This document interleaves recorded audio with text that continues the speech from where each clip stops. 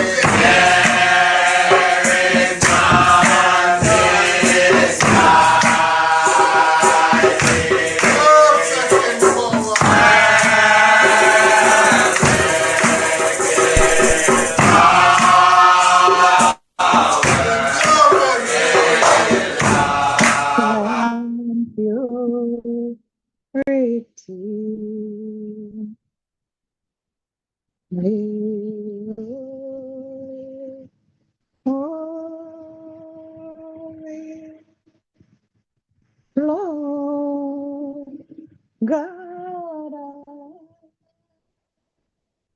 see her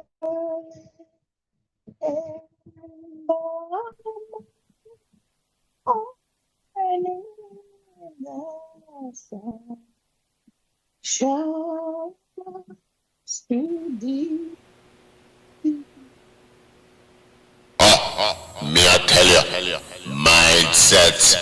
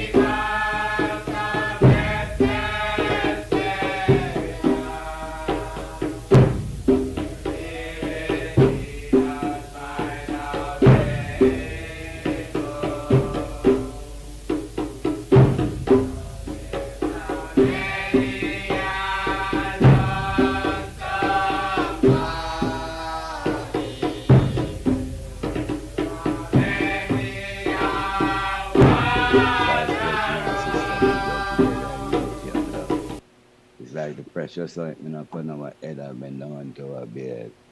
Even Aaron's beard and went down unto the skirts of his garments. As the dew of Hermon, and as the dew that descended upon the mountain of Zion, from where the Lord commanded his majesty blessing, even life and love forevermore. So hail our God, Selassie, Jehovah, God, Rastafari. Our Almighty God, Rastafari, great and terrible God, Rastafari, the Almighty God. Jah, who seated in Zion and reign the hearts of all flesh. Our thou most high, eternal Father, Jehovah, God, Rastafari. Hear us and bless us, O Lord. Keep and sanctify us, Lord. Because thy holy face will shine upon us, thy children, that we shall be saved and redeemed. O thou most high God, Jah, Rastafari, Holy Emmanuel, I, Selassie, Jah, Rastafari. Behold, where 2 and 3 gathered in his name, he's there, said the Black Christ, Jehovah, Jah, Rastafari, my Lord and Empress. Do give thanks, and in keeping it our tradition, we'd like to call on Honorable Queen Mother Empress Maisie to bless us with a chorus.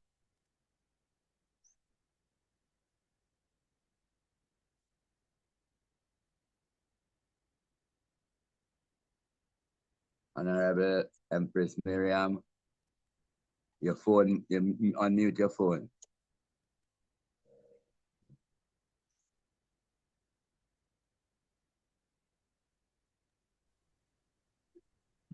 Unmute fair now. Check. I cannot unmute for her. She has to unmute. And we are live streaming. Hearing me now? Yeah. Good. Okay. Well, I'm just have a problem with this phone here. Yes. Give thanks, my Lord. Give thanks, Honorable Chair. Give thanks again. Majesty. Councils of elders, family, as we gather together, give thanks for the Sabbath gone by. And give thanks, for the You're first sounding like you're far off. Is it my phone or everyone sounding like she's far off?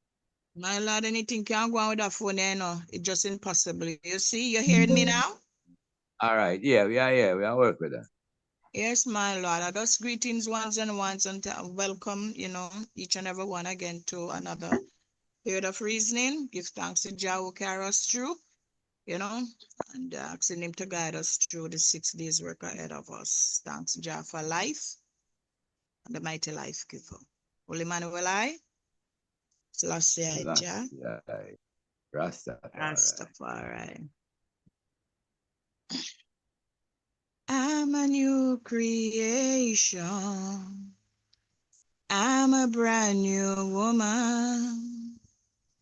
All things have passed away. And I am born again, more than a conqueror. That's who I am. I'm a new creation. I'm a brand new woman. Yes, I'm a new creation. I'm a brand new man. Old things have passed away. And I am born again, more than a conqueror. So who I am, I'm a new creation. I'm a brand new man. I'm a new creation. I'm a brand new woman. Old things have passed away. And I am born again, more than a conqueror. So who I am, I'm a new creation. I'm a brand new woman. And holy Mount Zion. Zion, Zion high, Lord holy, Mount Zion. Zion Jovia Jah. Rastafari. My Lord and Empress, back to the chair. Give thanks. Honorable Empress, do give thanks. And we'd like the Honorable Seven-Star General Priest Earl to give a word of welcome this morning. Majesty bless my Lord.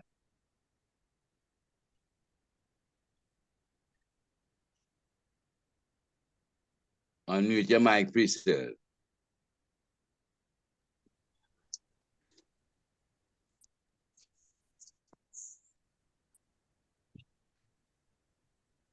Ja, Earl, you hear me? If you hear me, unmute your mic. Here. Yes, my lord. You can give a welcoming word this morning, please. Yes, honorable here, royal family. Come on, the greatest moment, today is the greatest time, you know. Today is the best day. Sorry about the thanks of life, And to I, Father, it was said, I win out, man. I just love if you love yourself, Because if you check out the Trinity, we're there on it. You see it? Yes. The thanks, the sun ball to rule by day, represent I, Father. Thanks to the moon, and also the star, represent the mother, and also the children, to rule by night. So, so the Trinity live, just one in three, and three in one, So the man saying I man, I just live good amongst the one I did not because I just one work, man. And the man said it's finished, it's trying. Now in Zion, man, it's hard, Rastafari. one perfect love, royal family. Give thanks, blessing. Honorable, give thanks, my lord. Call on the Honorable Empress Trisha to give us a roll call. Blessed love, my Lord and Empress. Give thanks to Honorable Chairman, Honorable Priest Ainsley, for always being here. Give thanks to all ones coming in as we move forward in today's presentation. Roll call for April 6th, 2025, 12:25 p.m. Honorable Leading Empress Miriam. Blessed love. Give thanks, Honorable. Honorable Leading Empress Lily Mae Duncanson. Blessed love to one and all. Honorable Priest Ainsley, Chairman. Majesty bless. Honorable Priest Earl.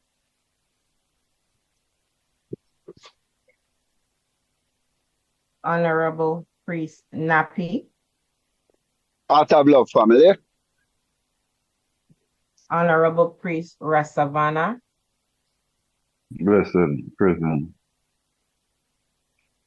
Honorable Priest Seven. Blessed love, Israel. Honorable Priest Ilamna. Blessed love, royal family. Honorable Priest Germain. Blessed love, my Lord and Empress.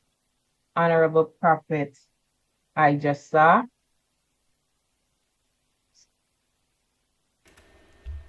Blessed love, my Lord and Empress. And did I miss anyone? Myself, Honorable Empress Trisha, let the record reflect that there are 11 members at the present of today's meeting. Also to let ones know that we are live streaming on Ijahstars the Mindset as well as the E.A.B.C. Elders Council YouTube station. Give thanks. Blessed love, my Lord and Empress, and back to the chair. Majesty bless. Honorable Empress. We call on Priest Earl, you have any report on the elder care program? Any update? What?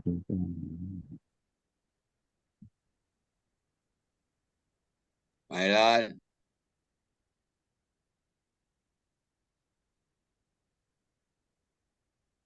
Another priest Earl?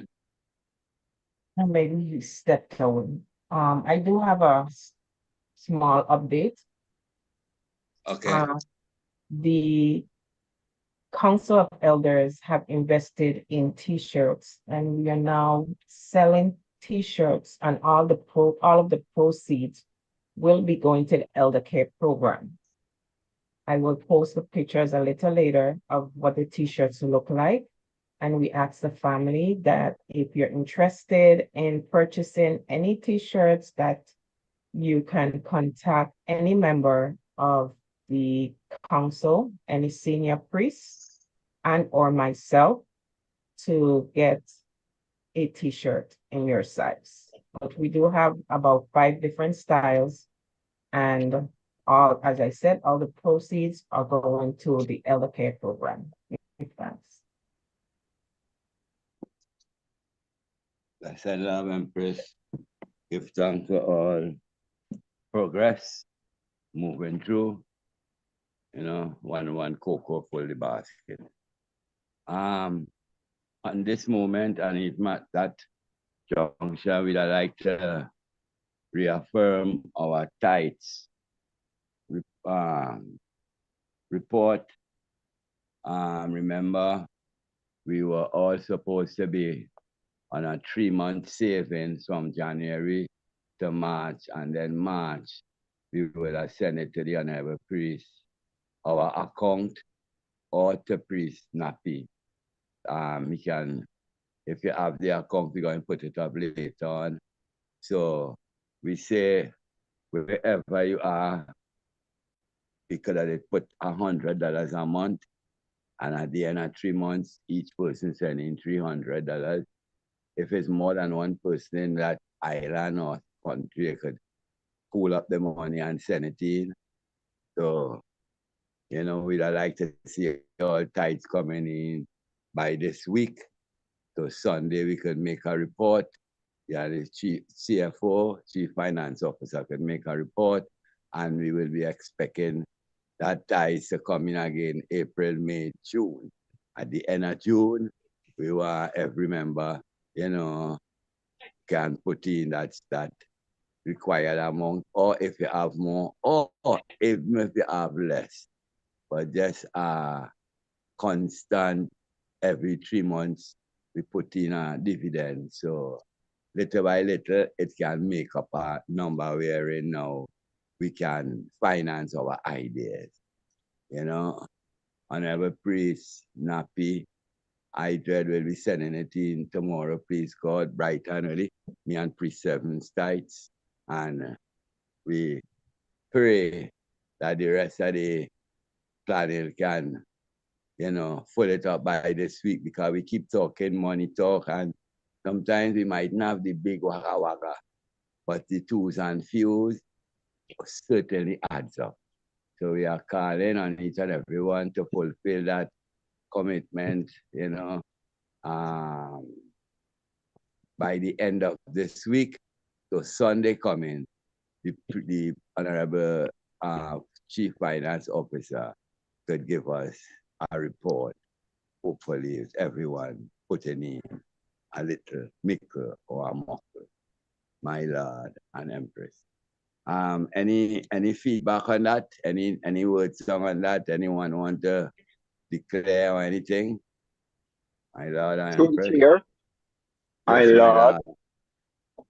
Well, so far we've been very slow on it. We not see nothing coming as yet, per se. I, for one, make sure that I fulfill my one already. And I did give that information to Empress Trisha. Right. So I make sure I fulfill my 300. So all of the ones that seriously, don't just make it be a byword, brethren. Let's take it serious, because the only way we can fulfill all our visions them that we have is by the thing we put together and do. We know it's rough, but sometimes you have to draw back. You say you dep on the road and you say you stop and buy a water, or you buy this and that more time, you know. You try to carry the water and save that for funds that we usually spend out there, you know. Little.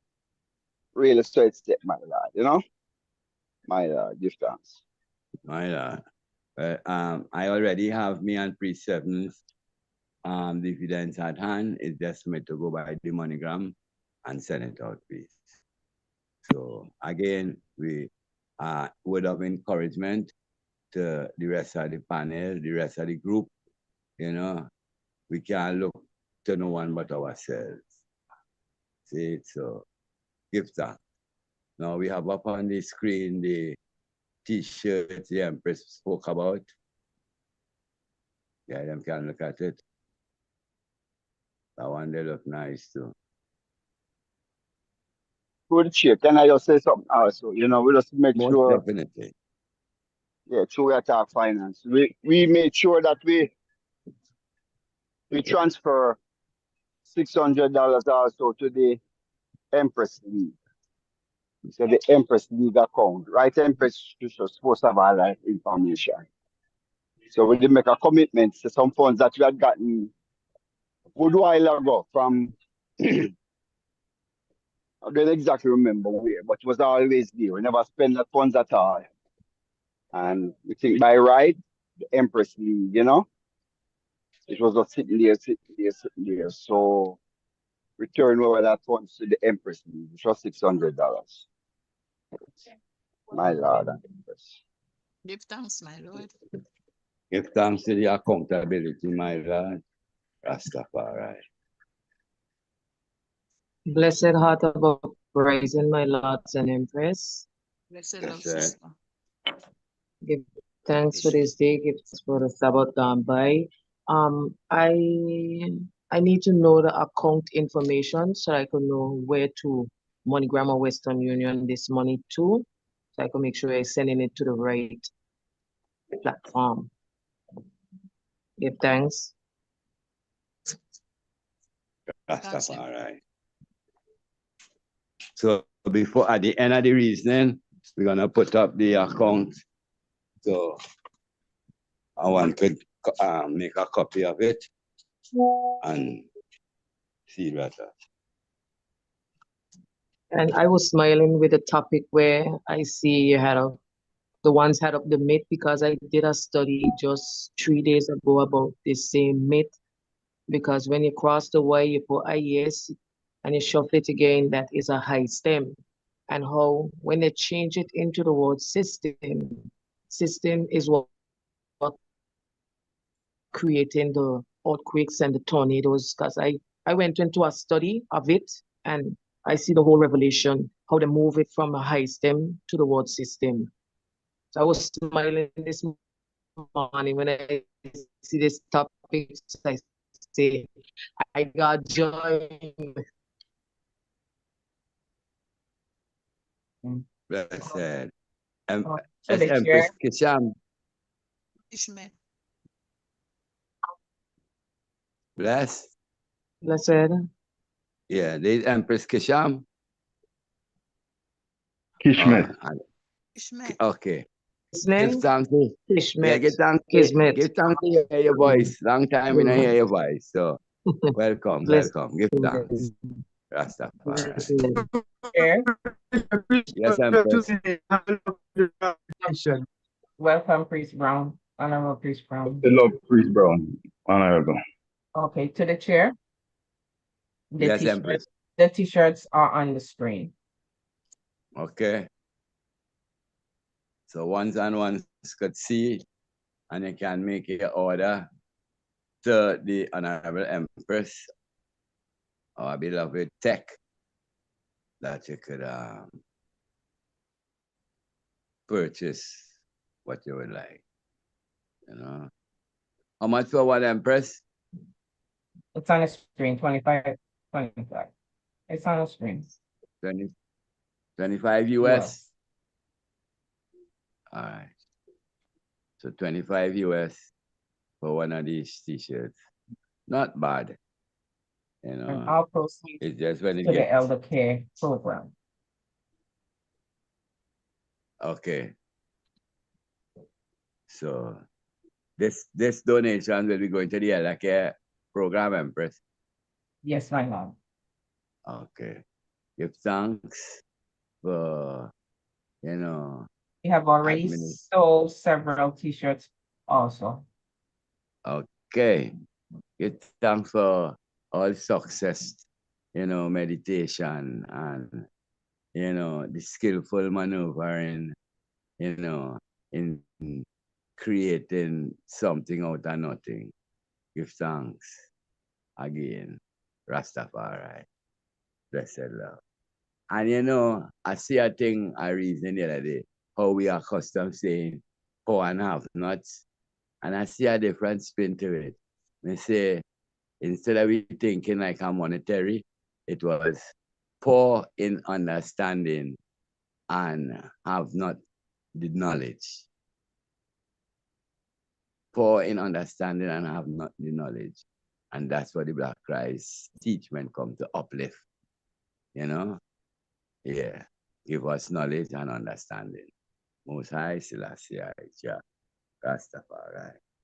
So without any further delay, we'll go into our topic this morning.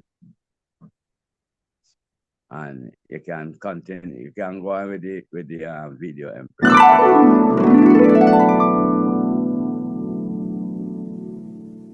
Hello and welcome to Philosophy Vibe, the channel where we discuss and debate different philosophical ideas. Today we're going to be looking into the theological theory of pantheism. Fascinating. Now, pantheism is a very unique approach to theism within the philosophy of religion. To give a brief summary, pantheism is the belief that God is in fact the universe. A pantheist rejects the idea of a transcendent God.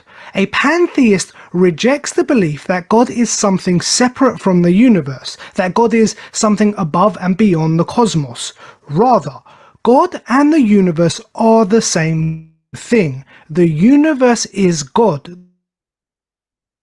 The two are identical. Everything around us, the totality of reality, is the divine. God is everything and everything is God. I see. Now, the typical monotheistic religions see God as a personal God. By personal, we mean a God that has personhood, has its own identity, speaks in the first person, and shows emotion.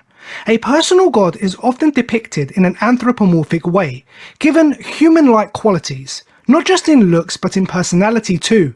We hear of God's love, God's wrath, God's mercy, etc. Yes, pantheism completely stands against this concept. Whilst pantheism is a theistic belief, or some may refer to it as a deistic belief, God is not seen in a personal way. Rather, the very reality we are in, everything we see, even the deep dark corners of the universe, this is God. Interesting. Pantheism has been around for many years. It can be said to have been included in a number of religions and mythologies over the centuries. It was in fact made prominent in the West by the philosopher Baruch Spinoza, among many others. Now, pantheism itself is quite a broad belief system, encompassing many different beliefs and theories within the one overarching doctrine. The purpose of this video is to give a broad look at the strengths of pantheism as a spiritual belief, as well as look at some of the philosophical problems that arise within this branch of theism. Great. Okay, I would like to propose three main arguments that show pantheism as the most logical and valid form of theism for one to adopt. The first is the classical religious approach. The second is the personal or individual approach, and the third is the scientific approach. Okay, starting with the classical religious approach. In traditional theism, God is described as being omnipresent. God is everywhere at all times. Now really, how can one distinguish from God being omnipresent in our reality to God actually being all of reality? What exactly is the difference? To say that God is everywhere all the time is to say that God is everywhere all the time. God is everything. This is then the pantheist approach. More so, classical theism adopts God as omniscient, meaning God knows everything. He has all knowledge of the past, the present, and the future simultaneously. Again, this is a type of temporal omnipresence, being all of time and all of space at once. Again, this is pretty much identical to the pantheist approach. If God is reality, then God is time, God is space, God is the whole cosmos at every moment, past, present, and future, a very rational development to the classical theist approach. Very interesting. Also, the classical theists will often claim that the universe is dependent on the existence of God. God has to exist for the universe to exist, making the universe a part of God, basically synonymous. The logical next step is to equate the two. If God must exist for the universe to exist, then the universe does not seem like something separate from God, but in fact seems part of God, leading to the pantheistic approach. Yes, I understand. Moving on to the personal or individual approach. Many people often have a numinous experience by just seeing or experiencing parts of reality. It happens when we see a beautiful view of nature or a magnificent sight of the stars. We can feel it when we embrace the love of another person or even in a deep state of meditation. Many people say that they have felt God, or maybe just felt an extraordinary feeling. This experience is like an awareness of being part of something greater, and what better way to explain it than the simple fact that we are part of something greater. We are part of God. God is all of us and everything else. We are all part of the same infinite entity. Yes, I see. And finally, the scientific approach. The trouble with any traditional theology is that God is seen as being outside the universe, beyond space and time. Science then has no place in the affirmation or discovery of such a being, as science is solely the study of the empirical and observable universe. Any talk outside of human experience can be seen as redundant. However, should we agree that God is the universe itself, we can now inject meaning into this discussion. Right, so on a cosmic level, should we see the universe, or perhaps the multiverse, as actually infinite, something that has always existed, did not come into existence, and will not cease to exist, can create matter ex nihilo, and is responsible for all the laws of nature?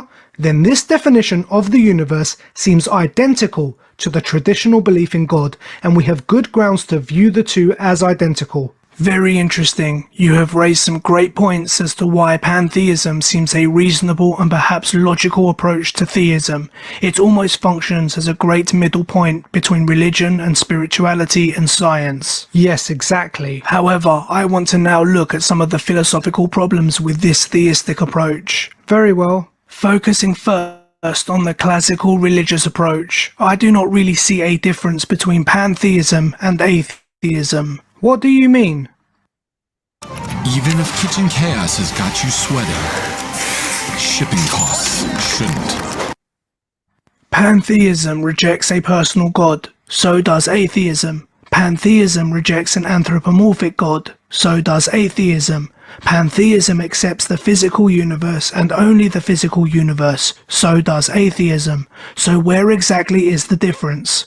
Schopenhauer claimed that pantheism is only a euphemism for atheism, and to call the world God is not to explain it. It is only to enrich our language with a superfluous synonym for the word. I am inclined to agree. An atheist rejects God as the creator of the universe. They just accept that the universe exists.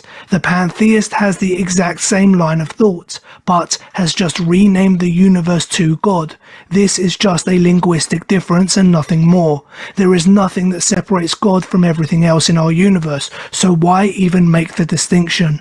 Pantheism and atheism ultimately remain the same thing. I don't think this is necessarily true. Atheism is the rejection of God, whereas pantheism is saying that God is the universe. I'm sorry, I don't see what the difference is. I believe the difference will come down to consciousness. For the universe to be God, it means that the universe needs to possess a type of consciousness. Atheism would reject any form of consciousness outside a physical living body.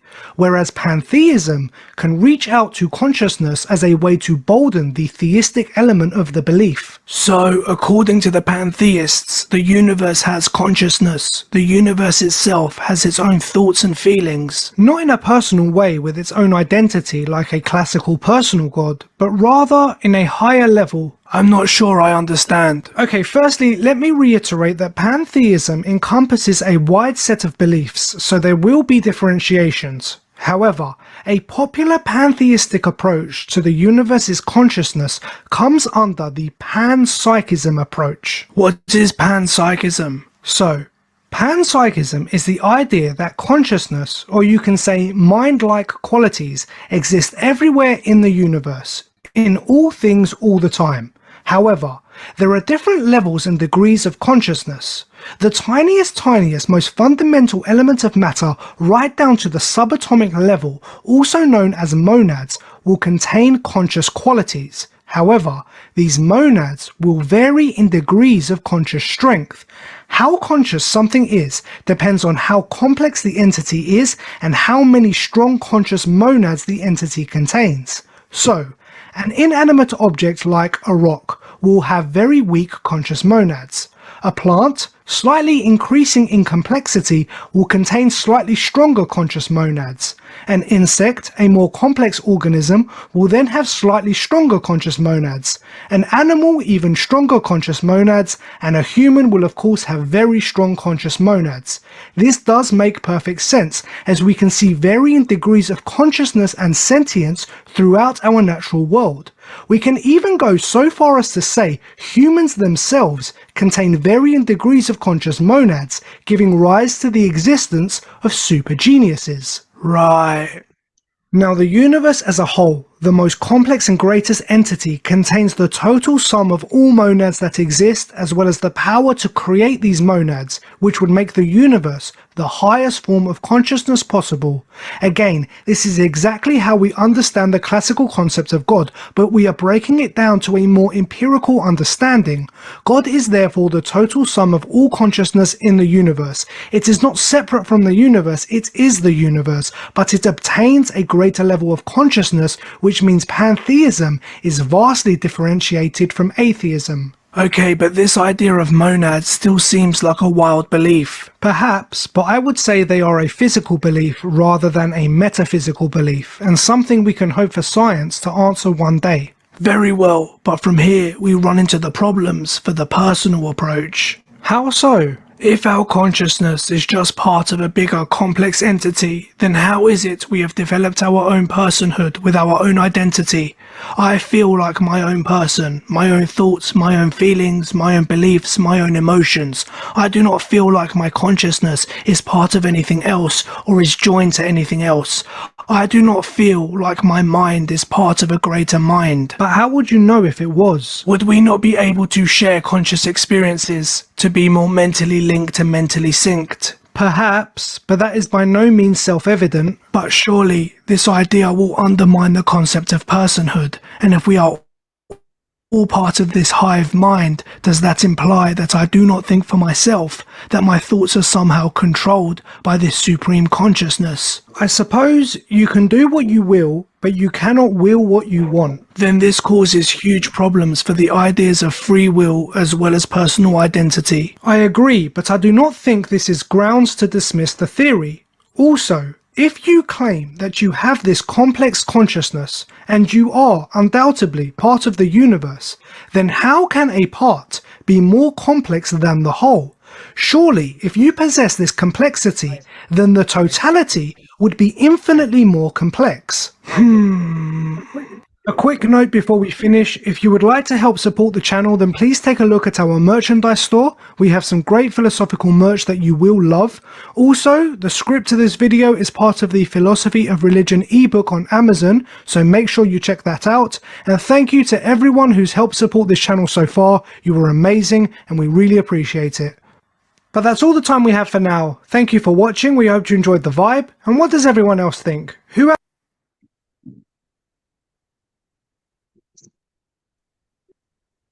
My Lord and Empress, very interesting point of view moving forward.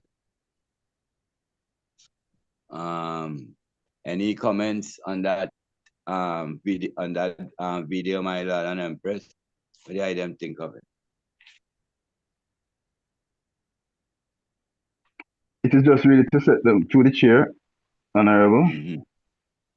It's just really to set the mindset of the discussion that is coming now.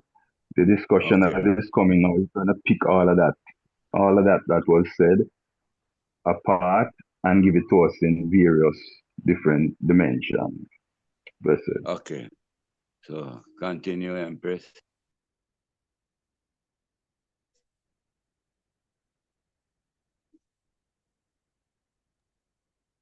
We need readers. I got you. The concept of resurrection or coming back to life after death has roots in ancient Egyptian and Canaanite religions with stories of dying and rising gods like Osiris and Baal, and later developed within Judaism and Christianity. One of the earliest written Jewish references to resurrection in the Bible is found in the book of Isaiah, which discusses a future era, perhaps a time of final judgment, in which the dead would rise and be subject to God's ultimate justice. Quote, "Your dead shall live, their corpses shall rise," Isaiah's prophecies. The intent of the allegory of resurrection, particularly in a religious context, is to convey hope, power, and the promise of eternal life and a new beginning, often symbolizing the triumph of good over evil and the potential for renewal and restoration. Here's a more detailed explanation. Hope and a new beginning.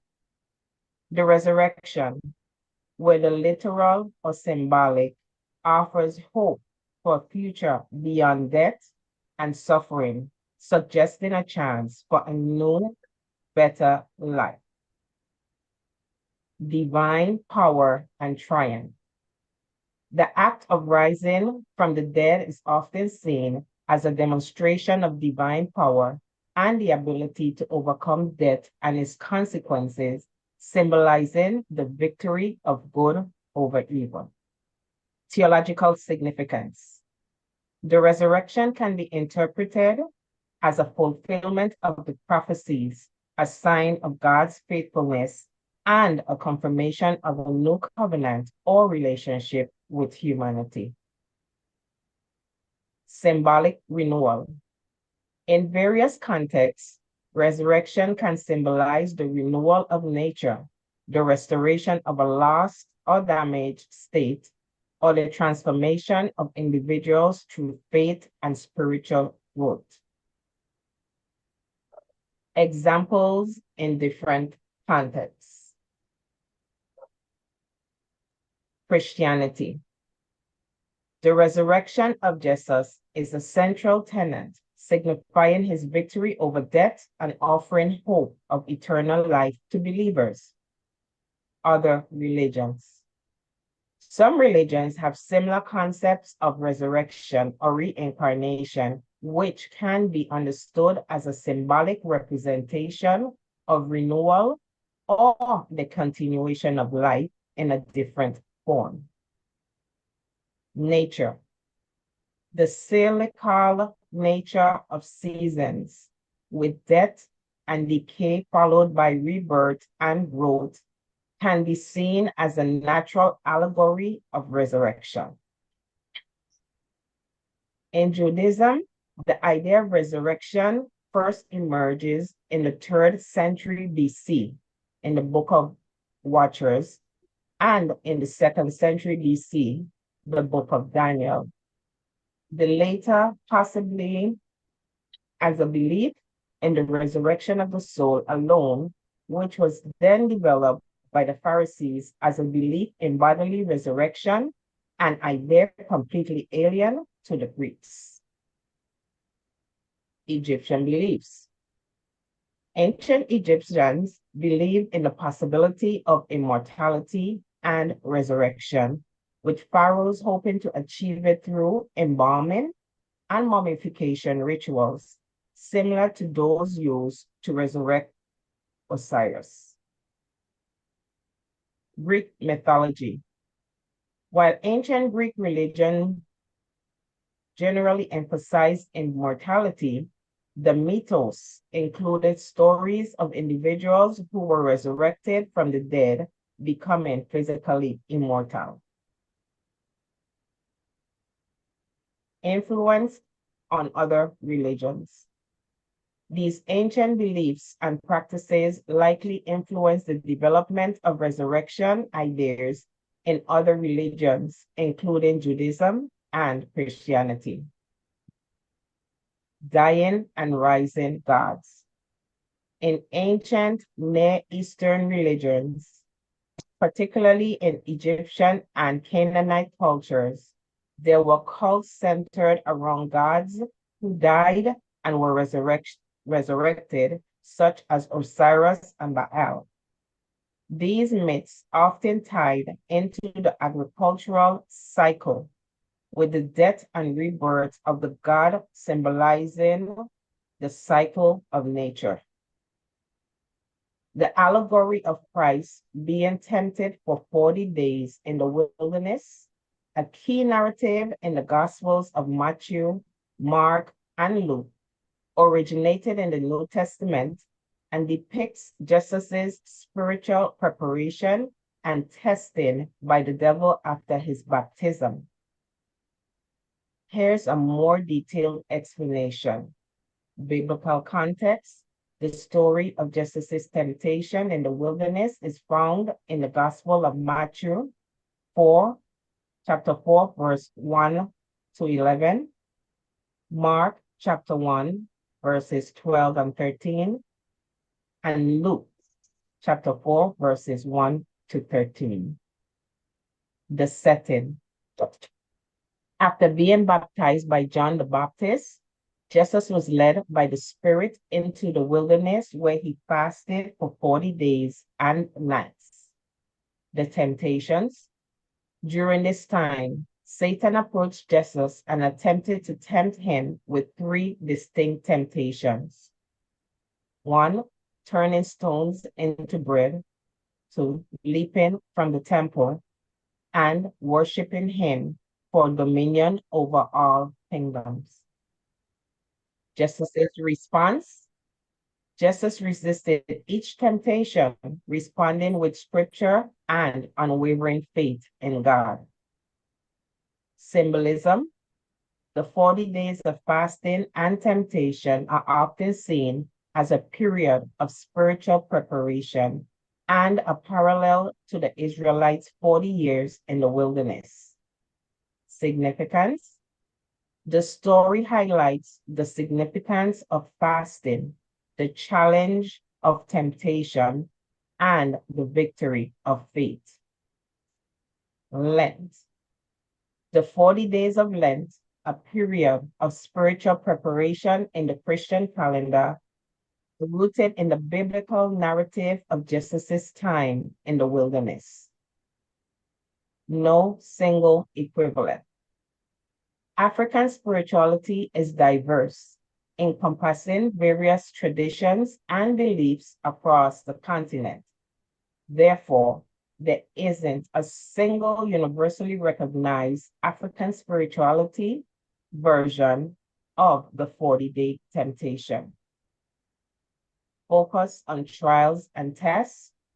Instead of a specific period of temptation, many African traditions emphasize the importance of facing trials and challenges as opportunities for growth and strengthening one's connection to the spiritual realm. Spiritual warfare. Some traditions incorporate the concept of spiritual warfare, where individuals may be confronted with negative forces or influences that test their faith and resilience. Practices for protection and strength. Various practices such as rituals, prayers, and the use of protective objects are employed to ward off negative influences and strengthen one's spiritual defenses. Life transitions. Rituals and practices often accompany significant life events such as births, deaths, and marriages to help individuals navigate these transitions and maintain spiritual balance. Illness and suffering. In some traditions, illness or hardship can be seen as a sign of spiritual imbalance or a test of faith, leading to rituals and practices aimed at restoring harmony and healing. Social and political struggles. African communities have often faced social and political challenges, and spiritual practices have played a role in providing resilience and guidance during these times of hardship. In summary, while there isn't a direct parallel to the 40-day temptation, African spirituality emphasizes the importance of facing trials and challenges as opportunities for spiritual growth and strengthening one's connection to the spiritual realm, often with the guidance of ancestors and other spiritual beings.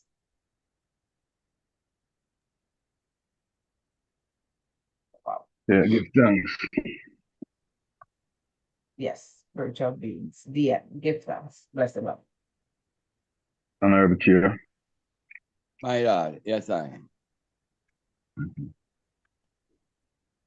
So with these information, this is where we end the discussion could write out now, my Lord. Honorable, yes, we can start. How do you break a people so mighty? Questions, statements. Right. So the floor open for any questions or comments based on the information that we was just privileged to hear, to be read about. My Lord and Emperor. What the item take on it?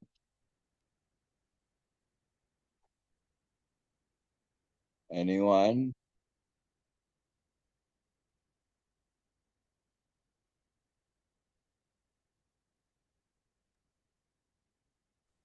To the chair. To the chair. Yes, yes, please. Family, on the Sunday mornings, I would suggest I and I have a little notepad and a pen, something to write with. And kind of when we're listening to the videos and the narrative, jot down whatever comes across your mind as questions, concerns, anything that's not clear, any statements that might arise out of the topic. So we can share together our, our understanding, our intuition, our ideals that come to I and I. Since I have the floor, let me just start off with my understanding or my humble interpretation of some of what was just shown. Starting with the first video, pantheism, the belief or the view, let's use the word view, the view that all that exists is God, all that exists is divine, meaning that there is no separate entity within existence that is not linked to God. So it's showing you right across the board now that a lot of what we have been taught coming up to separate divine spirit of God from our existence, from the universe, and as the documentary said, the multiverse. Even within its context, it shows you that science, even science is approving that concept that God is omnipotent, omnipresent, and omnipotent. He knows all things at all times within the same one thought process, as it explains. So the omnipotence of God, or omniscience of God, is the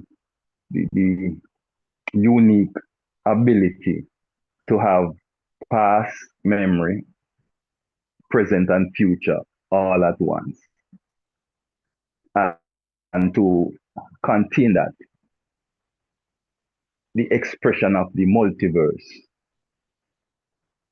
is the revelation of that. Yeah. So in that context, it's simply saying that God is everything, everywhere, at all times.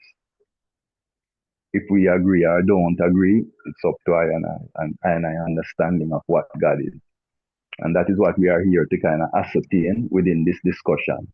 How we, in general, as a people, see God in its essence. Listen, Lord. My Lord, magic. Yeah. You hearing me good, my lad? You hearing me good? Yes, my lord. Yes. Go ahead. Yes, honorable royal family, one perfect love again. Yeah, me they kind of dip on the road a little bit, so yeah, me just come off of the road. Yes, so when it come on now to just the word God, right? 3/4 of the world are people, because this is I wouldn't say that's Christianity, but that's the belief, you know, of a spirit God that is out of the individual who is believing, right? Yeah, I find out, you know, when you say God now, it frame around these people, right, who feel like they have more power, more knowledge, you know, more understanding when it comes on to the God. Because sometimes when them see the Rasta man, you know, and the Rasta woman, yes, respect, but they want to make more noise, like they have more authority when it comes on to, you know, the power of the Almighty or the power of God, you know. They're not seeing that the earth is, you know, Rastafari, the earth is the Lord, you know, and the fullness thereof. You know what I mean? Yes, everything, whether you want to say, all right, the positive, but the negative is right there, because that's one, that's the current, the electricity. If you take off the negative, pull off of the battery, it won't work, although it's still attached to the positive. So it is a circle, you know what I mean? Yes. It is a energy. So give thanks here and I Baba Shanti, because I'm not Baba Shanti alone, but Rastafari, come here listen some youth radio upon my internet thing, and them touch everything that was right, you know, whether what is going on in the world, whether the plan, whether the harp thing, where them have, you know what I mean, I try to shoot, you know, the sky with the harp, you know, everything that these youth touch was on point. You see it? Yes, so, you know, nothing new, as I say, you know, but sometimes the world of people now sit there and like sit down and fret, you see it, because they make it look like the ancestors are separated from high and I while living. You see it, and nothing new. You see, don't have just a circle of a negative pole and a positive pole. You see it, and one can't do without one, you know. So I give thanks, you know, for the energy of God. At least you don't do one of these little one, as I and I Father did teach us, you know, I him do it, you know. And the man said we couldn't speak about Farai. we in Ethiopia. And near our right here, where could I say, and every empress do that for us, and every priest do that for us. And it manifests. You see it? And then we are going to look at that individual now, like that greater power is not within, high and I, Yeah, we'll come again, one perfect love royal family. Give thanks and ever praise. Any other one would like to say something? Blessed love. Blessed love. Yes, when you really look at that word myths, right? It's more like of a history of supernatural beings. Like the Bible say ye are like gods, right? We just see the shots come forward, the printing of the shots. Every creation and invention is God's, right? But there's one more different, which is the most high God.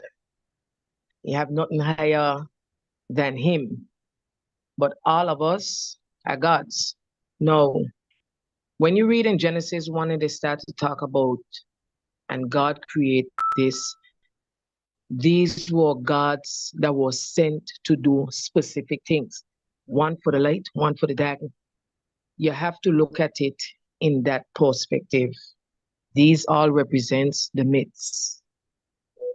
The myths is just mystical. We all are creators, inventors, come here to do the works, whatever King Emmanuel has set for us to do. We are gods that are here to perform the works. Blessed love.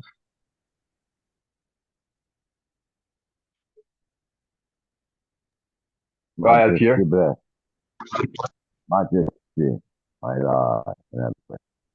Yeah. Well, even from my point of view, when they speak of the first topic, pangeration, if I'm pronouncing it properly, we see His Majesty in the speech tell us that religion has failed. It was set up to keep mankind on a higher path, a moral path, but through the shortcomings of flesh, they start use it for their own benefit and aggrandizement.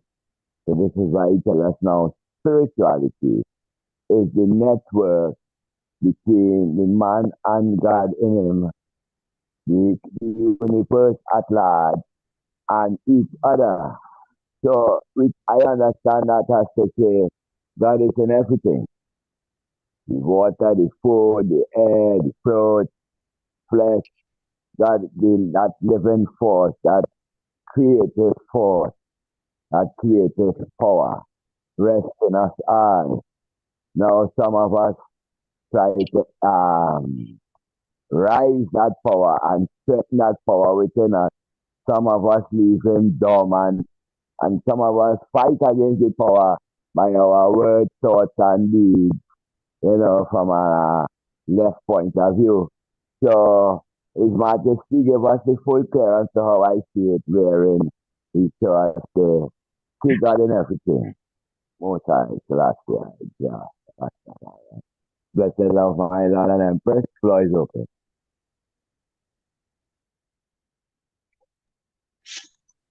Yes, Royal Chair. I'll look a brief moment again. Yes, there is a little difference between the Almighty. I saw find out the real talk. Like them are talking about a different individual than the gods. Although them don't want to speak about the God, then them that speak about the one man we praise are the Almighty God. These are the words that they use. So there's a separation from the God and the Almighty. And I thought that it was one entity we are speaking about. I pray this. My Lord, we thank for your keen understanding. Yes, and I will pray. Yeah. when I look, yeah, we're listening to the program for a while. They say one was saying that God is everything and all around. And then on one side, it says that God is, on another level, you know. I see it where the two of them is combined. And that's the difference with Rastafari, right? You know, we take the God out of the sky per se and put back the responsibility in a man heart, and that is how we become gods. It's we become one with that unity, with that out and inner unity. It's not just an outing and just on the outskirts.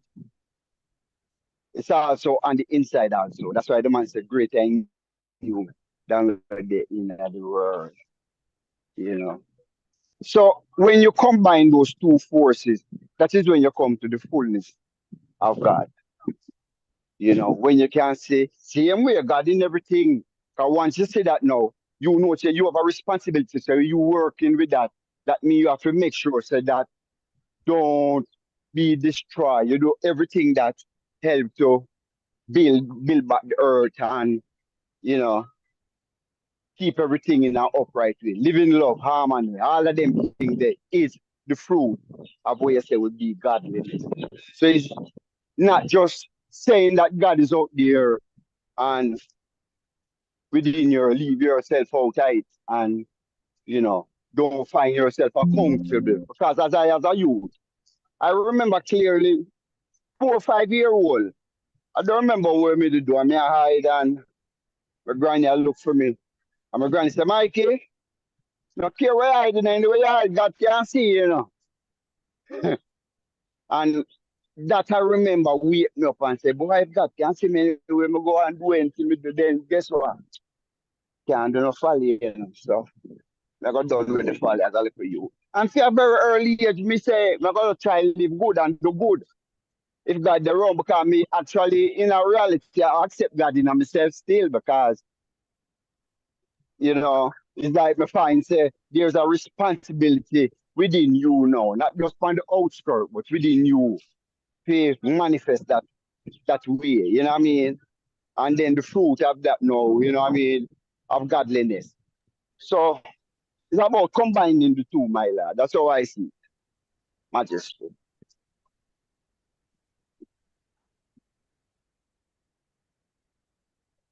To the chair.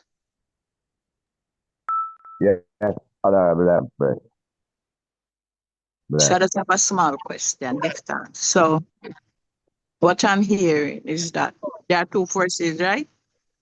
Of God. Is so?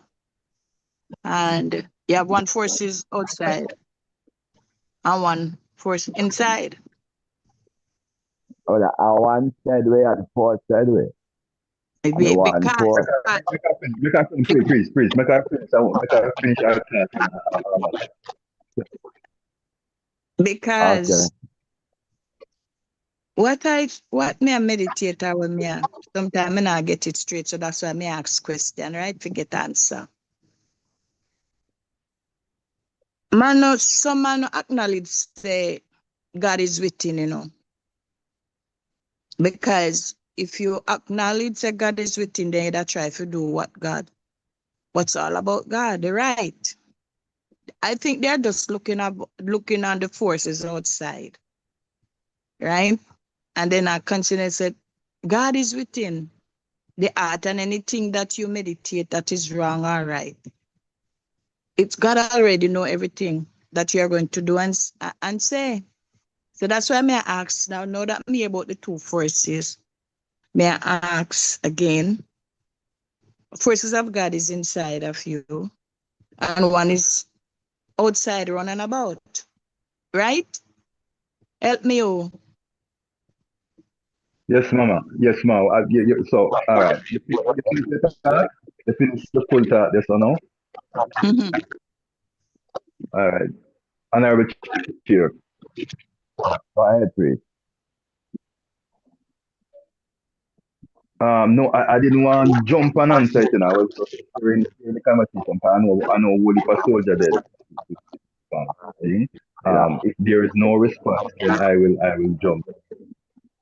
So the Empress pose up meditation, of God the internal and the God outside, round and about. So, what the item things? Floor is open, my Lord and Empress. Everybody input is very important. We look forward to hear each and everyone's part. Yeah. Yes, Honorable Chair. I the lead Rastavana for answer that. Yes, you see, they said in out, the outer space is our inner space. You know what I mean? When you're looking outer space, you find you're looking in yourself, Nothing is out. Anything you see out, just like I said, the heaven declare the glory, and the firmament show it is on the work. So above, so below, right? So it is not even two entities we are talking about. We just want to connect the one thing with the other. Not I and I as Rasta, because we shouldn't even make this confuse I and I, because as the honorable priest not clear, right? We don't put the Almighty within us. You see it? We don't want to separate the Almighty from the God that is within us. You see it, because the Almighty they don't say, at least you don't want to one of these little one and you do it and too. So where Rastafari come do is make, everything become within man when you know yourself. So the Almighty now become a part of us. And then when you do not know, you could have look and see the glory of the universe that is all around also. And also this is also a part of in us. Because the Empress said, greater in I and I than in the world. Yeah, let's make it short and spicy. One person.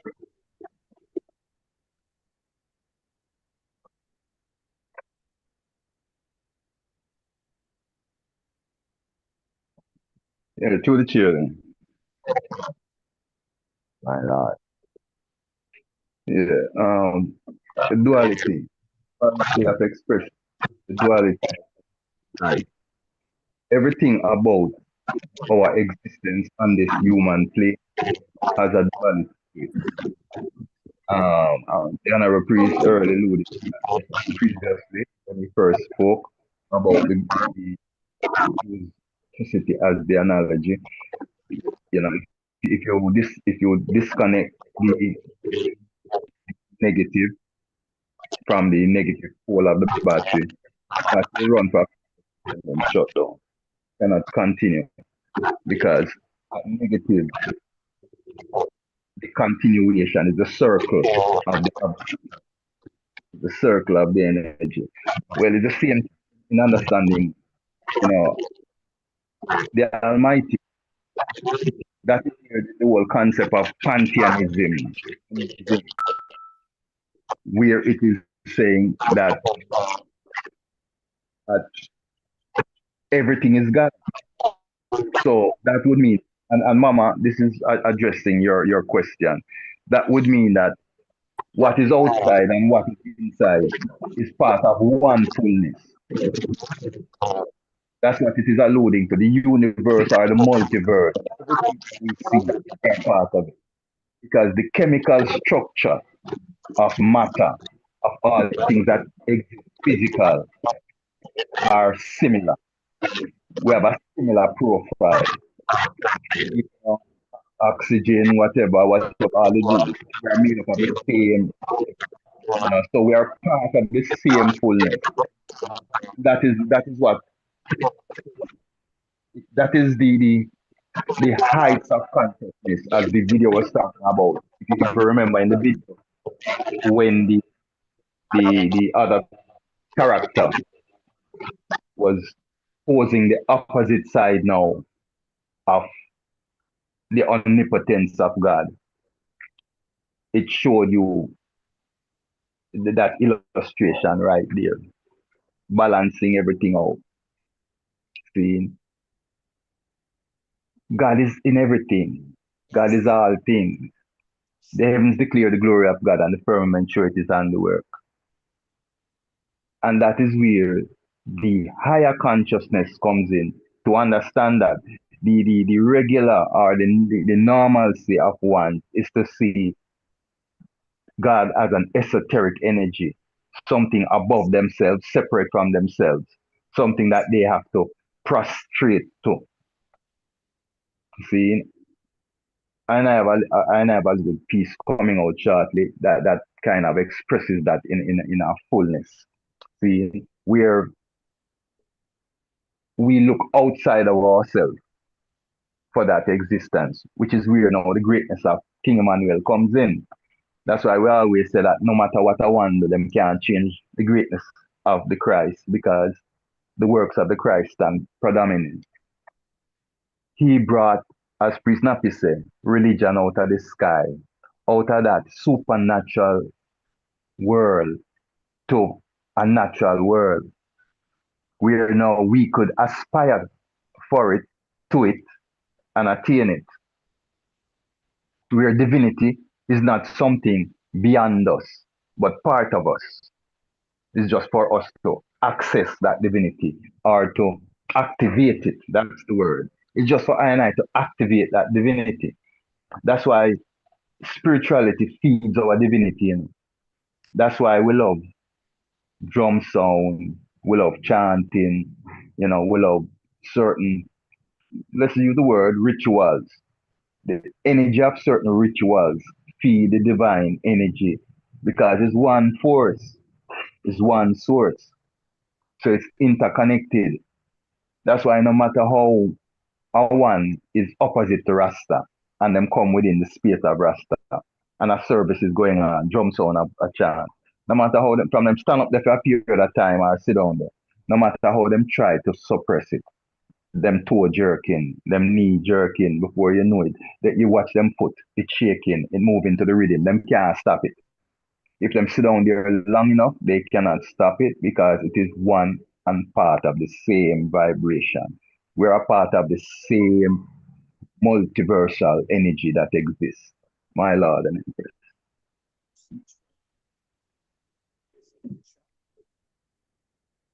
Yes, my Lord. So if we have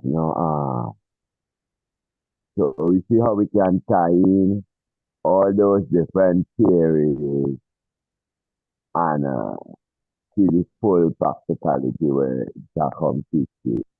Man of right is God himself. One of right is God. And it's more than just a title, but it comes with a responsibility. It comes with an expected mannerism, you know? So, yes, my Lord, I'm not.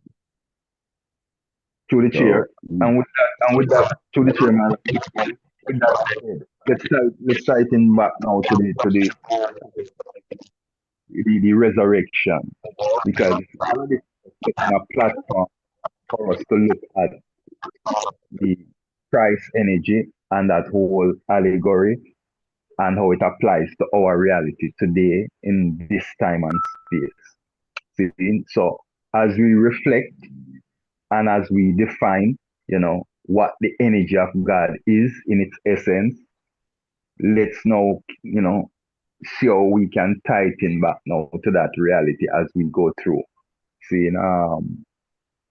Empress, you can go into the second segment of this information here.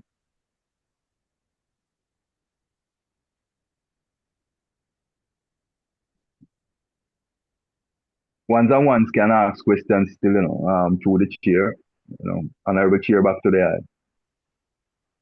To the chair, Honorable Majesty. Honorable Priest Ainsley. The mic.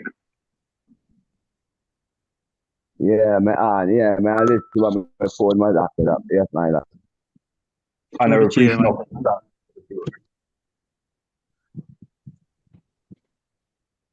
Blessed my Lord, I'm to discuss.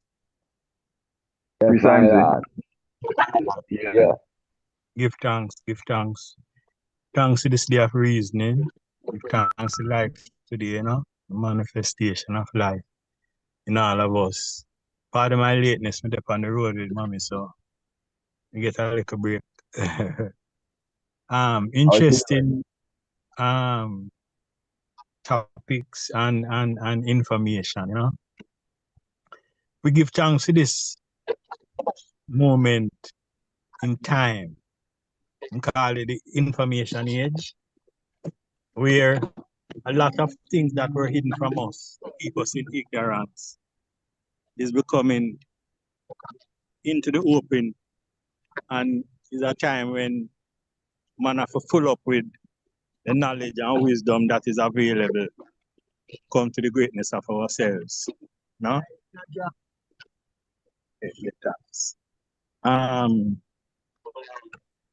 Religion has purposely created a separation between us and the divine spiritual energy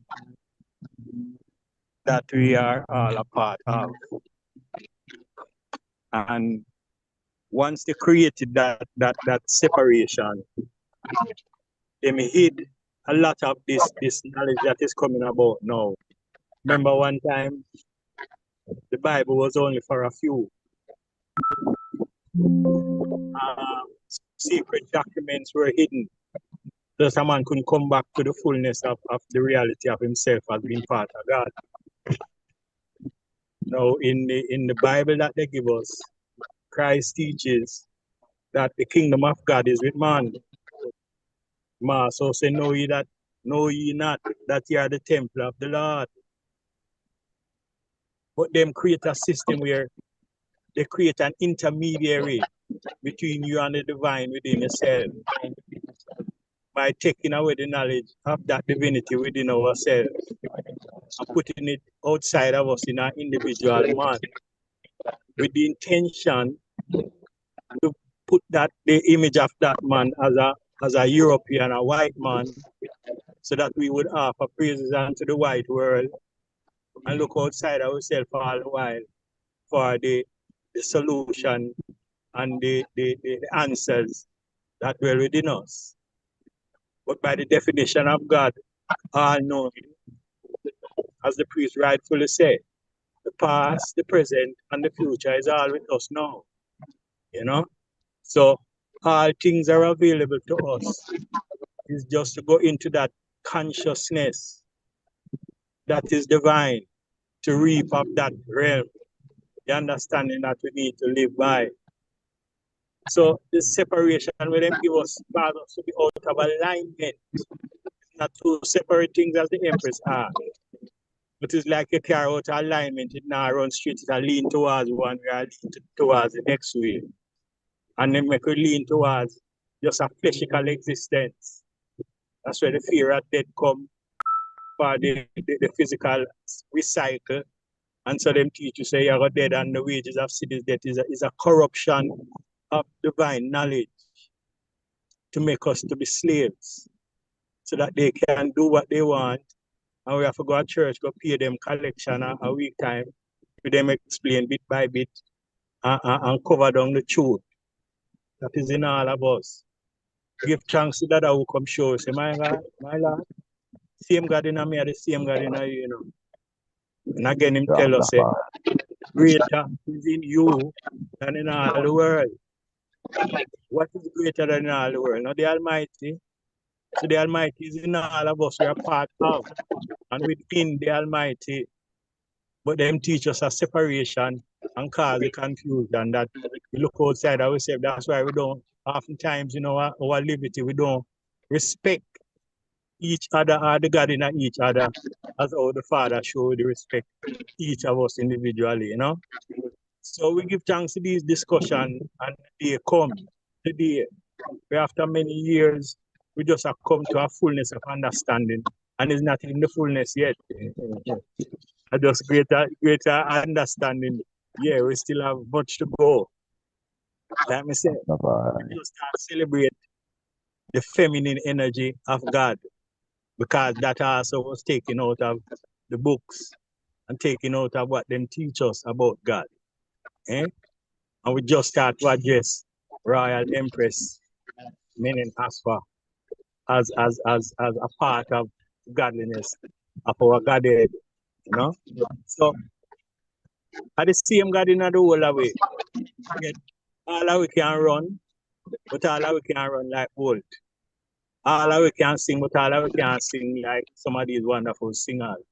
The same way in the realm of spiritual reality, in flesh, we have those amongst us, like our Father and the God that we recognize and heal, that are exemplify that spiritual liberty within their personality and come as teachers and directors or to direct us back to that consciousness within itself, you know?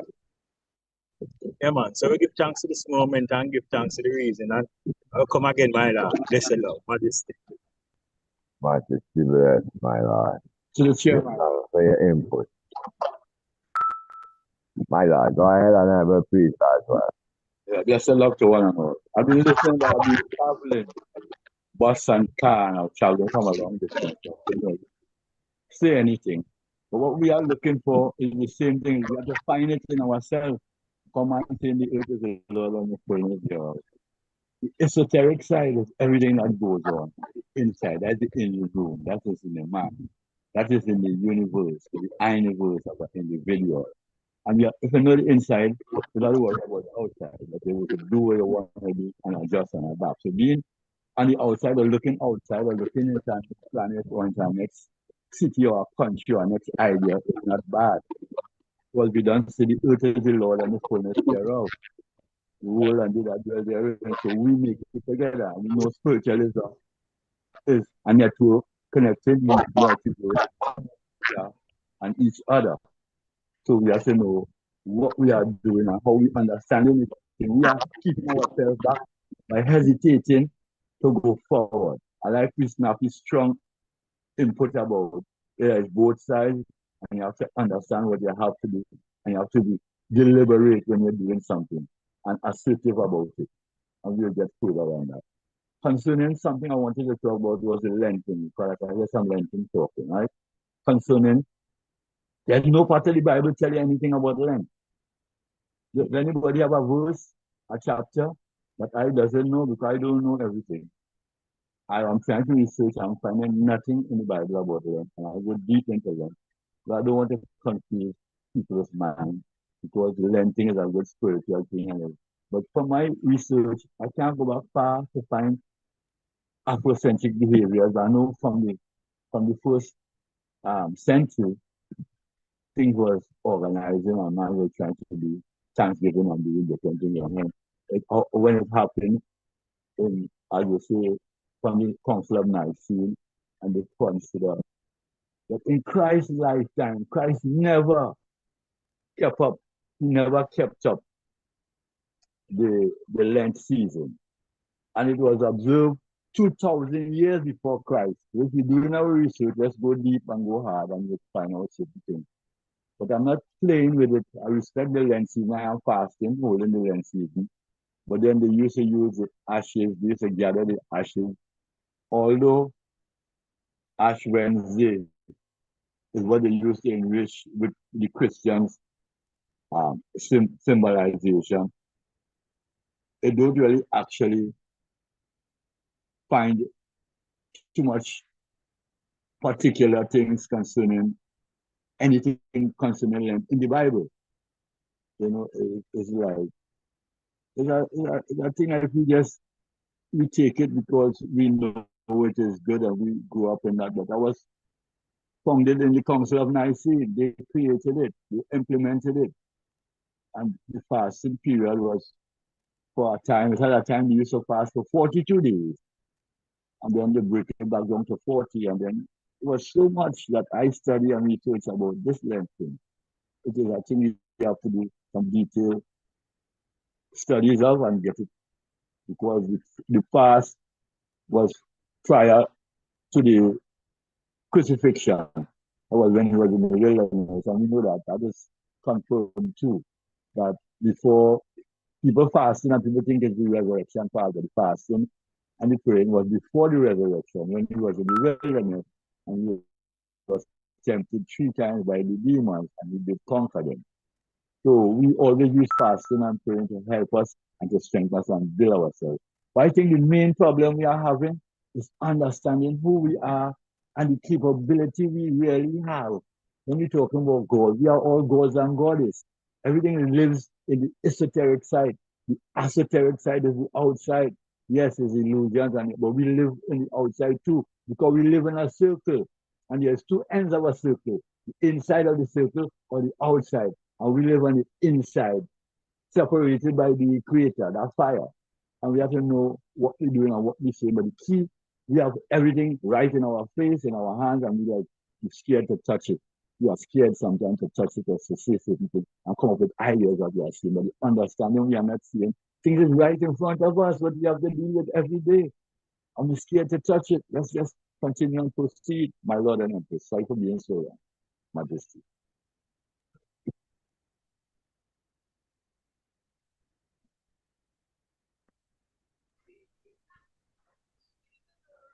Through the chair. That's the love. Got you, my lad. I think 3 times they're having difficulty. Got you. Okay. Well, I have a question, well, as the video that was showing us that God is everything, everything is God and God is everything. I think that's how to say it, But that could bring a little confusion still, because a person would ask the question, well, so the rocks and the stones and the trees and all of that, you want me to worship that? Because God is always a thing where people see us to be worshipped, right? So that is the question I'm alluding to now. How do we explain how to worship God? Right? We know say anyone could praise God and in their own form and fashion, and right, but how do we truly worship the true and living God? And we have to think now. Think about this now. Think about an individual who doesn't know how to read, who has never been indoctrinated about anything, right? But the heart, is for God. And I don't want to give it away how the answer I want to give yet. But that is the question. How is an individual supposed to worship God? If we say God is everything and everything is God, right? Because I one is looking for an individual being to worship. And this is the confusion in the world now, why people say, how you want me to worship Emperor Haile Selassie? How you want me to worship this one, and they are worshiping that one, and you understand? So how do we explain worshiping the true and living God? How do we do it? And yeah, what really is worship to the true and living God? I hope that is clear. Blessed. Royal here. Priest, I think 3 times they're having difficulty. So just got you. Yes, through the emperor, they don't answer that question. Him say when thing unprecedented, face us, we have to look deep within ourselves, you know what I mean? So, and you have another set of people, them worship the nature, the trees, and the rivers, that all of that. People worship nature. But when you could have combined all of that and see yourself in that is the greatest energy. Because when you don't see yourself there, and then you can go worship the trees and all of that, and then you don't see the greater power within, yourself, as the man say, greater is in us than where you are seeing in the world. That energy of life, it is not my life, not your life, which is the Almighty that we are speaking about. That's why I could even hear and speak talking. So when we recognize that it's not your life, but it's this Almighty that we are all sharing. You see? So the Rasta man and the Rasta woman have it on the highest level. You know, everyone fall behind because them go and worship under the trees, which is good. So you take care of the tree and worship the river. That is also good because you're not polluting, the river or the stream. But when you don't see yourself as a part of that whole, as a whole, you're going short of something. So give thanks to King Emmanuel again. You know what I mean? Where make it just be a whole trinity, you know what I mean? One perfect life. Yes, my Through the Lord. chair. Glorified. Yes, Honorable Priest Nappy. Yes, my Lord. The honorable priest asked a question, your worship, God. The man say I want you know. Love. That's how your worship, God. Love. Because there was a time when them say, the stories of the Bible, where ones and one come to the Christ and said, Lord, Lord, Lord. And he said, move away from me, I know you not. And they were put aside. And they said, Lord, how can you say put you aside when we're calling upon your name? Him say, you only use me with your mouth, but your heart was far from me. See? And he said, but Lord, Yeah. why you deal with us them way there? And him said,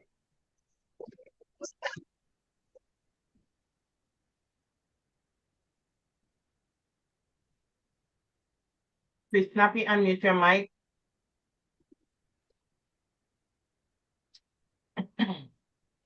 Please, Snappy. And while one not speaking, can you mute your mic? There's a feedback.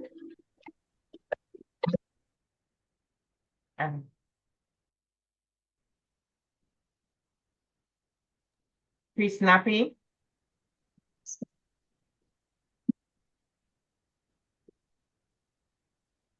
greetings, Empress. I'm here in the eye. Am I muted? Yeah, go ahead. Sorry about that. There was a feedback and you accidentally got muted. I think it's the E.A.B.C.I using. That's why I think Ones who are not speaking, could you please mute your mic and remember that we are live streaming. You get any feedback now, Empress? No. No. Okay. Yes. It's really. Air plug. All right. Yes. So when that one, as I say, went to the Lord and said, Lord, them say, move away, I know you not. And them say, oh, you say, if you don't know to live your love and live with your brother and your sister, you don't know love, God. And we always have a saying, if you can't love near eye, or you're going to love far eye. You know what I mean? So that is where religion really, that is where if your religion is not of love, it is vain. You know what I mean? So that is really where it comes down to be love. And if you want your love, that is how you honor something. You do them works. That is how you honor. Not just to come know his majesty, That is just the beginning of the work. It's what you're going to do after you knowing him now and the works where you have to go live up to show forth the light where his majesty are shining, or where Prince Emmanuel are shining, or Marcus are shining. Your light is shining in them realms to enlighten them like the way we become sick. You know what I mean? And going forward even to the 40 days, I know everything where them have is where them get from I and I.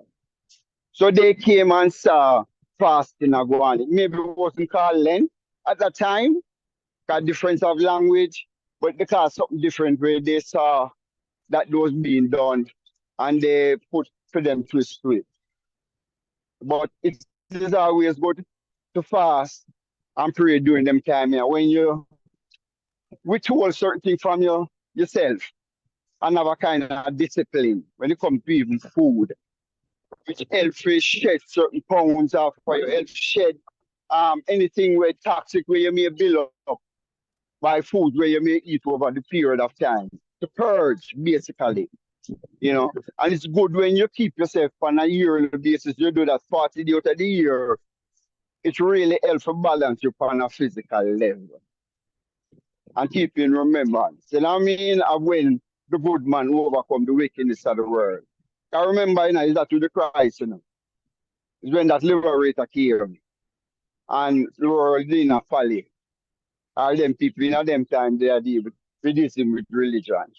And him burn it out. You know what I mean? And because of that, them kill him. Never come for die for sinners with that war empress. Amazing, you know. He came a time to talk the truth against the evil of the world and when them was doing. And keep him silent. Just like they do all of the man them in Africa and all of the black one them arise. And yet since they don't want to take no blame for it, that's why they said, no, they came to die for your sins. No, my lord, no go sir. My lord and empress, more to say what? Give thanks. Yes, Honorable. Yes, my lord. And Yes, priest. talk Back to post. Give thanks. Priest Adgan hand is up. Blessed Lord, my Lord and Empress, Prince and Princess, God and Goddess. Give thanks for another day of reading on this day.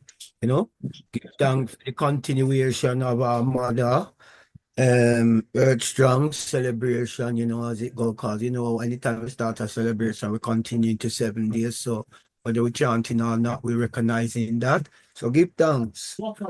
Well, my take on it as it relates to the God and even the Bible. The Bible, which is a construct of humans. Human reciprocate the concept of God. It is humans, man, that create the concept of God. Yet we always keep saying God is in us and we are in God. Yet the world is still in chaos. Right? I read the Bible where the God of the Bible command Israel to even eat their enemy's children, rape their enemy's daughter, the God of the Bible. Then you have another incident. I am going to destroy man who I have created when man did sin. Now check it. God is 3 O's. Omnipotent, omnipresent, omnipotent, omniscient, and omnipresent. So if he means all these things, we never know say man have go sin and keep up with folly. Because him know, so him supposed to preconceive before, because him is the all-knowing God. But yet, man, the Bible make God seem like him to know what he might do at times. Even, all right then, this might be controversial with a lot of people who subscribe to the doctrine of Job and what was done to Job. I don't like what God do to Job through the devil asking. I even suggest us come stronger than God when he come forward, because when Peter tell Jesus to go up against the system, first thing him said, he tell Peter, forget behind him, Satan, not because he must say Peter, Satan, but the spirit now. For years we have talked about God, and this and that, and God is within us. Yet more wickedness is prevalent in the world today than ever. Yet we say we God, yet we who say we represent the God can't stop this. And the God who we pray to is not stopping it neither. So in my rational thinking, what God are we really praying to? What is the premise of God? Because we talk all these pretty time, God is in us and all things is not God, because all things is not divine. There's wicked people in this earth, and they are not God. And their works is not of God. Don't get me wrong, you know, I'm not going against my principles and concepts of what I believe within the order, you know, I'm just putting something out there for one to think, say. Most of the time we say we represent the Almighty, we represent this, and people say, you can't go. Me have to question God how it is now, because you see, if we're wrong, we parents discipline, we, you know. God needs to discipline this world and change the course, right? We know he's a loving God, but certain thing, he have to step in now, and because if the fulfillment of what I read in the Bible said, there's going to come a time when there's no more death, no more sin, no more pain, no more hell. No, I would love to see a world like that. And I get up every day and I pray. and a chant with God in a love and unity every day. I would have loved to see that, but I now see that in my reality, and like we have a concept. I priest have it and have a concept, say. Mankind knows everything, yet nothing. Because everyone feels that his faith or his outlook is the right one. So I say mankind knows everything, yet nothing. Because in their search for trying to know self, them come up with ideas and concepts. And I saw religion and all of these things form throughout the world. So mankind knows everything, yet nothing. Because if you put the scope of everything together, what everyone having at the faith, is the answers are in them, but here what everyone want is thing what they saying. But that's why me like they teach them when we used to listen from Muta. There's a part in them said teach them that my way is not the only way. You understand? So we have to realize in this time, as much as we say we are God, we are restricted in our human existence and all these concepts. Mankind met the good of God, and mankind met the bad of what them call the devil. All of these constructs, everything where we are talking about, the universe, the cosmos, is human beings talking it. Is human beings creating it and putting it out there. So we have to check ourselves how we deal with this God argument, you know, and how far we, because when we put it into dimensions, the God who we so love, especially biblically, wasn't always nice. You understand? And him command Israel to do some horrible things to people. You can read it in the script. It's not me making it up. You understand? So that's my few words on the thing still. Blessed. Honorable priest, give thanks to the royal historian, my lord. Blessed, Honorable blessed. Let me interject here. I listen to the brethren just speaking. And when you really look at that word Bible, Bible, the meaning of that is before I begin life eternal. You have all these different spirits telling you of their life that they live. This Bible is just for us to read and for us to get clear understanding and for us to raise our vibration of our consciousness higher.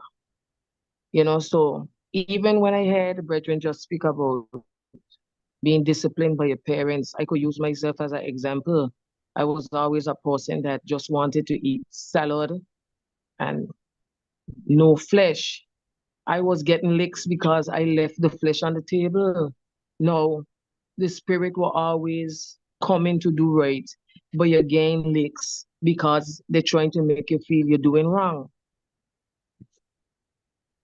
So you have to really look at the meaning of that word Bible, what it's trying to teach us before I begin life eternal, the steps within the other's life that they live before they trod on to that life that we can't even read about.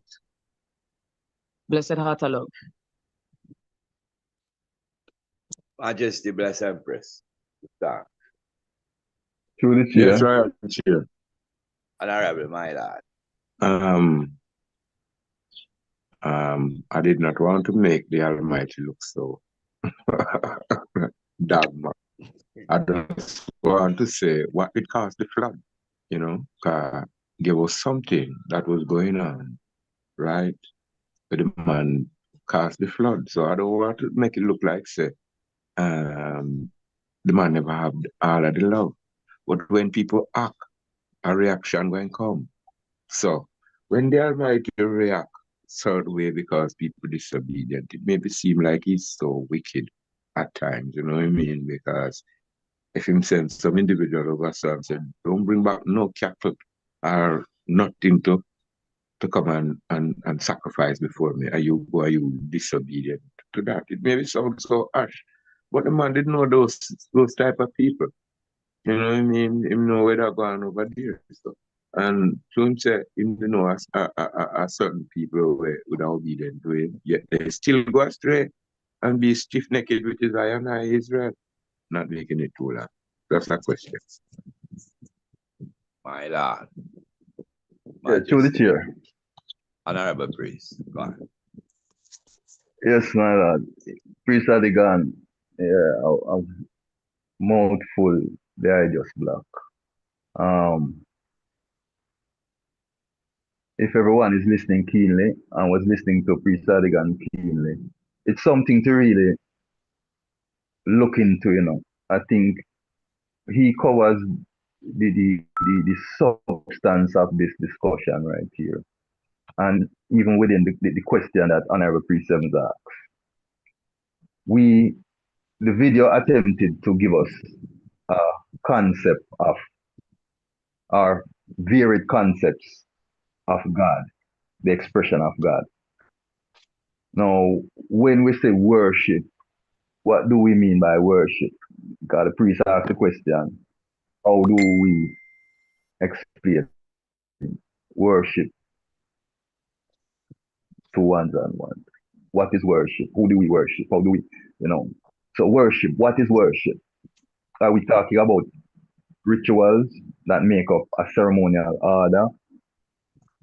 That is a form of, you know, practice that people in churches and other places do?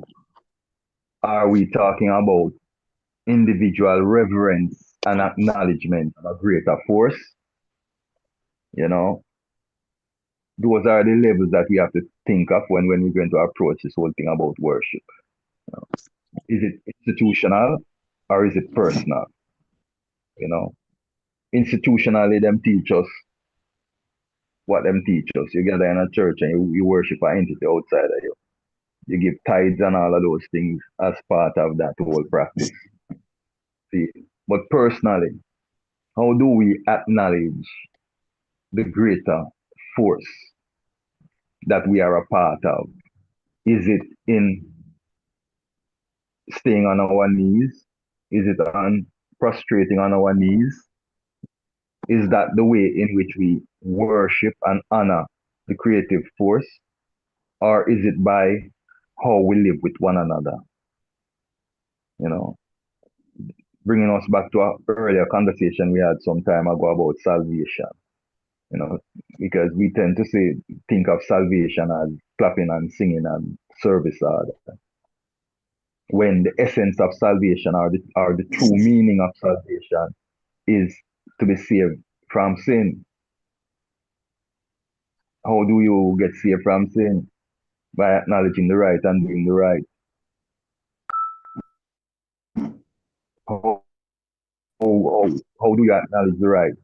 By taking heed to the message of the messengers that have continuously brought the message, and it has been the same message. If we track through history, we see it has been the same message, just given in a format that presents the time in which people live in.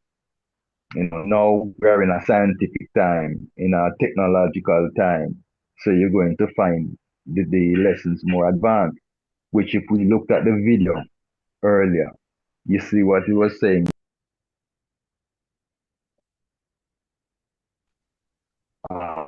Minimum amount of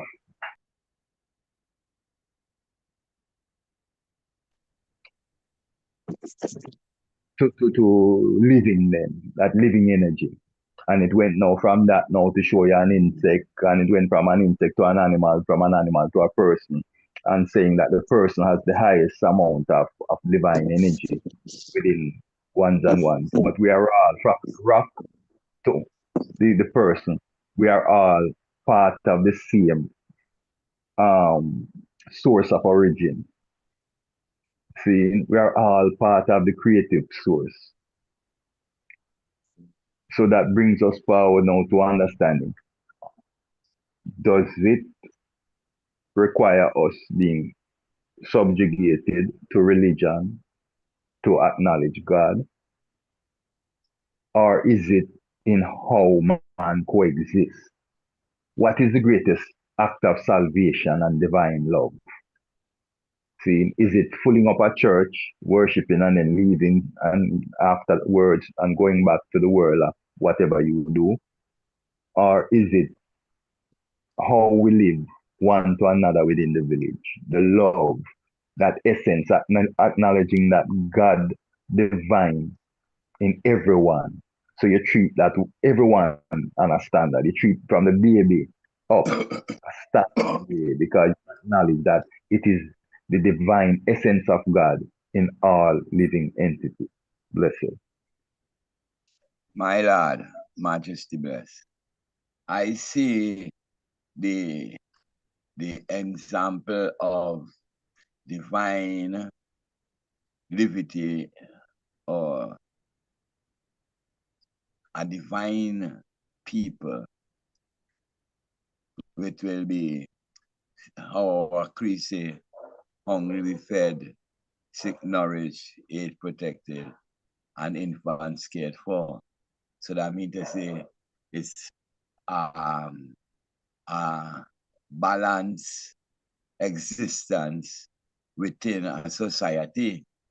Now, the white world come and see these basic tenets, which would be like our faith, a faith-based liberty, and they transfer it into loyalty for their religious clubs, seeing that from creation, man has always seek a divine intervention and understanding of the creator and the creation. So they use that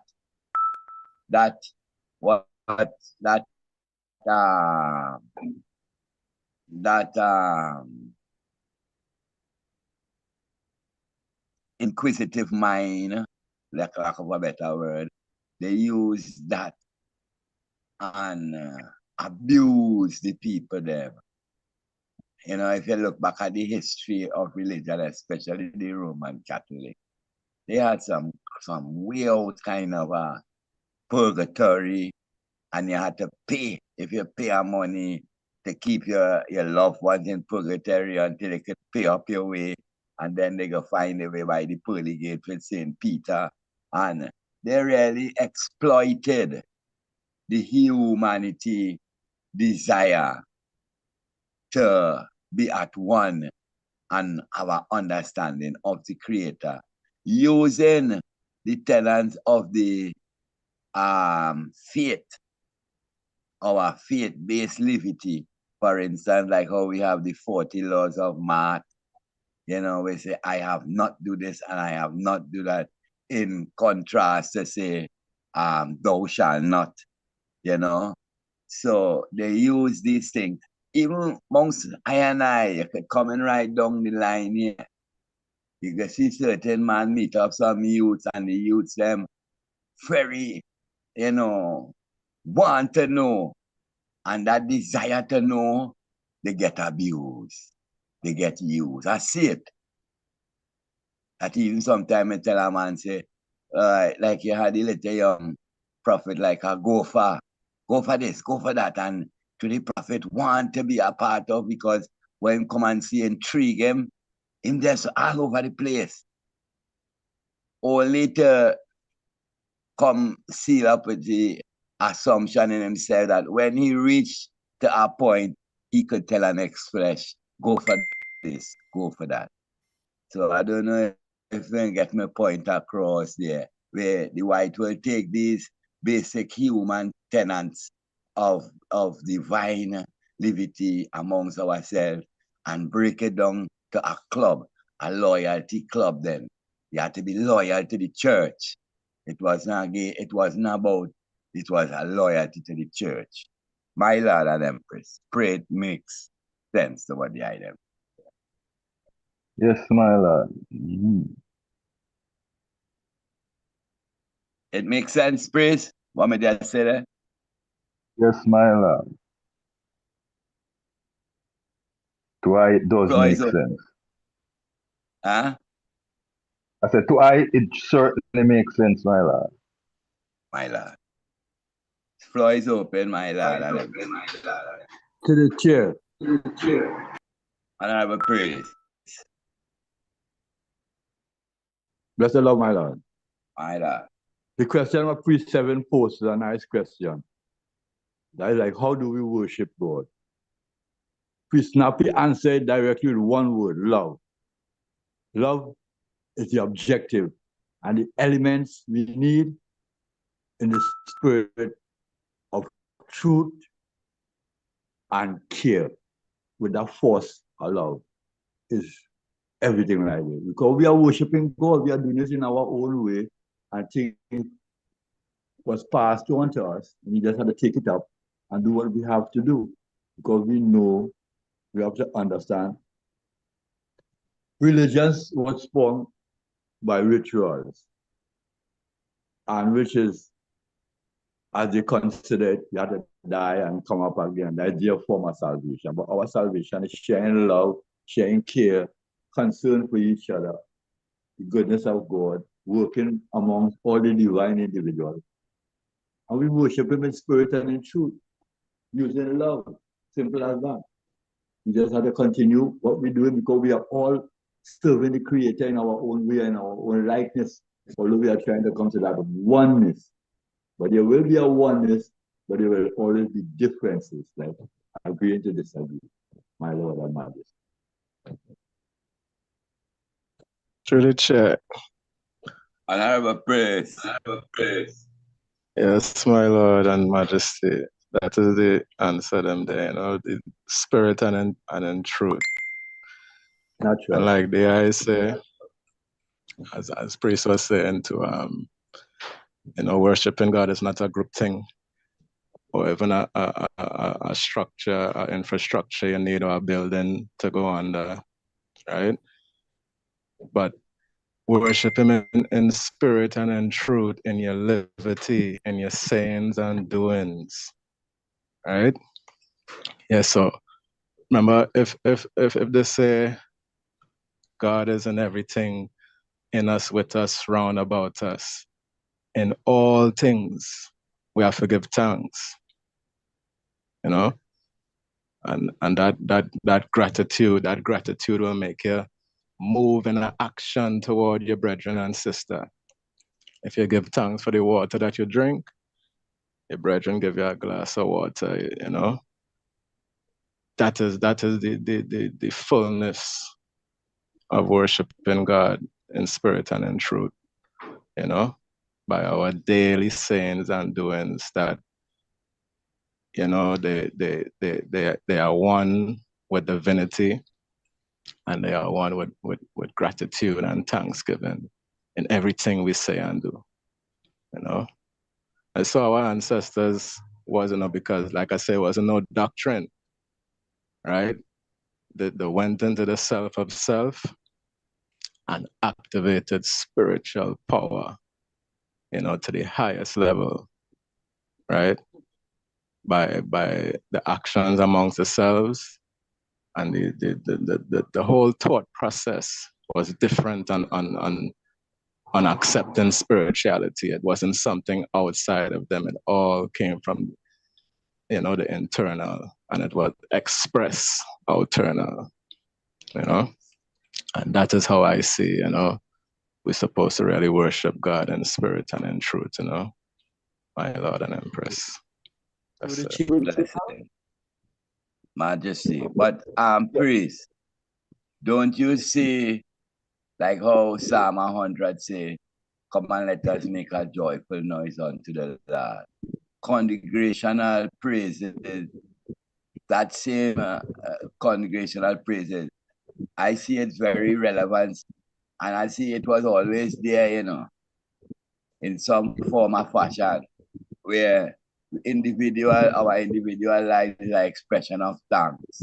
But then congregational-wise, communal-wise, community-wise, I think it was always there where we come together as a community and acknowledge and God and glorify and give thanks.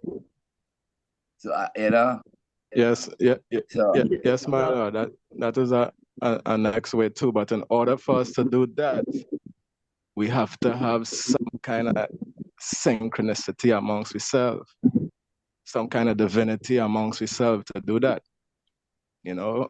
So that truthfulness must be amongst ourselves in order to even praise God in a group. So it go hand in hand, my Lord. Through My the chair. Lord. Through the chair, Yes, my Honorable Lord. Priest. Priest One Lamb. word I can tell the priest that you praise God, and I tell a brethren that it is decree, thy blessing to us, let the hungry be fed, the naked clothed, sick nourished, ears protected, and infants spirits from. So you praise God, my Lord and Master. Rastafari. Through the And chair. yes, my Lord. Just define love. It's not just define love. Go ahead. Blessed, my Lord. Through the chair. Yes, Honorable Priest Knuckles. Give thanks, my Lord. Worship. There is something in the Bible that says, worship the Lord in the beauty of holiness. Again, Christ says, I and my Father are one. That we must seek to be one with the Father, which is the divine energy that dwells in us all. We must accomplish this in our individual personalities. But it's also where the Father give us the tabernacle to share in fellowship, because where 2 or 3 of us are gathered in his name.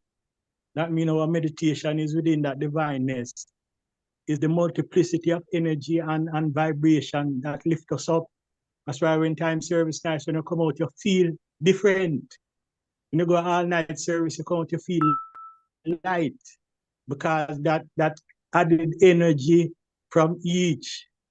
But that doesn't dissolve you of living that liberty within yourself, with every human being and animals and plants, because the presence of God is in all things.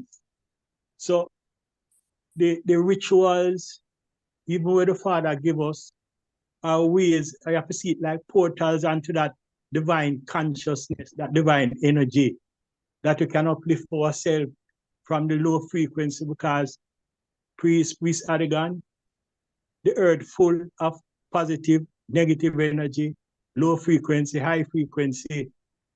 You have people, it's not that the God not in them, but their ways keep them in a low state and a low frequency that allows them to do evil and don't feel no remorse about it. Now, the saints say, when man as earth has done his best, angels in Zion couldn't do no better. Again, the Bible says, I saw a new heaven and a new earth ascending. And the Father said, that is when time will come to that God consciousness in ourselves. We will lead those that are in darkness into the light, and the kingdom of God in flesh shall take over the kingdom of Satan that dwell in flesh. That's why the man comes to 140 and 4,000 to train us as he trained the 12 disciples in the Bible to manifest the same things that he did, not true, no supernatural, nothing, but the connection to the divine consciousness in you, bring up your frequency that you do these things and manifest these things.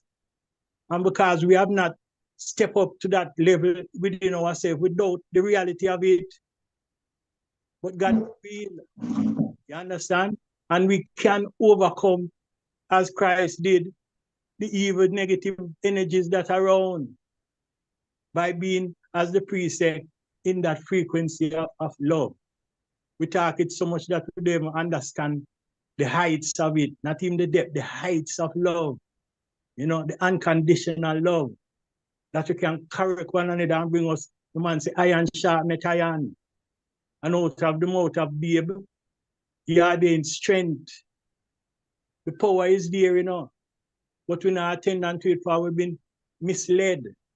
As His Majesty said, we are ill prepared for this, the rise of evil in the earth, through miseducation and religious dog, but we're all the way down from coming to the oneness with the divine within ourselves, which is the fulfillment of purpose, because the divine God creator and everything, our purpose and our intention.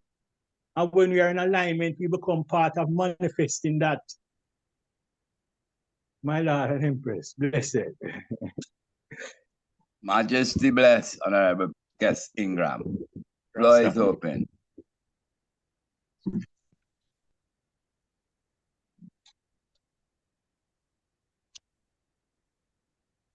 So herein we even seeing, as we say, that mighty power of Jah, because scenario, we have a nice morning service, and after 12 o'clock we come off of the service, and instead of we fellowship and glorify over the service, we start to find fault, and next thing you know, argument come out.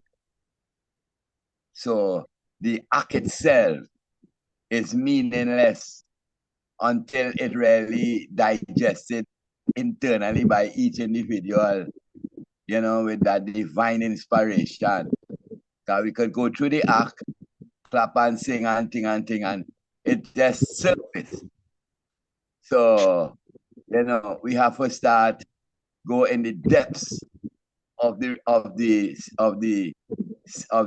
ritual, for lack of a better word.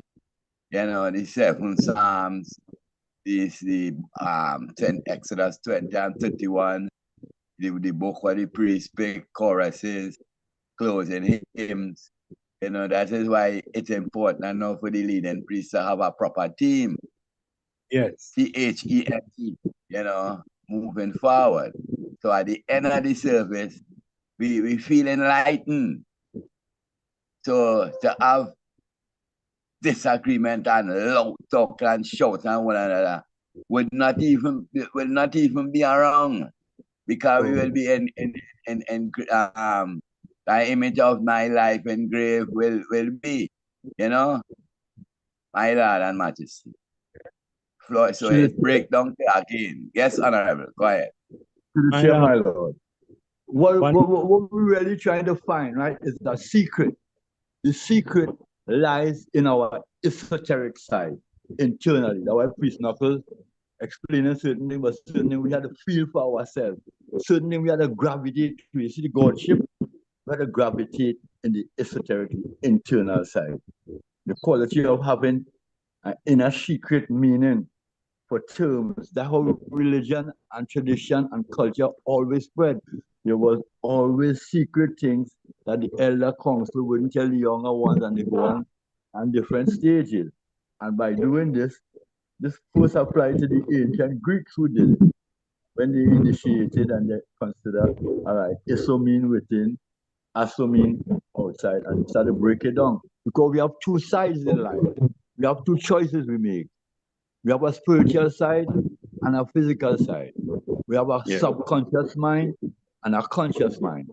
We have most of our information are stored in our subconscious mind. Because I know all of us fly in our vision. We don't fly when we're walking around here in our conscious mind, because the things that we could do in our subconscious mind are greater, is more in the esoteric, hidden part of the mystics of our man. And we have to start to touch that, because we all have it in us, as Priest Napi say, Honorable Priest Napi say, the love is the key. Priest 7 agree with the spirit and in truth and bringing everything. But there's a secret that we have to accept. We have to grab onto it. What Priest I'm saying is good, you know. The service, the keep us in a union, because remember, the schoolroom is a training, because as we go off the line of the Psalms, and then we can go into our own thoughts, and we have a fight going on in the human, the spiritual and the physical. They'll be merging and they'll be mixing, and a lot of things will be confusing people today. What we must know, salvation is a kind of esoteric thing that usually presented as a divine revelation imparted secretly, because our thoughts are from God, and our thoughts what we get from God, and our ideas what nobody knows until we say it. It's a secret between us and God. So we have to get into the secret chambers and break down things. And we realize we are already doing the thing already, you know. But we're waiting to do it still. Like we're not doing it, we're not conscious of what we are doing or what. The secrets lie within when we reveal, everyone reveal their heart, we could get to break it down and know what a man is thinking, what the next man is thinking, because one individual can't tell it all. My Lord and Majesty. Through the secret. Bless. Through the Yes, Brace. Yes, Brace.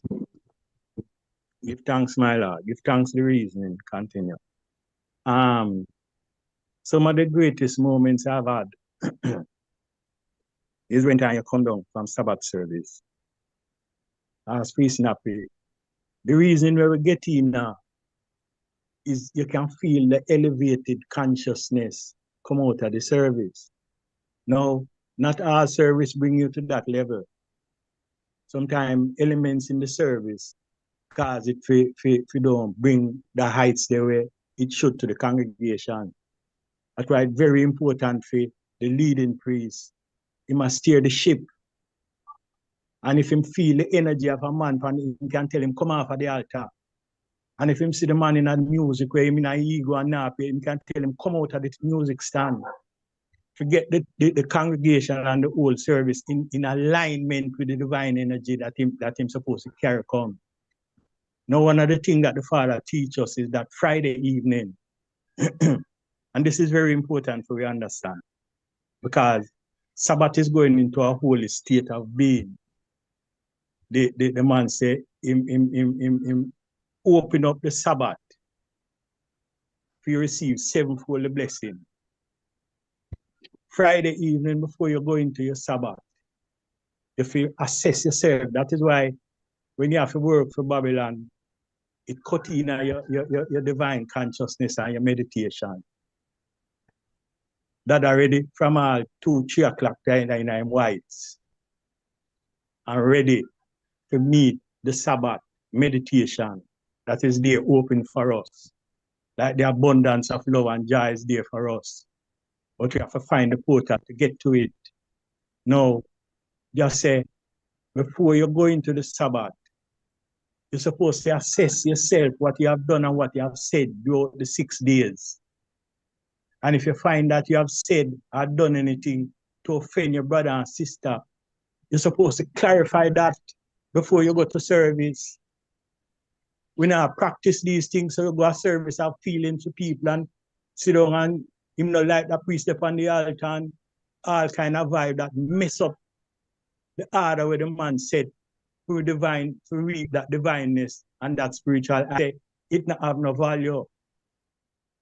But if you remember some service, the way the service treat when you come out, you could have never got talk foolishness and the things of the world now go overtake your mind. Because you just full up your left side of the brain with so much energy that the subconscious bills you go pee and you are not like the man and all of them things, they get cast out. That's the energy and the power that we have within us. And them set the world, this thing about crucifixion, them set the world to crucify that spirit in us. Them kill it. That's why God said, if you not teach you not know, he might bring you to the remembrance of where it was in the beginning, in that divine consciousness of self, to walk and live love with one another and manifest the glory of God in flesh, to be a light unto those that still in darkness and a struggle with confusion and the things of the world. That are not our world. We are not of that world. Blessed my Lord and Empress. Blessed. Honorable, my Lord, as you speak, priest, a thing come to my mind. And may I say, when we first reached the hill, what it is that impressed us so? Was it because we went and see a man riding on the wings of the wind or conjuring up some great magic? Or was it the ambience that we felt when we came through the gate? The whole ambience, the whole feeling, the whole mindset. That is what really hold me when I come in the camp, you know. Yes, I glorify the Honorable King Emmanuel Charles Edwards and the movements and the enlightenment. But the greatest thing what I saw was the levity order, the ambience, this whole settings of the place. It was like a Zion levity. And that is what hold me. Oh, the item is on that same thing with me. Or as we say, because we don't want You know, we don't want to put out the thing like if we went and we see a man making magic. And like, yeah, we got to follow this man because look at what he might do. Yet still we see the way what we are glorifying is his works where he might do, you know. But is what that works was. It was no magic thing. It was a liberty or a salvation. Man and man and woman and man and our everything in a harmony. My Lord and Majesty. Bless. Honorable to the chair. Yes, please. Yeah, that novelty feeling where you're talking about. Yeah, we all felt that feeling that you know, going to the foundation for the first time as a youth, myself at that early young age that I went. The impression was when I left there that day, that first day that I went there, come out of school, what would I say them days? I would skip school, go on there. And when I left the evening going to the bus stop, the only thing I could reflect on was that if there's anywhere that depicts heaven, it has to be that place I just left. Because it had that, yeah, it had that biblical ambience to it. It had that divine anciency, not just the anciency, not just, you know, because more time when we say biblical ones, just go back to that time. It's not just the anciency, but that divinity, that you know, the elders, them in how they looked, you know, those ancients of ever living days with the great beard and the Christ image, you know, then to complement it, the humility that those ancients had. They were some very humble brethren, you know, them, you know, represented themselves and them God within. So it just gave I and I that novelty feeling. Now, coming back to a reality of the reasoning now, because, yeah, we're not just here to complement the euphoria of I and I liberty. We want to look at the reality of where we are, because this is, as elders at this point, we're trying to do justice for the younger generation by analyzing and defining all that we held in the past and see how it fits into this current moment. Because it's not everything coming from then is practical today. And with that said, what Priest Radigan said, I have to come back to it in the sense of man has been praising the Almighty from time immemorial. Rituals have existed through generations to generation. But I heard a statement by one of the brethren earlier, I don't remember who said it. Could be same Priest Adigan, where humankind is at their lowest state of existence. His Majesty called it an unprecedented time. Now, with that said, how do we quantify the power of what we've been doing throughout the ages? And I will leave it there.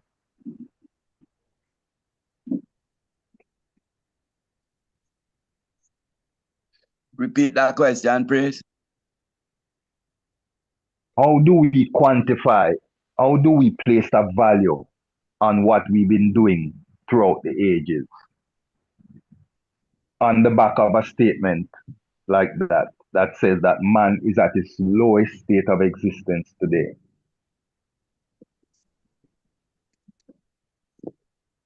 To the chair. Floor is open, my Lord. To the chair, my Lord. That is a serious statement because man is at the lowest stage he ever been and man is at the highest stage he's ever been today because he has changed. But the problem, I want to talk about something quick fast. Love is an activity. It's not a feeling. True love is not the helpless desire to possess the cherished object of one's fragrant affection.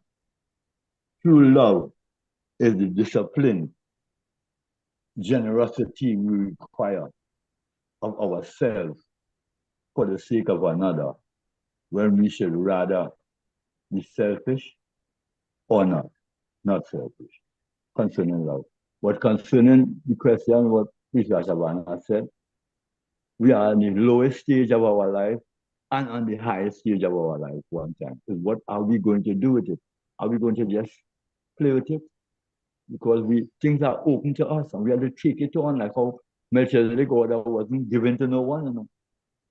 That take it up and we all take up the priesthood and the empresshood of Melchizedek. So we have to take it up.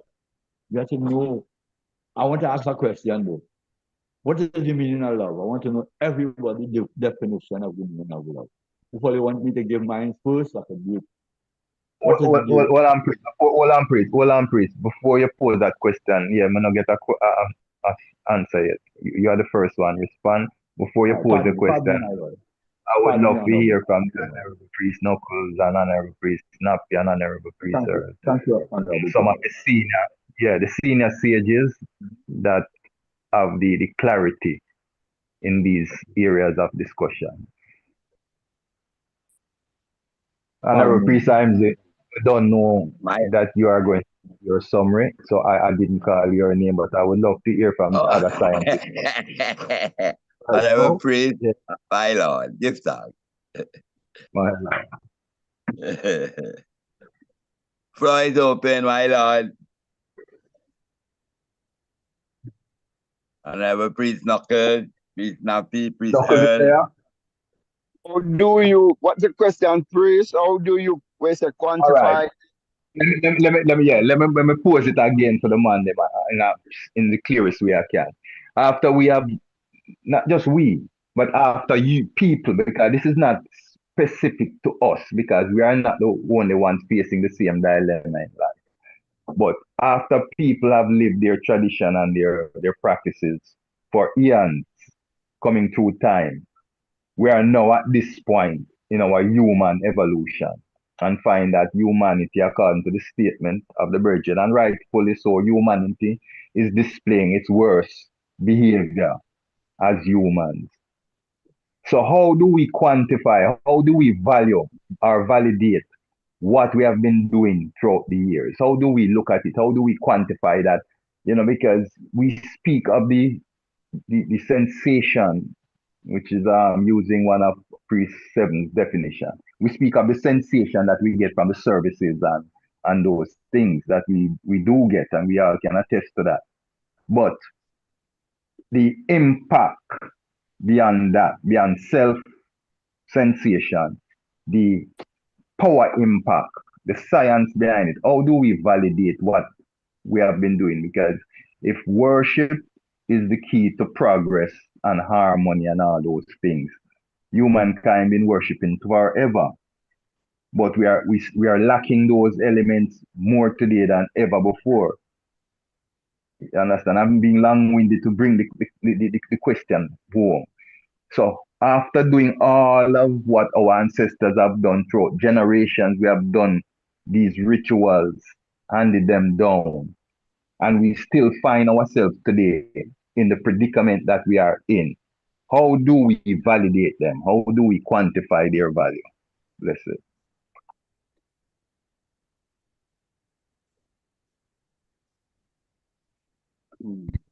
To the chair, my lord. You know, it's a very pleasing question, my lord.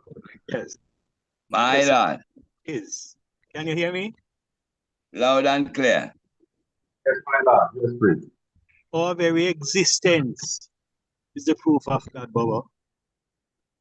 From as early as World War II, the amount of bombs where the evil people have could have destroyed God's earth and creation. If it's not for the balance of God in a man, though we are few number in these days, man would have killed off and God just say them could have do it. Them God set up a heaven up somewhere up on another planet and throw down in garbage power. We can't live hope and faith. As Bob said, don't have no fear for atomic energy, none of them can stop that time. We have to hold on to the victory of good over evil.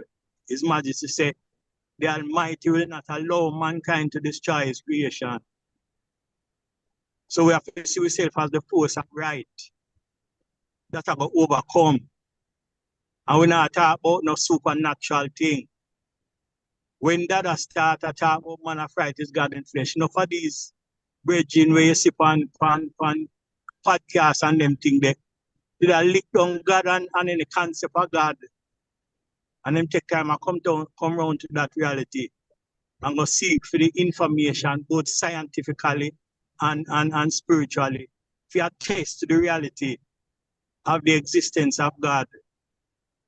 And I have to stand up in that regardless of what we see around we are go on. Because without us, the existence of God would have gone on in our flesh. But because the reality is greater than them and them evil ways. God said the first kingdom was God's kingdom. And it was overthrown by Satan's kingdom. And that back as it was in the beginning, so shall it be in the end. So we have to be the warriors of faith and truth and right. And no, say that's how we win. Regardless of how the enemy look mighty, his majesty say even in the 21st century, David will still slew Goliath. David represents the way of right. And Goliath, the multiplicity of evil that them develop in the earth.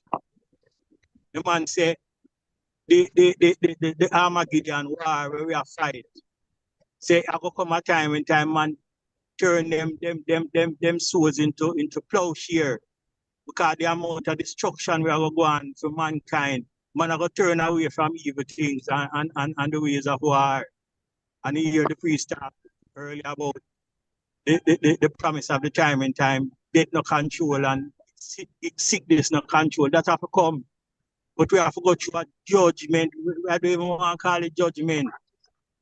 There's going to be a catastrophic battle on this earth here. To destroy, in the book it says 2/3 of humans are going to die. Whether by war, whether by one of it was the poison water for the nuclear fallout, are going to poison the water sources. All of this have to go through it now, go just click finger and everything come right. No, we could have got dead out. And mankind said that way the way this world a guide people down. Can't bring life. Even amongst the practice of themselves. Them are get less and less. Them more of them are die than where them are go. That's why this battle where them are try to get out black people and colored people and non-white people. Because we are tribe and them are decline. We have to see the picture of good over evil in ourselves, Bobo, and stand up with it. That is my measure. That will still exist. Because when them come down here, them wipe out the Indian them carry down black man, them didn't intend to wipe us out. But we still tribe through the ancestors and the love of the Father in us, in our DNA. The man say him come to bring us back to the remembrance of them power there. Them can't beat you, Bubba. Not eventually, you know. Eventually we must win. My Lord and Empress, bless it. My Lord, bless. Floor My open. Lord. Wait 3 signs, they finish up. No, I was just say the floor open. Oh. Blessed heart of love, I Yeah. agree with what the brethren just say. Patting, if somebody were going to speak, but patting. No, go ahead, Empress. You can talk, Empress. But when I hear him say about Goliath and David, that's the meaning of God. The G-O-D, Goliath, and D, David. Remember on this cross, on this vibration, they talk about Ijahstars and Dismas. That O in the sentence, in the center is the omnipotence, omnipresence, omniscience. And that O representing that dash. Blessed heart of love. Majesty bless, Empress. Give thanks. And have It's a priest napping. You know, Bobo. If them take we feel like say we can't win, you know, you don't lose, you know, we have to have the confidence in God in ourselves. Natural. My If Lord. you win the war before you start, it's a war, you know. Yeah. But the Armageddon war, we think that was a simple thing. And it we have faced in a physical form, yeah, so. And if it was And possible, a lot of it is internal also. it's a mental thing, Chris. It's a mental war. If them can make you stress and give up your God and give up your faith in a God, you live like them. Yeah. And dead for nothing. You see it? My Lord, bless it. And I have a priest snap. Yes, through the chair. When I hear the I mention that sometimes the disturbances that happen after a service, you know, I can say give thanks to a man like Colonel Priest Knuckles, you know, and I man and other ones that we don't face that issue down here in Miami. At least I don't remember. Rastafari. No, because there is a certain precedent we set, and every man come in and abide within our uprightness. So we never have that issue, my lord. From you know what I mean, anyone. Coming through, as I say, with our living and the rituals and where we learn from the campground, you know, the yes, the joy and the whole essence of it, you know, shape I and I, you know, shape I and I that we can go anywhere in the world and move and blend and still hold with dignity, you know. In those days, that seed was planted in our mind, you know, of Africa. And as we go along, you know, at least I know I've had opportunity to be on the land and couple of the countries and actually doing the work. And every priest, as what just said, we've been doing quietly, you know, go as fast as though we would have did like it. But at least we know say there is works and seed planted, man. Because when I go amongst all of those children them in the school in Uganda, can share with them and sing with them, you know, and reason with them. And you know what I mean, just bless them and you know, uplift them liberty. I mean, come on, you know what I mean? That is part of what godliness is all about, my lord. You know what I mean? So, you know, it's a bill, you know, from lowland to island, you know what I mean? My lord. Give thanks. Yes, my lord and empress. So that's it, love. Give thanks. Few words. And I have a priest doggy. Honorable. Yeah, you want to give your answer? Right here. Oh, priest Earl. And I have a priest Earl. Yes, my lord and empress, royal family. My lord. Yeah, man. A big question, yet is a small question. Yeah, so you know what I and I father say, you know what I mean? Because remember, I was one of the sealer. Maybe being one of the youngest priests out of all of the priests are here, you know, because I think they already had them a priest before I. You know what I mean? Yes, but you know what I mean? So was with the father in that final moment, you know, and go to the father in the morning and the word that we do get, you know, to carry forward to the congregation, which is so important, you know. So the father always tell us that I and I win out. Because as the workman, which is in us also, but sitting down there at the moment, you know, he emphasize that the emperor do win out. You see it? He emphasize that the honorable prophet do win out. And he emphasized that, you know, the high priest, which is King Emmanuel, win out. All I have to do now to help him is just live good. Because as long as we don't do this thing in a unity, where as a Congress, you know, we have a online parliament, you know, not moving with I as elder over there with them, you know. So this is one of the struggle that is affecting our father, not just us, but our Father which is in us, right? If we don't get that unity, as how I should get it, we find say, hold on the redemption. You see it? But if we come together, we are the said people that tear down this Jericho wall. So, in at the time of fasting, I want even the greatest time when we could have used the 100% of ourselves. You see it? At this moment, you know, to shake up the earth and to shake all these buildings where the man say, in time to come, there going to be an earthquake where, even in Jamaica, you know, and not just Jamaica alone, but the wickedness where they take place in Jamaica. You see it?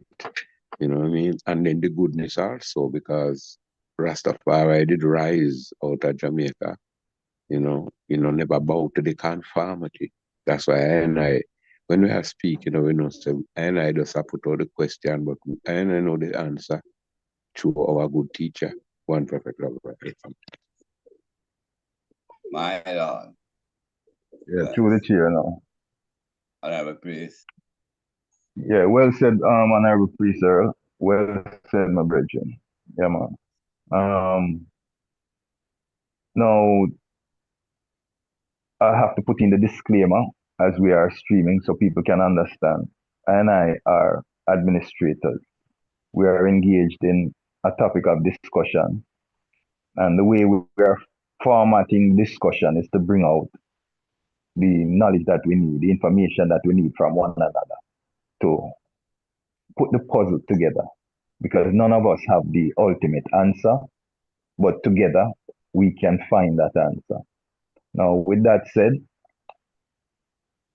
the man said, our father, King Emmanuel, the man defined religion as Satanism.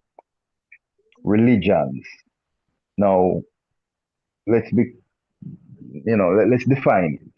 Religion meaning the institutionalized format of worship that the modern world adheres to.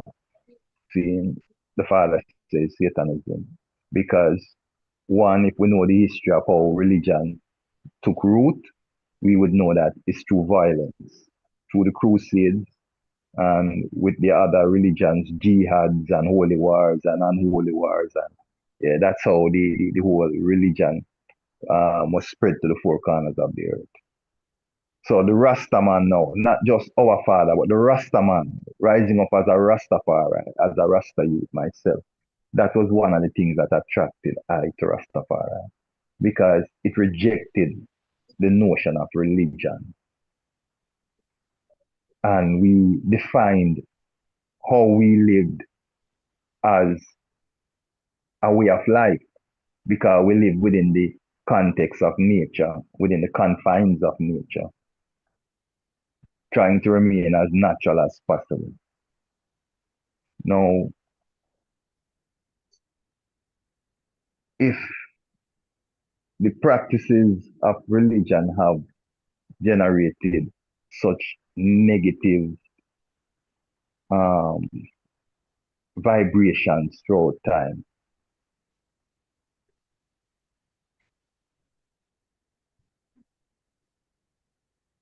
how do we define ourselves embracing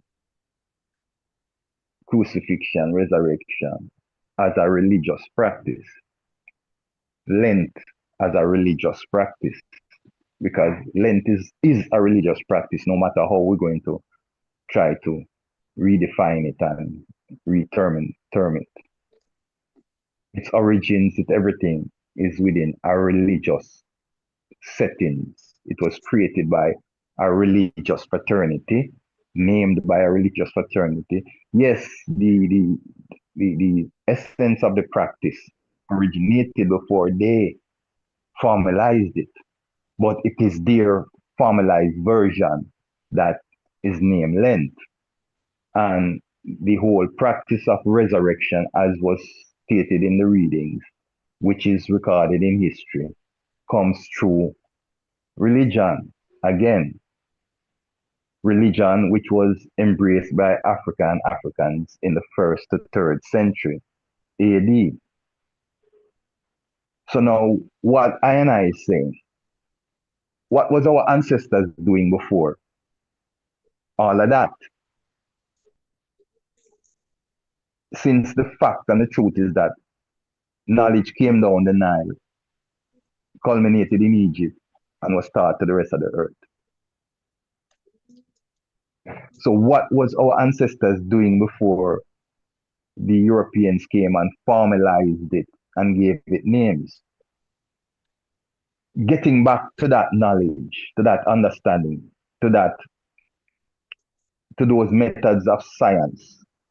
Because if you read everything, when you're reading all of these historical narratives, it constantly tell you that our ancestors were scientists. Them talk of the Dogons, them talk of the Ethiopians, them talk of the different ones with their scientific methods on which modern science is today built.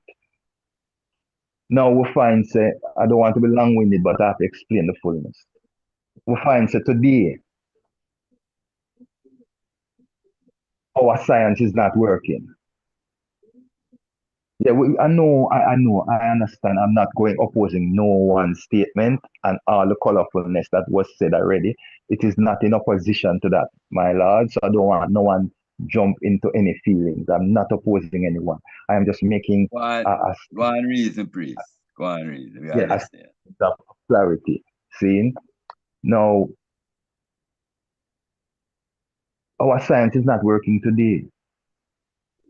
We have to take a look at that because we have been trying and trying to bring unity within even our little midst as a Congress and a House. And we can't seem to find that scientific formula. Now, Priest Nappy stated the formula or stated the science, you know. Priest Oswald expressed how the science is supposed to work. Priest Nappy said the science is love. Priest Oswald stated how it's supposed to work. Saying, so it is not a word, it is an action, it's something that you do. It is expressed in your action. So it's to look at why our science is not working. Because we're doing the rituals, you know. But the science of the rituals not working.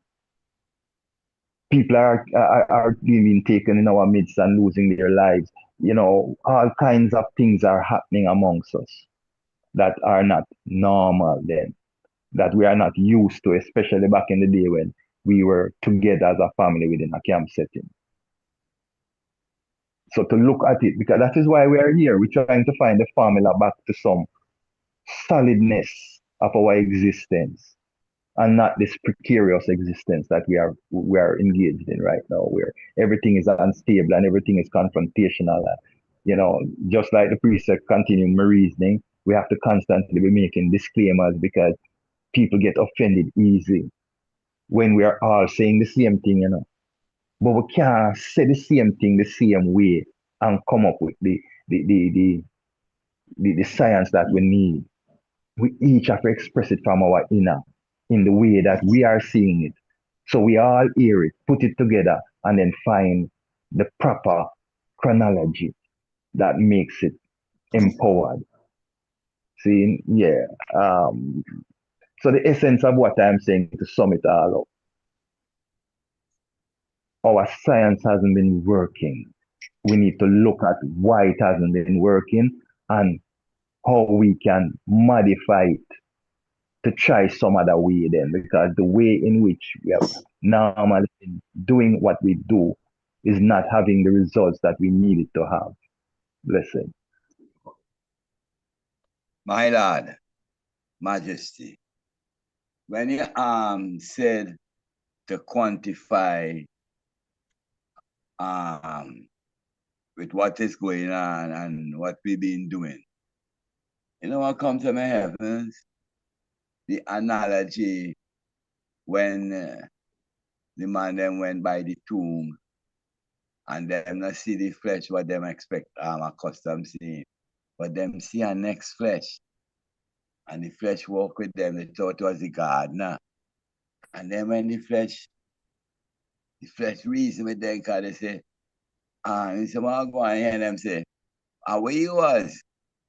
Then if you're there at Jerusalem for the last couple of days, you don't know what going on. And then they start talking, and then them kick in and start reason with them. And I show them back the same teachment from them times there. That after him left, the man them say, but wait, but that was the man. But you can't remember how when him had reason how him had be burning with meditation, emotion, and rise the fire in them. Me say that to say each of us could speak about moments like that, even until today, with what we know and the way how we carry ourselves. We find ourselves sometime in some conversation with not Rasta, not Bobo, people of the world, and they get so intrigued with our meditation and our reason, our mannerism, our manner of dress. Please, Earl could affiliate to that, could attest to that when Dr. Arikana and them come on Ayad and see him and them. Oh, they were so very much impressed. So we're seeing the effects of what the man taught us when we speak and carry ourselves round and about. As we say now, the key is people who find it to synchronize. So I understand what the priest say the science what we working, what we using it now work, yet still it a work, Sometimes it work even against us, but it a work, So we on that quest to see how we could stimulate flesh to unite. Some flesh, I think they thrive on the disunity. Because I tell them my experience, I think again, first they were, very disrespectful on the Sabbath day. Very disrespectful. Yet still the silence of those and the inactivity of them make it thrive. So we had to stand up with this thing and not a friend thing. I hear Honorable Priest Nappy, I know them vibes after service come down in Miami and the vibes. I know them vibes when service come down and, the place comey and everything. But there's a real different thing going on right now. Almost every Sabbath. Say where after service, reason come out in an argumentative way. So I think it have once, and when I want to be too long-winded, it have a mindset that thriving on our disunity. It have a mindset that is thriving on our disunity, my lad. Yeah. And truly clear, as I and I streaming as well and speaking to the world, and I will say this, and this is factual, and the world can attest to this. It is not I and I alone. We are not insulated in this. You understand? Or we are not isolated in this. It is what is affecting us globally as a people. You look and you watch the whole African revelation that's going on the continent right now with the different, and I'm not talking about the great moves that are taking place with the young leaders. That's on a different level. That's the hope right there. That's the silver lining in the dark cloud. See, I am talking about what's going on in Nigeria, what's going on in South Sudan, in the Congo. You understand? Major dying, major murders, you understand? Mayhem, displacement of people. What's going on in Ethiopia? The seat of holiness. These are signs of the times. These are not something we can religiously narrate them, But if we are going to look at them practically, there are signs of the times. Because I am no greater than the Ethiopian, I am no greater than the Congolese, I am no greater than any of the entities there that's going through the trauma of what they are facing right now. See? So I must see myself as they are. And why? What is the purpose? Why can't we find that unity is the solution to what plagues us? You know, why is it so hard for I and I as a nation of people? We understand the outside impact. We understand Europe and what the role they play and all of that. We're not talking about that right now. We're talking about we are the majority in the different nation states of Africa. What is stopping the brain powers? Because it's the brain powers that are colliding and doing the damage down here. It's not the simple people. The simple people looking to the brain powers to lead them. What is stopping them as humankind coming together and doing what they need to do for the preservation of them nation state and the majority of them people?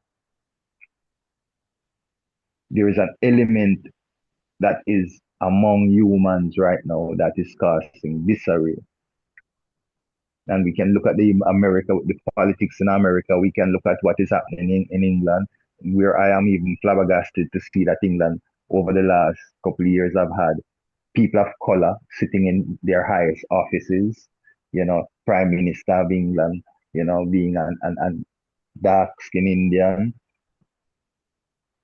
There's so much different things that are happening that we didn't know we would see, and we can't clarify within the time and space that we are. We have to assess our science and see how we fit into this. We're not insular.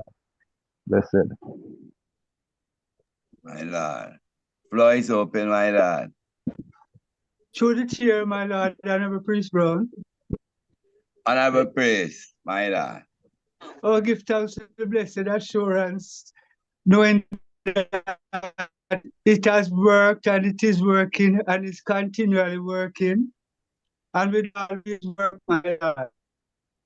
Primarily, I would just say that if one should even check the history of what takes place in Jerusalem's room concerning the tabernacle and the worship order, if I want to get the full clarity, one would understand that in early stages, it was only a handful that maintained even Sabbath is for everyone, but the most important duties, even beginning before the everyday Psalm, the 6 days a week Psalms reading came about, was the Monday and Wednesday fasting, which because of material and physical distractions was always left unattended. One of the big attempts for even rectify that was say a portion of Virgin coming from foreign and work as a team, because coming from the universal field concerning the activity of the leading priest that took on the duty to feed the leading priest out of his own kitchen. So the congregation cannot say the leading priest are sit down on them. Because at the time, ones and ones still never see the importance, as Mida said, of fulfilling the Monday, Wednesday service. So even in this time when the church is again under persecution, when Dada is not physically there to sponsor priests, and we still have not yet taken up that full responsibility for and setting that within our governmental settings. That is the reason, that is the levels where I say which contribute to the weakness. As it is written in the Psalms, daily shall its vows ascend. Praises not ascending, we have to give thanks to the mercy we show up our way. Holy Emmanuel I, Celestial, Rastafari, my Lord and Empress. My Lord, give thanks on our priest, Brown. I'm looking at the eye trait of your hair with no hair on your face. To the chair.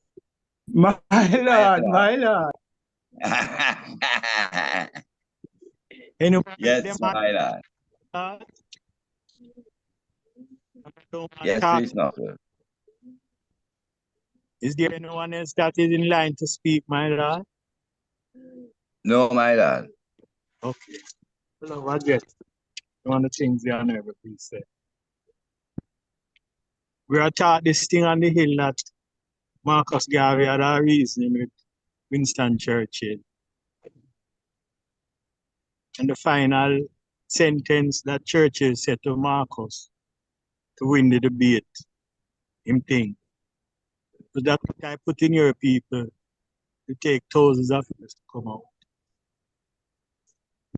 This is the element that is causing us not to come to that unity priesthood. Hundreds of years of doctrination teaching us to separate amongst ourselves and make it hard for us to come together. But in reality, playing in the world, when His Majesty went to the League of Nations for arms, as religious as a Muslim, never sit down and pray, say, the war will go away, him go for arms. The European nations had agreed that they will never make Africans have possession of arms and nuclear stuff.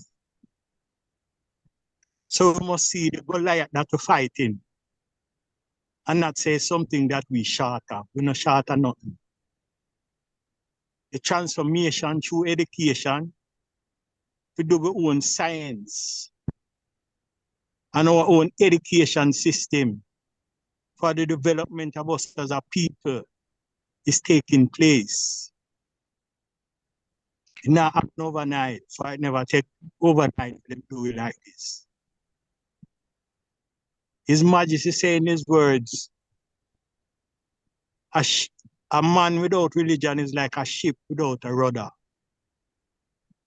Yes, we quite accept the fact that Western religion, they have set up business and corrupt the mind into not being within them divine energy and self to think.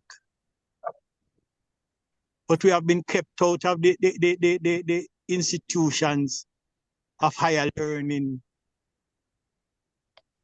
Most of the man them, the chief them in the different countries in Africa, they send their children to Europe for higher education. And we attest to it that it is an enslavement. Education without justice is still an enslavement. So let us look at the causes that cause these effects that we are experiencing in a realistic mode. It's not that our science isn't working. For them, science is the science of evil and destruction, and that around the world, force. So the man coming up power and say him can go take over Canada, take over Greenland, take over, is force. And we don't have that, we have not come to our industrial development yet as a people in Africa to build our own stuff. If we want war, then we have to go buy guns from another one of them, bullet from another one of them, to go fight them. That's a losing strategy. So our education and our development as a people is coalescing. And we have to spit out some of these leaders that them only a front man for the European ideology and things that have enslaved us and colonized us for so much 100 years. That is our enemy and that is our struggle. It's not our spirituality or lack of it. My Lord and Majesty, blessed. Honorable priest, blessed love. Floor is open.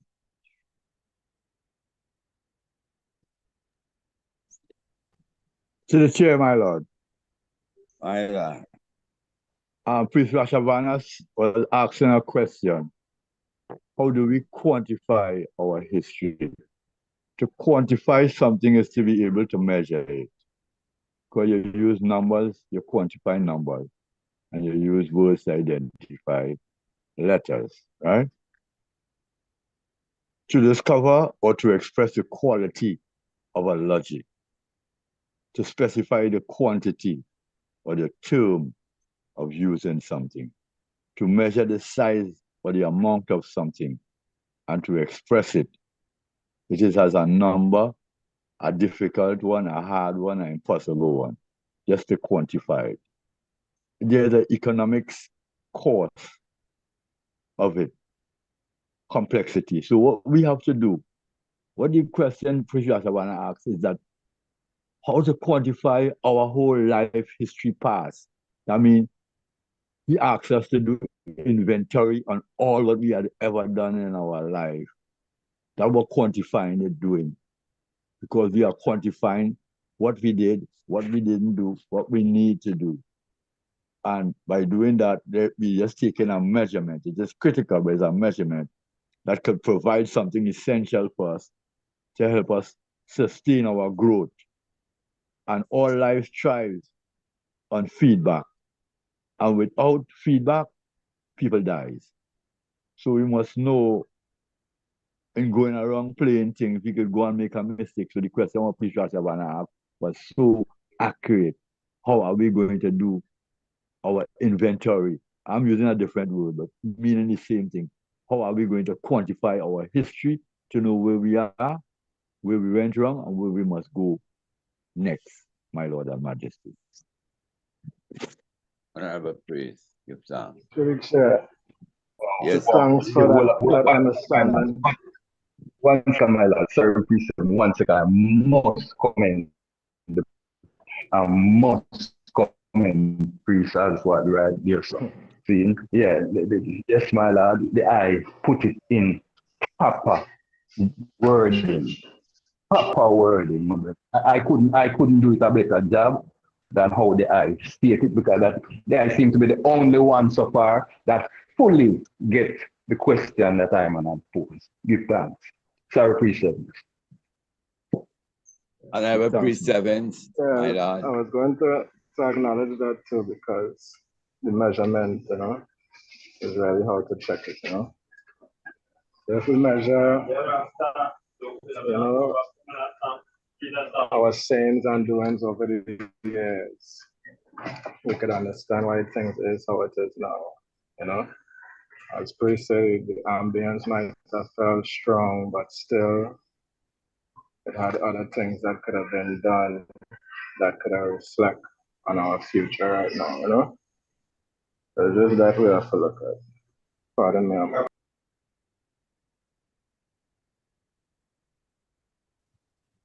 Yes, the item getting yes, family. The item is getting what I am alluding to now. By those two conversations, the item is getting to the crux of what I was asking. Because I am not, as I was making the disclaimer, I am not undermining or questioning our liberty. Let's use that word, our liberty. Our liberty is perfect. It's imperfect people trying to live a perfect ideology, put it that way. See, so we understand that what we are doing is assessment, and this has been going on since week on the platform, the priest platform. We're doing assessment because that's the only way we know where we're at and how things are functioning. You have to do your reflection, your introspection, your maintenance, assessment, to know what is going on. See, and so that is you're exactly right. I don't have to be long-winded. Priest has what said it. Blessed Lord. Floor is open, and now that we hear audio with priest and priest, kind of open it up. Well, anyone have any intake on it? How we quantify and our experience from that time to this time and how we can make it work, or the relevance, or To the chair. Yes, what we lack experience in, say that's a small quantity of that from them time. These are the things that we have to build upon and get a higher measurement. If we never do no whole heap of financial affairs in the past, we couldn't expect to be millionaires today. Not We right. never went to no schools and universities and these things. We couldn't expect to be psychologists and so the things what we missed out on in the past. These are the things we have to buck up on now.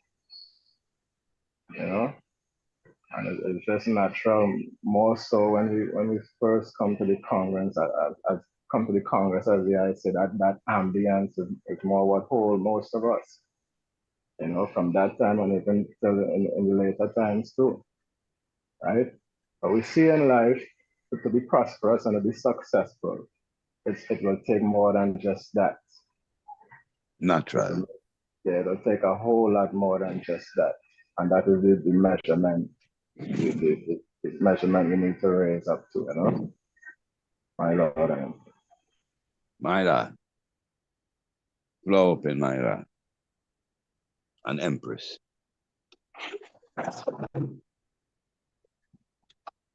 What we need to do is to rebuild trust in each other and make examples of everything we're going to do. And what I think is happening, sometimes when some people say a word, people doesn't know the meaning of the word. Don't be scared to say you don't know the meaning of the word, so we can get to the roots of it and solve the problem, because we could do everything right here. We are creating, if we do our inventory, I do inventory every night. And I just see how much mistakes I make for the day and how much new things I have to do the next day. So I Paul say I die every day because of my sin.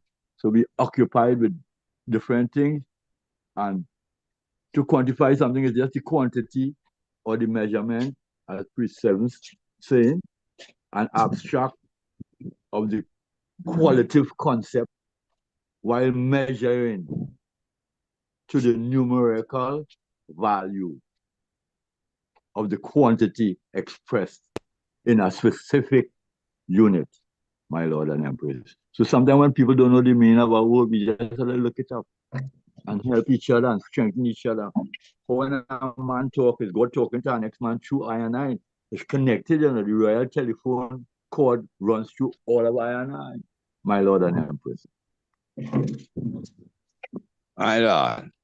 And to the chair, we have one topic that we didn't touch on. We have one topic on the agenda that we overlook, and I think this is a good place to put it in before we seal up. Divination. It was part of the whole discussion, because we're going to talk about resurrection and, the science of resurrection and the whole science of our practices. We have to go forward again, like we said, to our ancestral versions of things. So now in conjuring, that word that the sister used last week, in conjuring the energies of our ancestors, seeing, because that's what we seek to do in our rituals. When we're there and here, we're healing Marcus I, is to invoke that Marcus energy, seeing among I and I, to rejuvenate I and I spirit towards whatever our mission is. See, so this whole concept of divination is our ancestors did back in the day. Do we understand it, especially as a priest order, especially as the Melchizedek order of priests? Do we understand what divination is? Do we acknowledge it? Do we, in any way, is it applicable to us? Is there any relevance to it? Yeah, that is the question on the table. Back to the chair. My Lord. Flow open, my Lord. Yes, Honorable Chair, as the Honorable Priest has also said, sometime I road put there where it need a little dictionary understanding because Honorable Priest, go ahead, Priest, sir. Go ahead, Priest, sir. Go on. yes, true, with upon different level within our understanding of words, you know what I mean? So some of the time you call upon priest, not fair priest as well, and come up with that little of the dictionary, what the dictionary say. Divination, right? Any one of the man, whether priest as well or priest nappy, if you can just give me a sound pan, give the platform the standard declaration or meaning of divination.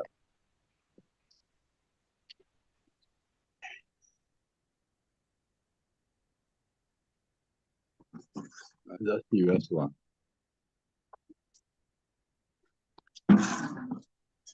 To me, divinity is godly. It To be will divine, mean just like for sound, you know that sound divine, divination.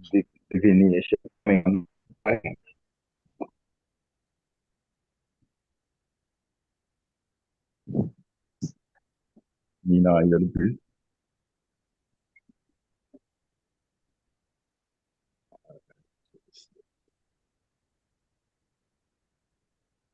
Okay, you can read it off of the screen, and it's right on the screen there.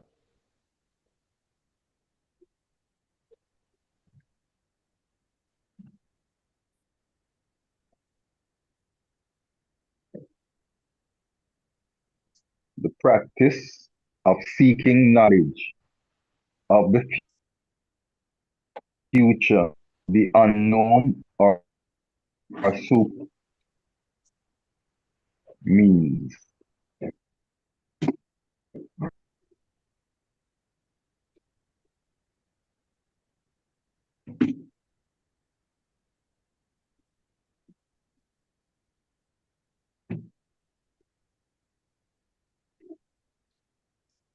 my Lord and Majesty. Yes, my. To me, divinity. Yes, my Lord.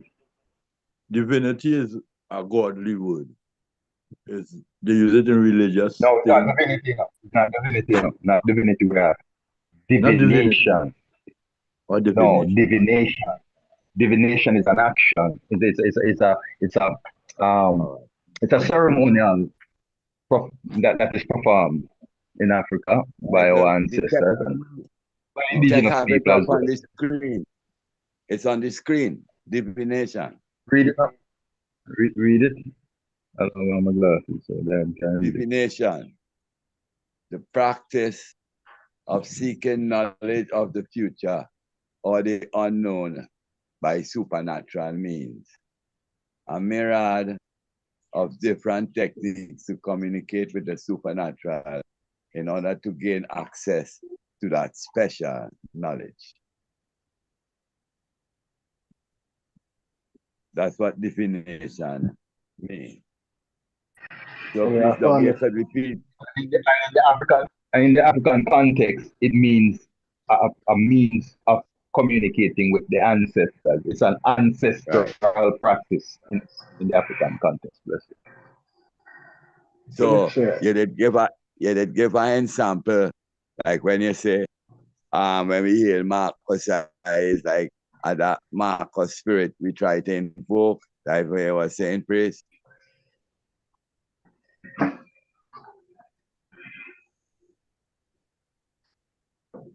Priest Doggy.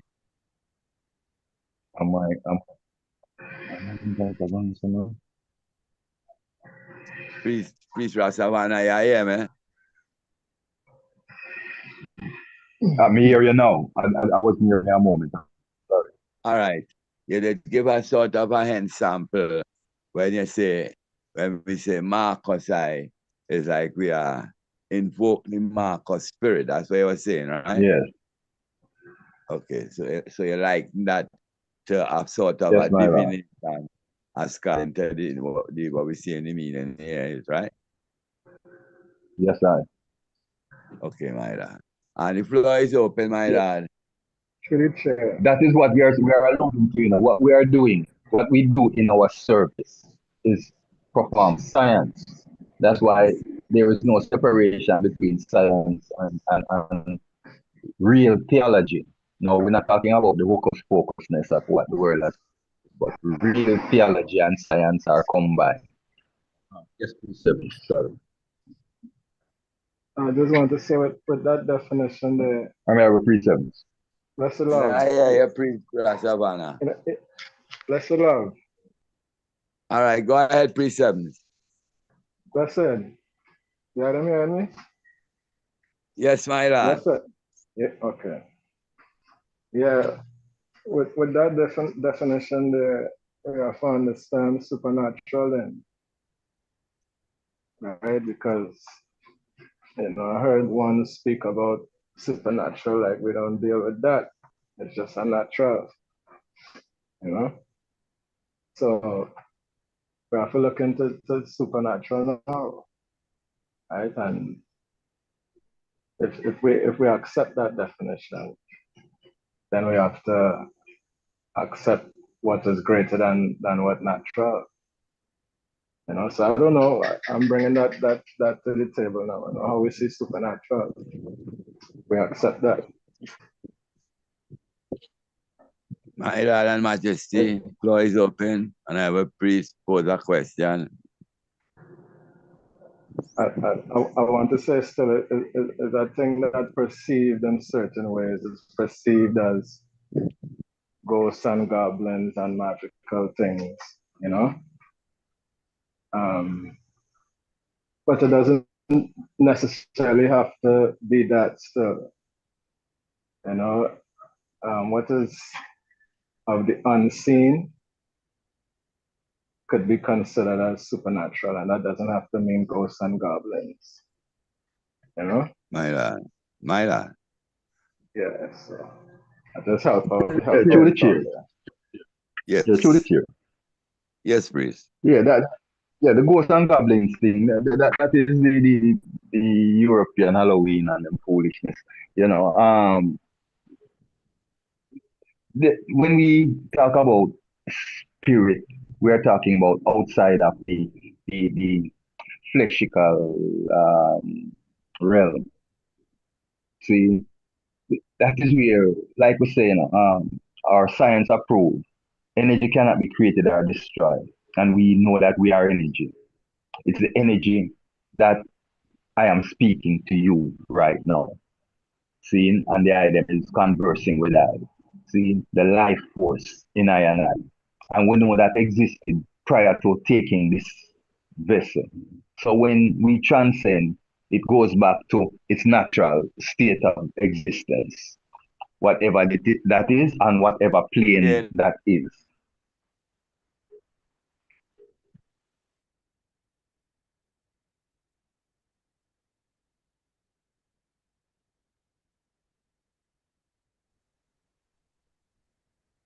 Yeah, the chair. System are going Yes, away please, today. Got you, priest as well. Priest, as I had to come off for a little minute, but I want to say something before I come up because this is such an interesting conversation. We're not keep up the good work. The art is the art, right? Divination. Divination is an art or a practice that seeks to foresee or foretell the future events or discover hidden knowledge using by interpretation, omens, or your intuitive way, or a way of perceiving perception, and it becomes divinatory when we are doing it, when we become that God and make that Godship. When you have to make a choice and make a decision, like when Marcus Garvey was in the hole and the ladder wasn't there, you had to become a God and create yourself before that did went back for him. I'm just saying, when we put position, we have to go to that divination. We have to go into that God realms. Be like God, think you know the future, think you know what's going to happen or not. There's a law prohibiting various forms of witchcraft and divination can be found in the books of Exodus, Leviticus, and Deuteronomy.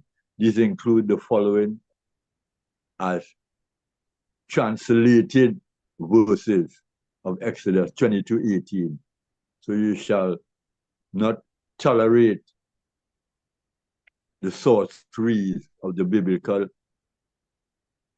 Hebrews or the people who was nominated to control us, my Lord and Majesty. I'll come forward on. I have to get exit for a minute. Pardon me, my Lord and Majesty.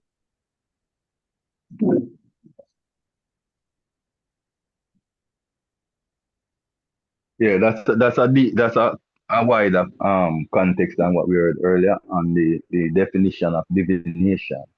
You know, hearing a better priest, I'm saying. Am I being heard? Yes, we can hear you. Yeah. All right. Let me just quickly and let you go, Empress. What I was saying earlier is that divination is what we do in our tabernacle. It's a science. You know, we might not understand that and we might not apply that title to it, but it's the same principle or outcome we seek in doing what we do. It gives us clairvoyance. You know, like how we always, Marcus, we say we adhere to three energies of human existence: the king, the priest, and the prophet. We say that the prophet gives vision, the king gives law, and the priest gives ceremonial order. See, so we look to the three of them for those energies. See, so in our ceremonies, in our invocation ceremonies, where we are inviting the spirits of our ancestors into our midst. Those energies, those courageous energies, those wise energies, those righteous energies into our midst. We do that in the tabernacle with the science that we perform. You understand? That's why there is a practical reality to what we do. It is not religion. That is why our father didn't declare it as such. It's not religion. It's higher than religion. It's a science. That's why they used to call Dada the science man. Everybody knew him as the science man who knew him from early days. See, just like how them knew Hibbert. See, Hibbert as a science man, brother Love as a science man. Those early set of Rastaman will come up around the father's time. They were all bridging of high scientists, of high science, knowledge of science. Just like how them said the emperor was a master Kabbalist and he was a grandmaster of necromancy. Two disciplines of science, all coming from the same concept, because within them, divination is a part of their fullness. They seek the guidance of their ancestors in giving them a view into the future. So Marcus Garvey, in life, could prophesy and say, this is going to happen. You know, a man, I was sit 10 miles from the bloody city on the northeast side of Warwicker Hill, watching Babylon Road, red hot, seeing, and that man, they're going to do such and such and such. And look to Africa, for there a king shall be crowned. And when you see that king crown, you know, say redemption is nigh. He could do that because he invoked the energy of the ancestors and was spiritually guided within that information. That's the science we're talking about. That's the science we're trying to get back to, family. That's the science that they took us from. That's the science that you hear people like James Small and John Henry Clark and those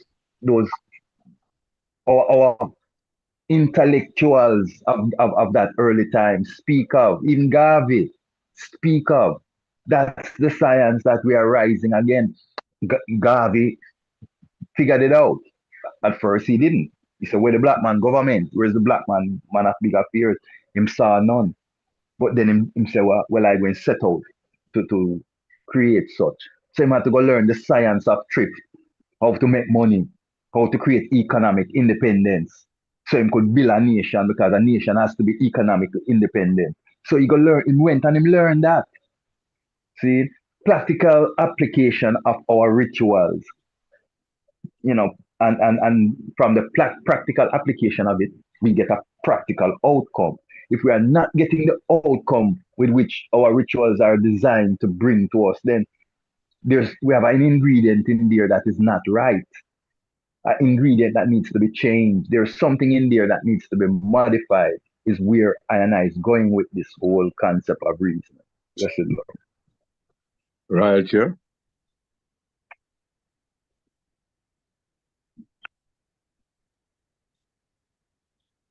To the chair. Yes, To the chair. Honorable Priest. Yes, yeah. The Empress was first.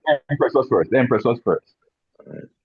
I was just going, I pray to my Lord and Empress. I was just going to kind of repeat, especially when it comes to the last definition where it states a myriad of different techniques to communicate with the supernatural in order to gain access to that special knowledge. It's the way we call on our ancestors. You kind of said it and took it away from me, but the way we call on our, even when we're doing libations, when libation is being done and you're calling on the ancestors, or you're calling on the ancestors to assist for a certain cause or to get an effect, is what I see divination a part of as divination. My Lord. We in here, Empress. You had to chip out. Hear me? No, I was I saying. I did hear, I know, but maybe others may, but I did hear, straight through. Go through again, Empress. No, I was just equating it to calling on your ancestors, the way we call on our ancestors, especially through libation. I mean, you said it through what you do in the tabernacle and invoking the spirit of the prophet, priest, and king, but it's also calling upon the ancestors for a specific cause, I guess, my Lord. And I said, Yes, yeah, I understand you. Yes. Yes, Royal Chair. Yes, Honorable Priest. Yes, about the high science of the hour harder, which is also the altar. I remember, everything. Mathematics for a whole is high science, because when them came in at the evening at the pyramid and the measurement, them see, them see the pi, them see everything, the golden spiral, everything. So even on the altar, if you notice, the second man him get the first thing, right?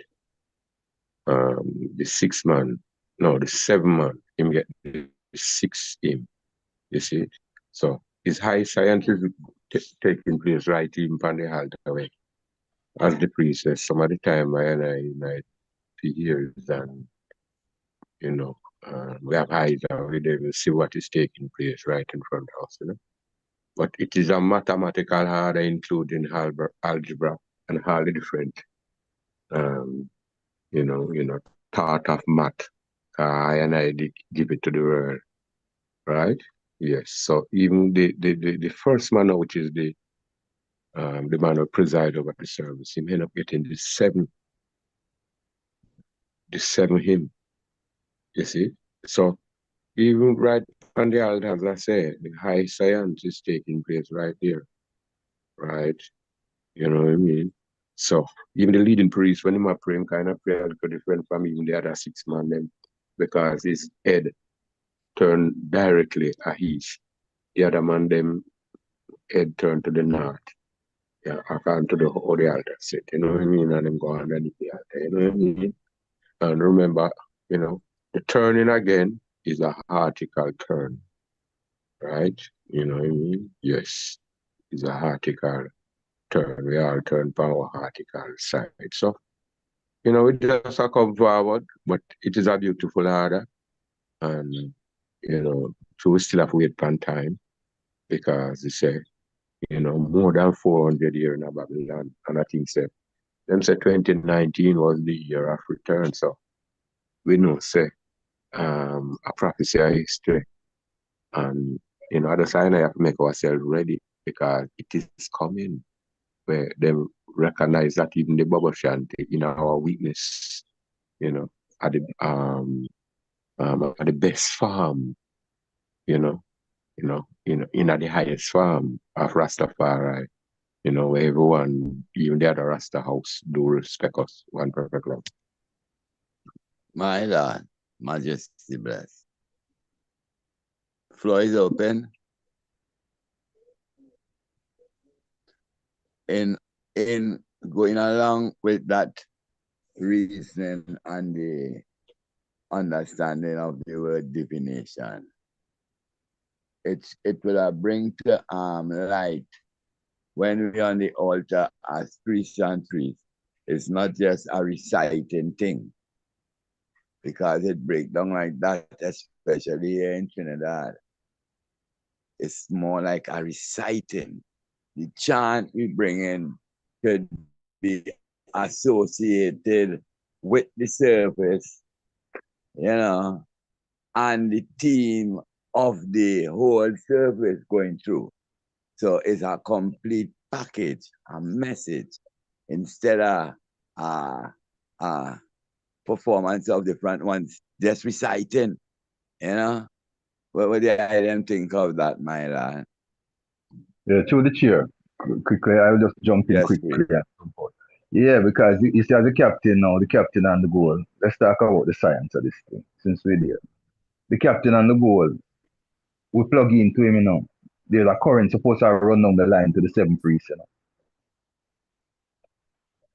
That is what creates the what we call it, the synchronicity. Without synchronicity, the service order is not achieved, the full order, the perfection of the order is not achieved. It's the synchronicity. You see, when things synchronize, when we have feel off of the energy of the captain have all our nice, the energy just right. See, you can feel the energy. It's an energy. You can feel the current. The current just come down the line. You don't even have to dig deep to find what to chant, because you're feeding off of one another. Flow. So the chant, the chant them just come out. The chant them just come out. And the chant them, why them coming out that way? That you don't even know why you have a chant when you have a chant. It's because it's the memory. What that call that muscle memory. Muscle memory. In I and I. Yeah, in I and I, that is coming forward within that moment. And the right words to invoke the energy that we are trying to invoke just come up out of the priest. Like the man said, open your mouth and you fill it with words. So the leading priest, the captain, goes up, bam, and chant after chant. And the chant just current up the second priest, and the second priest just add to it. And him current up the third priest, and I just saw it go down the line on the altar. Anytime you have it synchronized, yes, no man have it. It's no struggle. Everything just light. It go down. The 7th man know exactly what to say without even having to think. Him say it seal the deal, and it come right back. And you see, if it's a chorus line, the chorus where the captain will pick next is right in line. Right in line. Right. Right in line with energy, brethren. So See? then, So it's a science for performing here, and we don't realize it. We just think, like you said, sorry, priest, I'm going to let you go. But we just think the recital thing, the kind of choir practice recital thing is it. That is not it. That's why the man said to leave the thing them out the door, before you enter the tabernacle. Whatever it is that you felt negative, dust it off. Leave it right at the door. Left it with your sandals, right there, so. And you step in now with your open mind, with your free heart, and your mount the goal. When you pray, when you pray before you come up, you must be coming up light. If you're not coming up light, you need to go down back and pray again and lighten your load. So when you come up light. You see, when you come up light now and you face the congregation is seeing that light in your eyes. The eyes is a mirror to the soul, so the congregation is seeing that reflection from your image. And there becomes the synchronicity. There is how we start to synchronize. We control the congregation, not the congregation controlling us.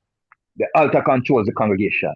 And as so now the captain and the 7 priests start to minister the energy of God in the congregation, into the whole tabernacle. See? High science. Right. High science. So then, question.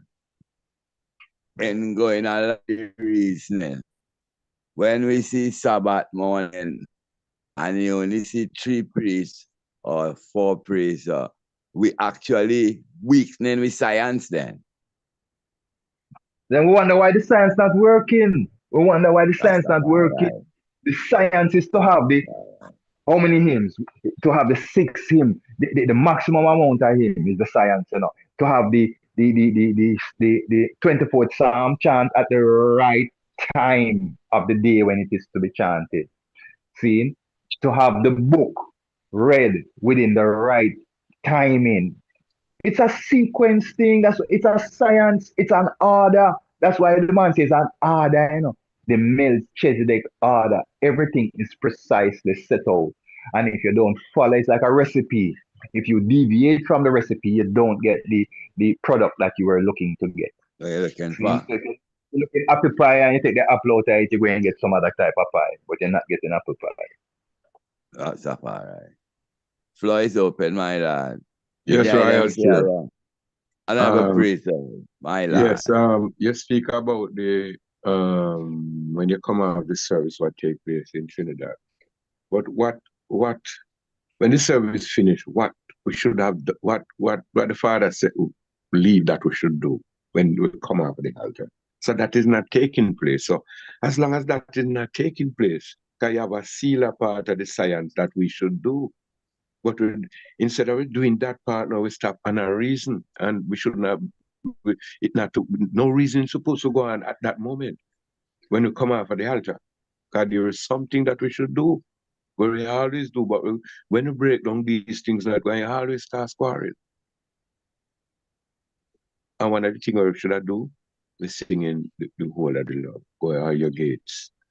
And that was such a beautiful part when you reach your gates before, and you hear a man sing going up the hill, and you know what I mean, but through your gates is nearer, you know what I mean, you could hear that man continue singing going up. So that want to come forward, you know, the thing when you come up for the service, instead of we start reason. You see? Yes. But here the scenario on every priest. True, me not have no gates up there. When we come off service, me and a couple of man, we can enough of we just come from outer door and outer road for service to even go through. So that means to say at the food house we have to sit down there now until most of the time service now rise up at evening. So you find from we come down from 12, we have to go sit down in that food house there till 6 o'clock.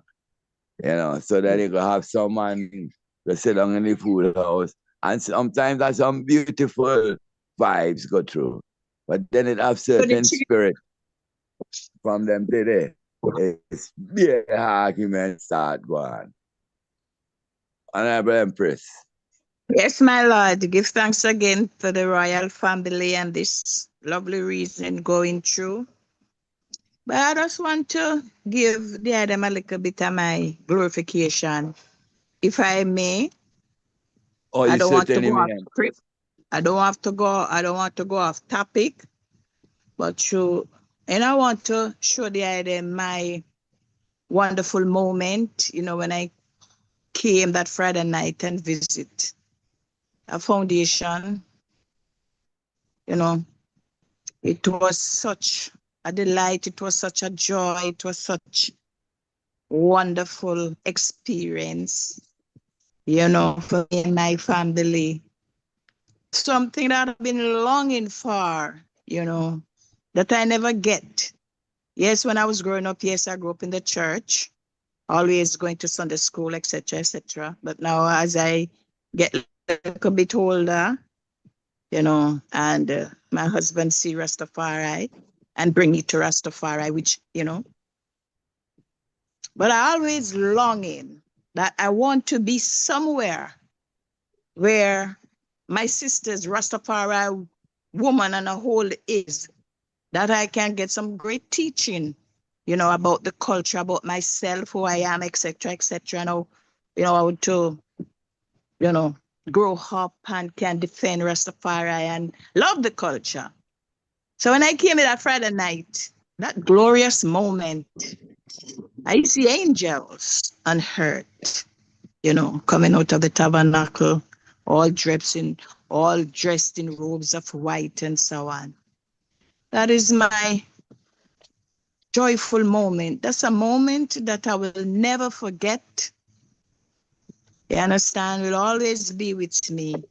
You know, that wonderful moment that Friday night, 10 o'clock, and the hymn was, "Come all ye thankful people, come." I'll never forget that hymn. And it was 9 of us, included me and Daniels together, because I was pregnant with him.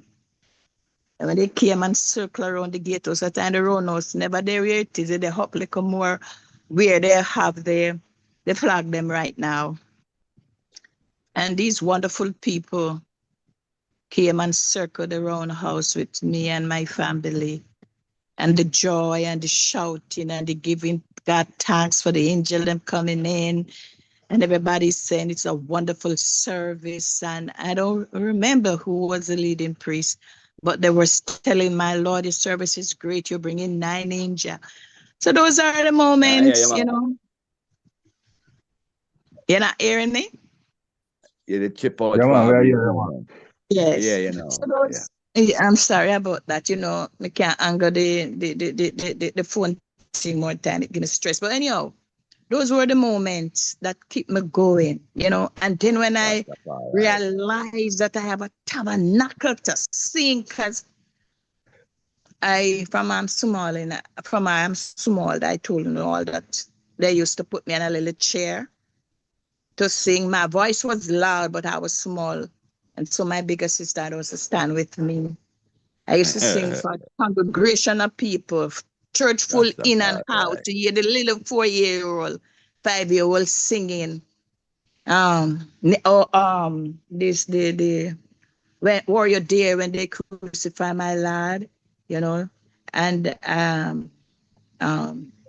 Negroes be the shine, you know, with the pure bright light, as I can remember. Voice very big, but yet small. So my Lord, that was one of the happiness, the happy moment, not happiness, there's no happiness, a moment for me to know that I have a tabernacle to sing, you know, and to praise God and to glorify. That was my joy and fulfill, you know. And I tell you, brethren, right now, I miss my tabernacle. I miss it so much, you know, but God said, "You are the first tabernacle." So I take that and comfort my heart more time to know that the singing is in me.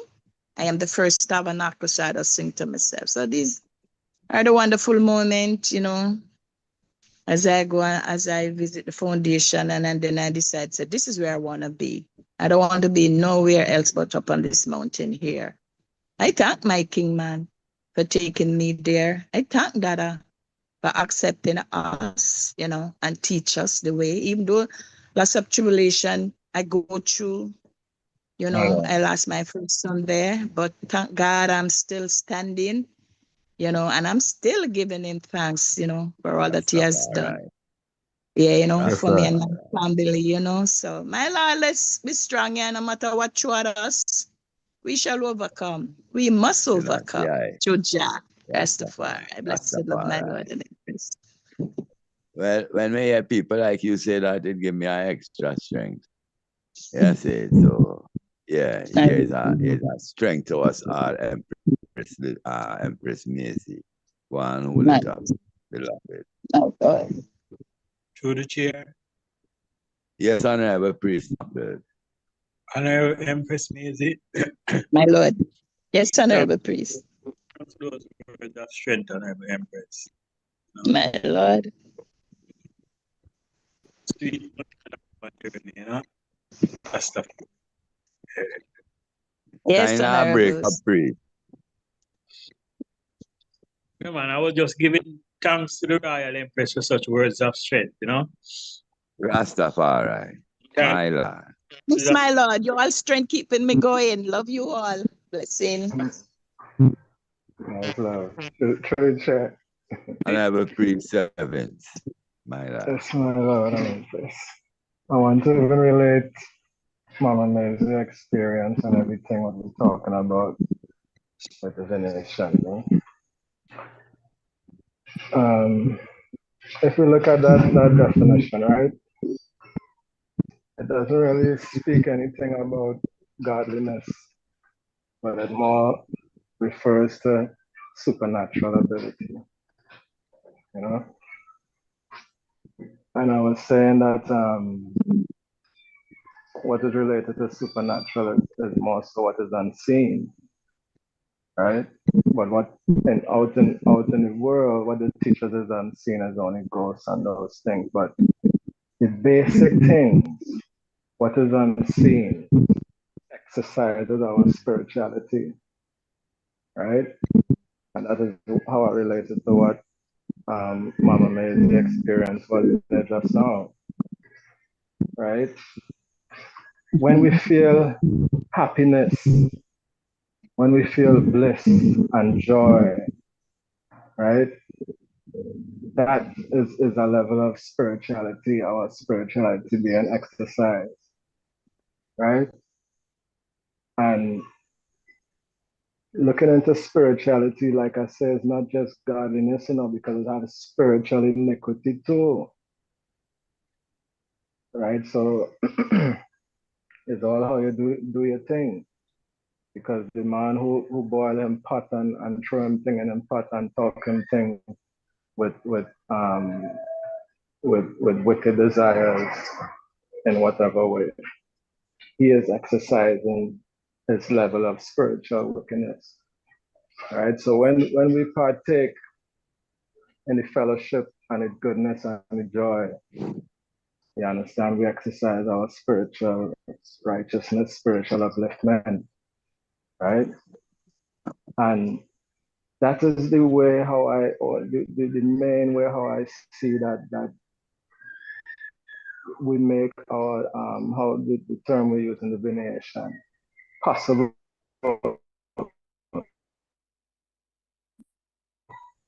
right? By in feelings on the whole is unseen, basically, right? The way you feel about things, the emotion, how emotional you are about something, your sincere desire towards something, that is exercising your spirituality, right? And that is how I see what our ancestors used to do.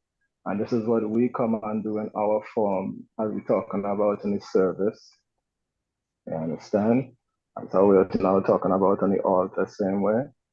Right? We go on the altar and we're supposed to go up there with a sincere heart. You understand? Free heart and free spirit. There you go again. You see that free spirit. So that is you see, the term sounds like it's talking about divinity, but it's not divinity, basically. The righteous will deal with divinity, but it is exercising the unseen, which we ignore, which is our feelings, our thoughts. These things are not seen, it is only felt. Thoughts and feelings and emotion. This is what we have to pay attention to understand divination and what it could bring. Because remember, His Majesty says spirituality comes from the soul. And what is the soul? The soul is where all the feelings and emotions and everything coming from the soul. You see it? Yeah, so that is how I see that term there, and why they refer to supernatural, my Lord and Empress. My Lord. So to the chair, the only thing I would to the chair, the only thing I would replace there with what you said, Honorable Priest Sevens. I agree with it and love everything you said. I would just replace the word supernatural just for its connotes, it connotes what it connotes in the world. You know, because what it really in essence, what it's really alluding to is the esoteric nature of a thing or an energy. What people when they hear supernatural, like you said, is ghost and goblin and ducky and those kind of things come there. their mind. So yeah, man, I Don't love the keep reading. chipping out my land. I think that is your phone and not priest. Check your phone. Yeah, all right. Yeah. All right. Yeah, man. So I love the reason, man, because yeah, that's the oneness of thought right here, so far, because as we look, we have to bring back everything now to this whole fullness of resurrection. What is the purpose of resurrection to I and I, Rastafari? We're speaking plain language now with no pretentiousness, no, because at our age we are elders, through our life experience, we suppose we can speak without no reservation. See, so I will jump right into that and let it go. What does resurrection mean to I and I in this dispensation? Now, I don't look at it from a Eurocentric point of view. So it's not about a man kneeling a man on a cross and all of those other things, you know. For I as an African, it's a moment in time to reflect on altruism, the altruistic nature that we are supposed to possess as children of Christ, disciples of Christ, emulators of Christ. What is altruism? Altruism is the selflessness that I and I must have towards life in general, everyone, every living thing. See, wherein we value life and we value every life within the same value system. See, and we are willing to do whatever is necessary for the preservation of life. How we were taught it within the religious context is that, one who was willing to give up his life for his brother. See, someone who is willing to give their life, so another may live. It's like having a child, and that child is in need of a vital organ, and no one else within the vicinity is compatible except for you, the parent, the brother, the father, the whatever, the close relative, and only you can save that child's life. Being my son and being at this age, it would be a no-brainer. I have lived majority of my life. I would love to see my son live his life. So that is it's a no-brainer. Do we have that depth in us to be willing to give that same love to a stranger, to just a person? Or is that depth of love only there for our close relatives that love us? Yeah, that is the whole story, I'm concising everything, but that is where the whole story of Christ revolves. Because them say a man that was blameless took the blame for everybody else. Yeah. So how does it apply to I as Rastafari? I know say as Rastafari, what pulled me to Rastafari was that love. That whole of the love that I and I come learn from Baba here. That whole of, not just the reggae and the herb as what, for most ones that came in on the reggae and the herb, eventually a lot of them went back the same way they came. See, but for those that was brought to this thing through a deeper inspiration, you were on a quest for something greater than what you came up in. I came up in the church world. My family were deep church people, but they could not answer my spiritual quest. My quest. They could not satisfy my spiritual thirst. And it's only when I found Rastafari, simple little Rastaman that could barely read. But when I would sit at their foot all day, just listen to them reason, and everything they said made so much sense compared to what I was hearing where in the halls of other knowledge where people were intellectual and educated and all of that. The little Rastaman that could barely read and write, he answered the questions that I was asking.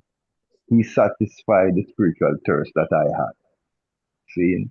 So that is what these moments mean to I within Rastafari. Not the reflection of a man being crucified on a cross and the mythology of a man rising from dead after being buried and all of that. You know, for one, that is what strengthens your beliefs and your empower your your faith, your inner more power to you. See, give thanks.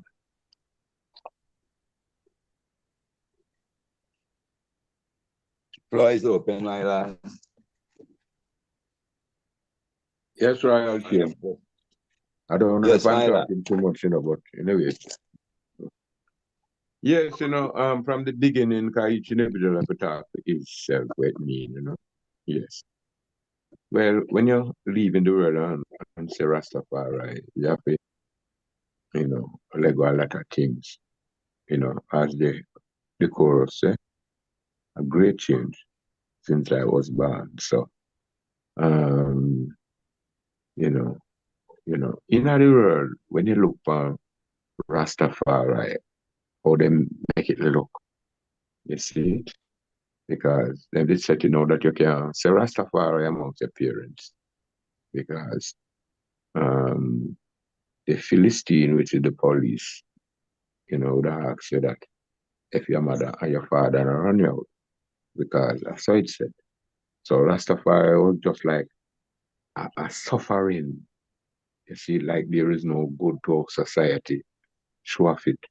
Because, them always show this news, where the mother send her son, mother and father, send them son out to college and him come back in a slander, selling room. You see it? Well, the mother now a reason with him. I said to him that, him his knee is strong enough, room take a lot of walk up and down. And him said to her, say, well, he married. But the father was there, was puffing, was not saying anything like anything, I forgot said, some violent thing as the father go on, you know what I mean? So it's said now like when the youth them see Rastafari, not in this time, but in that time, like it's a guillotine. I'm not gonna put him neck in it. You see what I say? Because you have to go against the conformity that they set. Yep. You see what I say? So it wasn't looking so nice. So it have to be an inbound concept to choose Rastafari, and then when you see choose Rastafari, I know you say, the resurrection is where you come born again. Because, just like a fish, and him jump out of the little fish tank and you come see him. So sometimes when you put him back in the fish tank now, him not the swim set time, you're gonna have to hold him and jerk him a couple times for breath. The water move to his gill. So when you leave the world and come to Rastafari, we go through that phase. So for rise that we are here, because it's not everyone did make it, Some are mad and all of them thing there upon the weight also, So it end up still the fittest of the fittest. So we are here to show that I and I are the fittest of the fittest. We come resurrect and come born again. Things are wrong where we used to do, we not do them no more. Word that wrong where we used to say, we not say them no more. Them just give all the name judgment ball and all of these things because these are the words that do come out of us on purpose.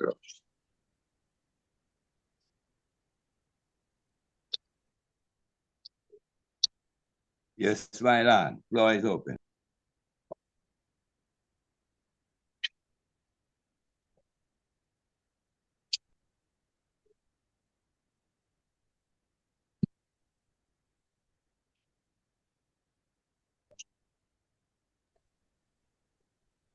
My Lord and Empress, I never priest, bro. To the chair. My lad, freedom. On the topic of resurrection, coming from nature, I have a plant in my garden which has a very beautiful leaf, purple and looking leaf. So it rise up. But no, first thing that comes out of the earth, as I see in my garden now, are some beautiful purple and white flowers coming out of the earth. That's the resurrection of a plant, new life. So from the perspective of nature, resurrection means new life.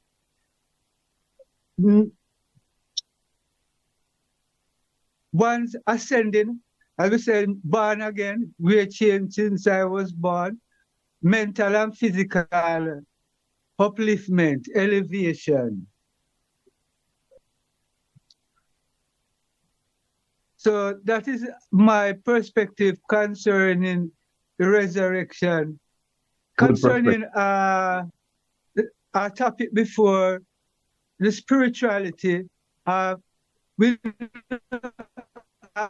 that supernatural, whatever we say now, everything was, there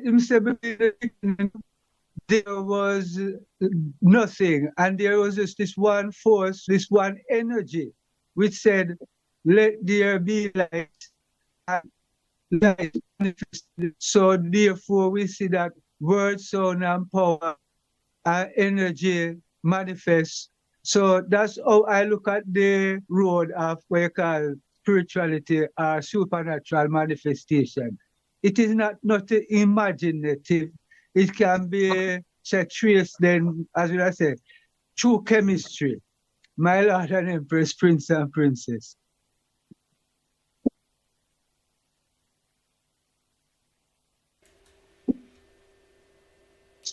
Majesty bless, my Lord. Floor is open. Through the chair. My Lord. Blessed love, my Lord and Empress, Holy Emmanuel I, King Selassie I, Jah, Rastafari. Give thanks again, for the art of celebration going through the earth of I and I, Mother and Empress Razura Menin, Queen of Queens. So we give thanks, such celebration going through same way. On the topics, I really said it, the two, resurrection and divination, if I'm pronouncing it properly, is a duality of two things to I still, the natural and the supernatural, that I hear many of us been referring to. The supernatural and natural, as as we see the Rastaman have been doing for years, living a natural life, and the natural levity spur into also a spiritual levity, which is the divisionation of the Rastaman and the Rasta woman same way. The natural and the supernatural. The supernatural is the spiritual side of the Rastaman. Because we are chant hymns and psalms and choruses, to really make something happen in the unseen, in the unseen realm, which is the spiritual realm. So to I is a duality of things, and then when you look on it on a natural level, as Honorable Priest Brown referred to not long ago, when you look on nature itself, like now, we're in April, which we can attribute April or this time of the year, as to be spring, and a new birth of life, new plants coming into life again, or leaves start to come forth again, and trees that was wither up during that 3 month, that dead period, that 3 month of death, where nothing is growing, nothing is happening, nothing is really moving of such. But here comes, spring, the resurrection, the rebirth, things start to, blossom and bloom again. So that is how I really say, the both, is a duality, supernatural and natural. My Lord and Empress, blessed love. My Lord, give thanks.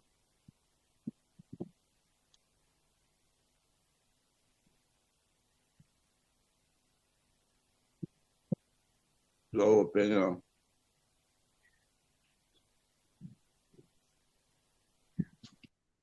Yeah, strictly church. So we give thanks, for all the fasting and praying and on the verge of resurrection, Good Friday, And the priests, bring a good analogy there, about different seasons and plants, and there's so many different forms of resurrection. A good word is transition, Transition is making a transformation, And, any type of death or what will be looked at as death is really a recycling and a transformation. Because in science, they have a kind of law too that nothing is really created, nothing is really destroyed, everything is just, recycled and replenished. So we have Christ's resurrection, a transition. If you jump on a plane and you go to the next country to live a different life, it's looked at as a transition same way. Because you change your life, your lifestyle, you change your diet, you make a transformation again, you start to look different. And that's what most of we had to do coming to Rastafari. You understand? All of these things was transformation and transition, which make us rise greater, And the born again, so many times, every Sabbath we born again. Every day you have the chance to be born again, from you have life and you wake up, always have that opportunity to make a transition, So it's a great change since I was born again, as the chorus was saying, from we change the things we do, change the things we say, and change the places where we go, as the chorus say, it's a great change, and that is resurrection. Another form, so many forms, but they all represent transformation, transition, So we give thanks for that, that ultimate example and sacrifice of Christ, which show us say that, no matter what happens, when the flesh drop, flesh could get sick, flesh could drop, no matter what, they say the spirit of good and evil remain the same, and the energy never die.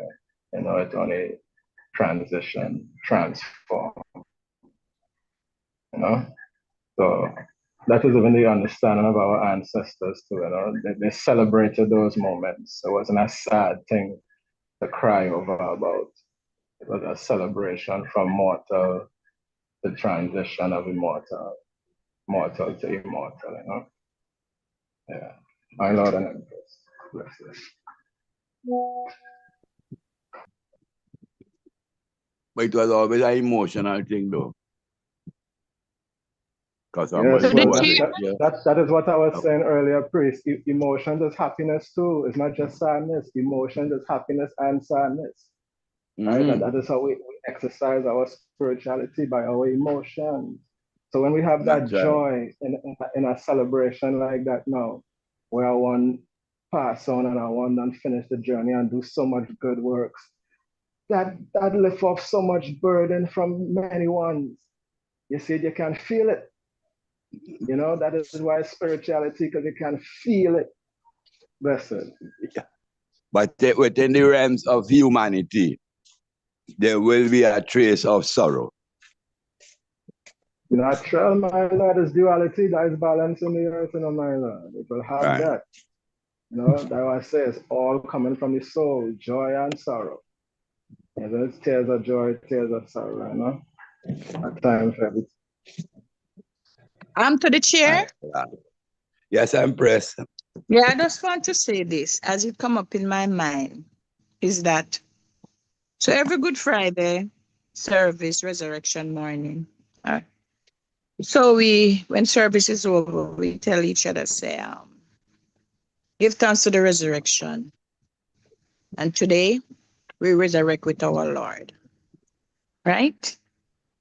So, but to me, if we say we resurrect, that means the things that we have done yesterday, we should not meditate to do it as from the Good Friday because we are resurrect.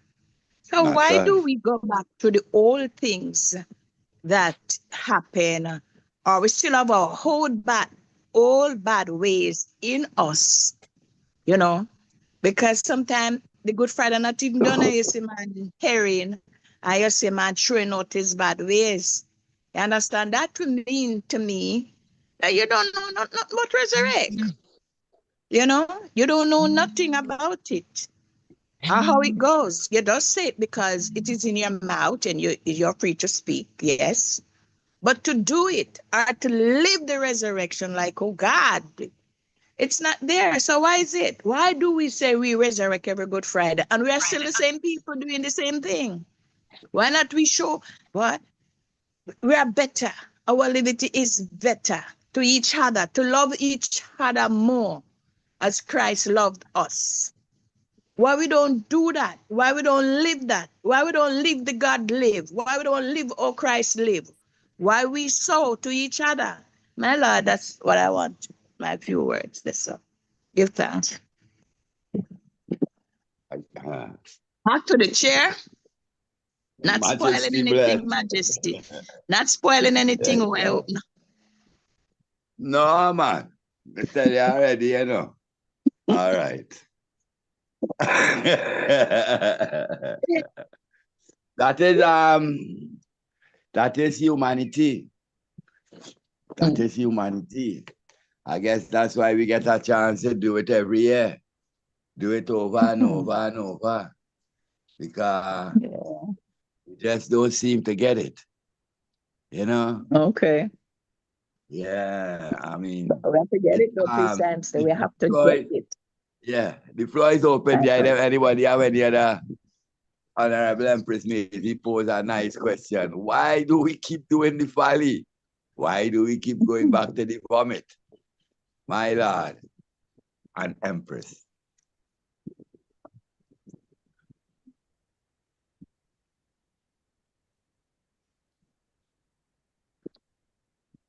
Empress Lily, May, when I hear your voice for the day, how are you?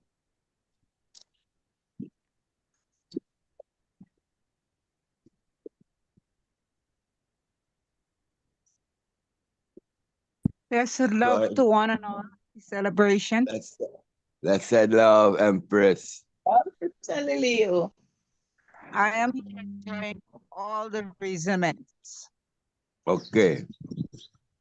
Peace Knuckles, peace Dougie, peace Earl, peace Seven, peace Advert, peace IMC. I am enjoying them and learning. Rastafari. My point of view is that God Almighty, the head creator and the co-creators. Head creators being King Alpha and Queen Omega, and the co-creators being Malcolm Zaya Gabi and King Emmanuel Charles Edwards. The mystics, people call it supernatural, but the mystics, he tells us, the power that he have, is infinite. And if you listen to just speeches, just said, he's all kind of man. Invisible, natural. Then he said natural, I, Selassie, Jah, Rastafari. Everything is God. He said, look upon the ants. Them are God and themselves. He said, even the food you eat is God until you kill it with hot water. If it wasn't life, you couldn't eat it. So to me, God is the spirit of truth and everything that he created.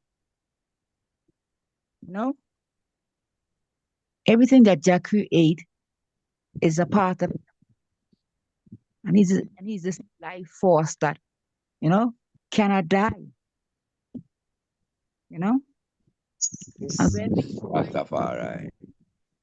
And when we look upon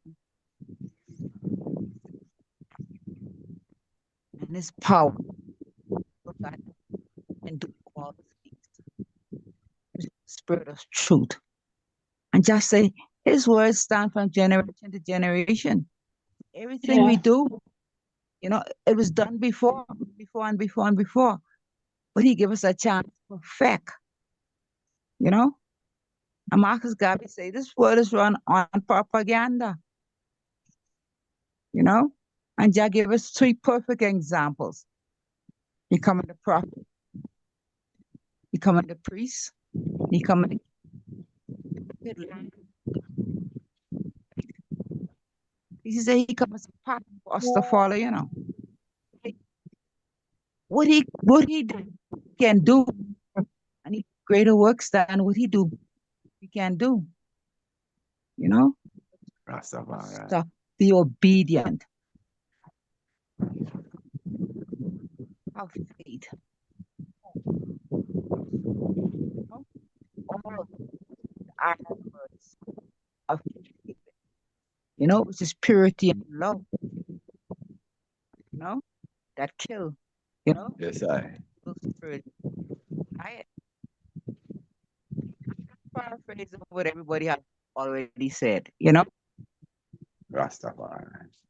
Give thanks for the tabernacle, Priest Knuckles and Priest Earl just said, man.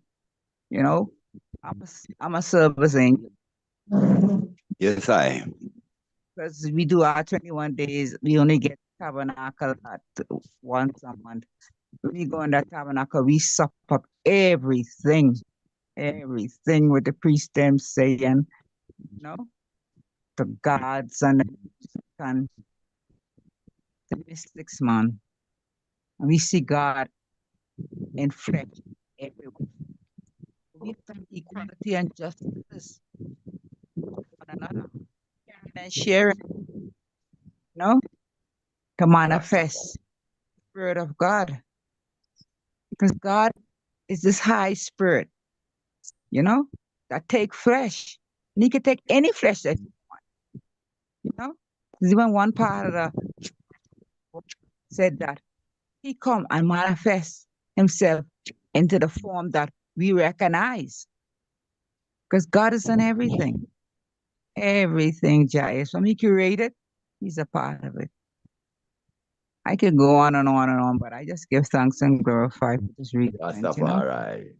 You thank the Empress boys, yeah? That's the love. Man, through the chair. Yeah. My Lord. Yeah, man, pantheism, man. That Mama just declared a while ago, Same thing with our reason about in another early video. Pantheism, God is in everything. Part of everything, the essence of everything. Yes, Mama. Give thanks to the high declaration. Yeah, bring back the reason full circle, Go ahead, If I Honorable could Priest. forever sit with Mary at the Master's feet, be this my happy choice. My only care, delight, and bliss, my joy of Zion on earth be this. My Zion on earth be this, to hear the bridegroom voice. You know, so me glorify to hear the voice. Now, a question. I don't know if the item saw it already. It have this hymn, this white evangelist Jim Reeves song. Not for we mothers and them used to listen to it. I thank thee, oh Lord, for the hymn is about the earth. He thank for the fishes that swim, the birds that sing, and eyes to see all these things.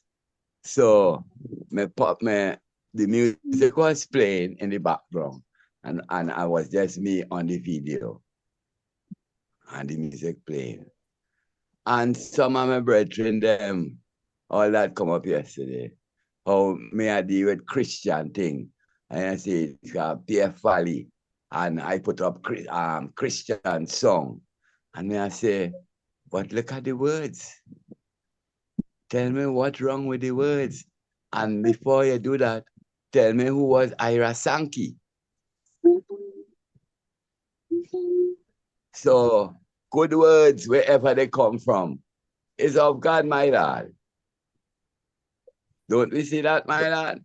An empress?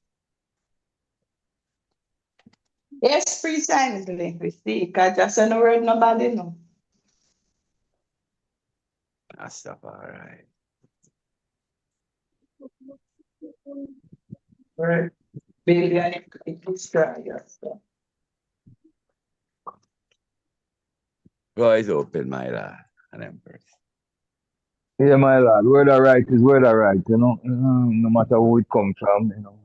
The right stand out of all things.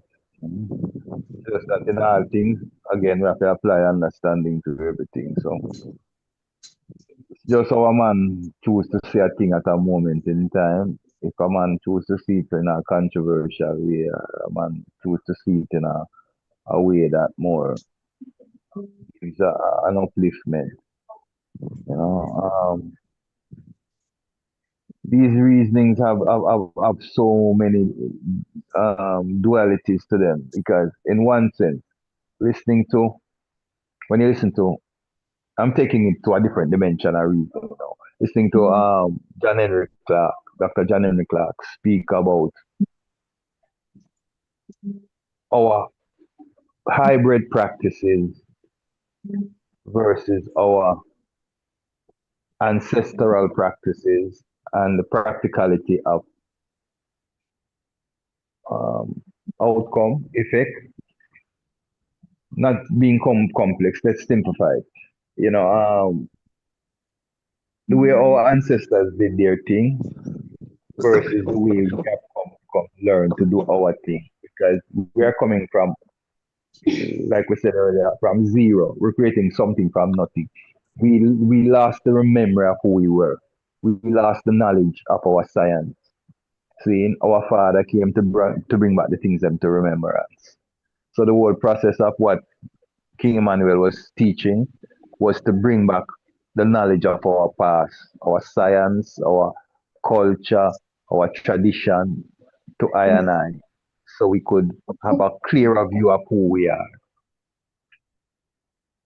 It's all right, Mom. So when you look at things now in today's perspective of living, you know, that is where the youths are headed. Youths want to go back to their original understanding, especially the way them set up this racial war thing in the Western Hemisphere. There is no doubt. There is no doubt that there's a racial war.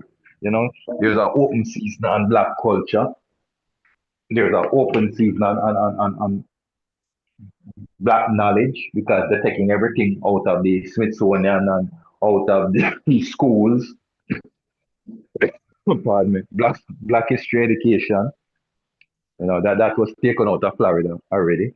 You know, where the colleges no longer teach those courses and so forth. So we're seeing the reality of what we are up against. you know. So the youths them nowadays, they're more trying to identify with that part of themselves, that Afrocentric part. See? So if you notice, there's a million videos now feeding that energy. You know, a whole heap of videos now that's exposing things on a level. You know, see, especially in their narrative. See?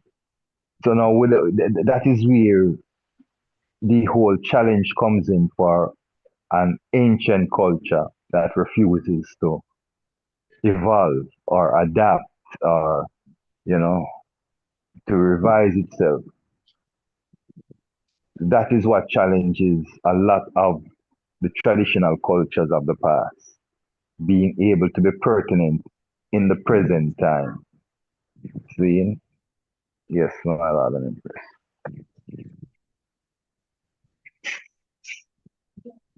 Floor is open, my Lord and Empress. Did we cover the whole agenda, Empress Trisha?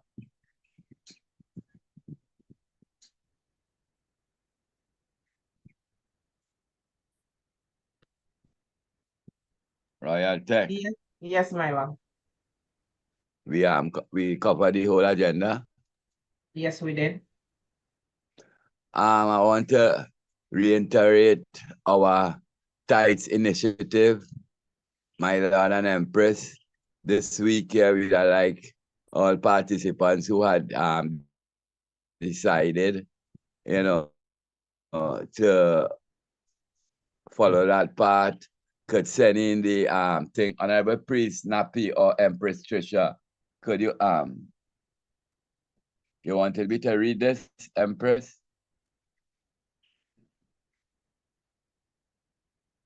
Could you put up the account number, or if ones and ones want, they could just send it to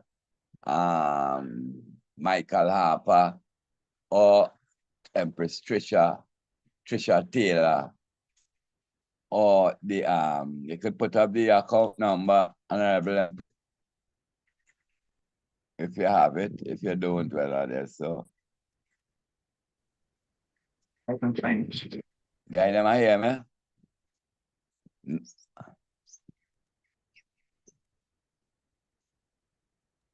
Yes, we can hear you. All right, give thanks. Yes, my Lord and Empress. So we really want to encourage this initiative. You know, we keep saying we want some sort of economic base, and you know, we have a lot we spread out far apart, and you know, we all have very little issues to go through daily. But it seems like with commitment and consistency, we could fulfill this mandate, where every 3 months we put in something. You know, take 3 months and build up a little sitting, and the 3rd month, end of it, we put in something. So the next, this is May, March was this thing, April, May, June, the ending of June gonna be the next drive towards that. So this week here, we'd love ones and ones to, you know, come up to the you know, fulfill that mandate, so that our words, you know, small victories make way, pave way for the bigger achievements, you know. So we did talk this word for the past. The family here. I am ready, please. Rastavana is ready. I'm just taking on the family here with their allotment. All right. So, okay, my Lord and Empress, that happened on it, but I just, you know, I drive the nail home to say 3 months we talk about this. So we can't make our words fruitless fall. You know? My Lord and Empress. Floor is open.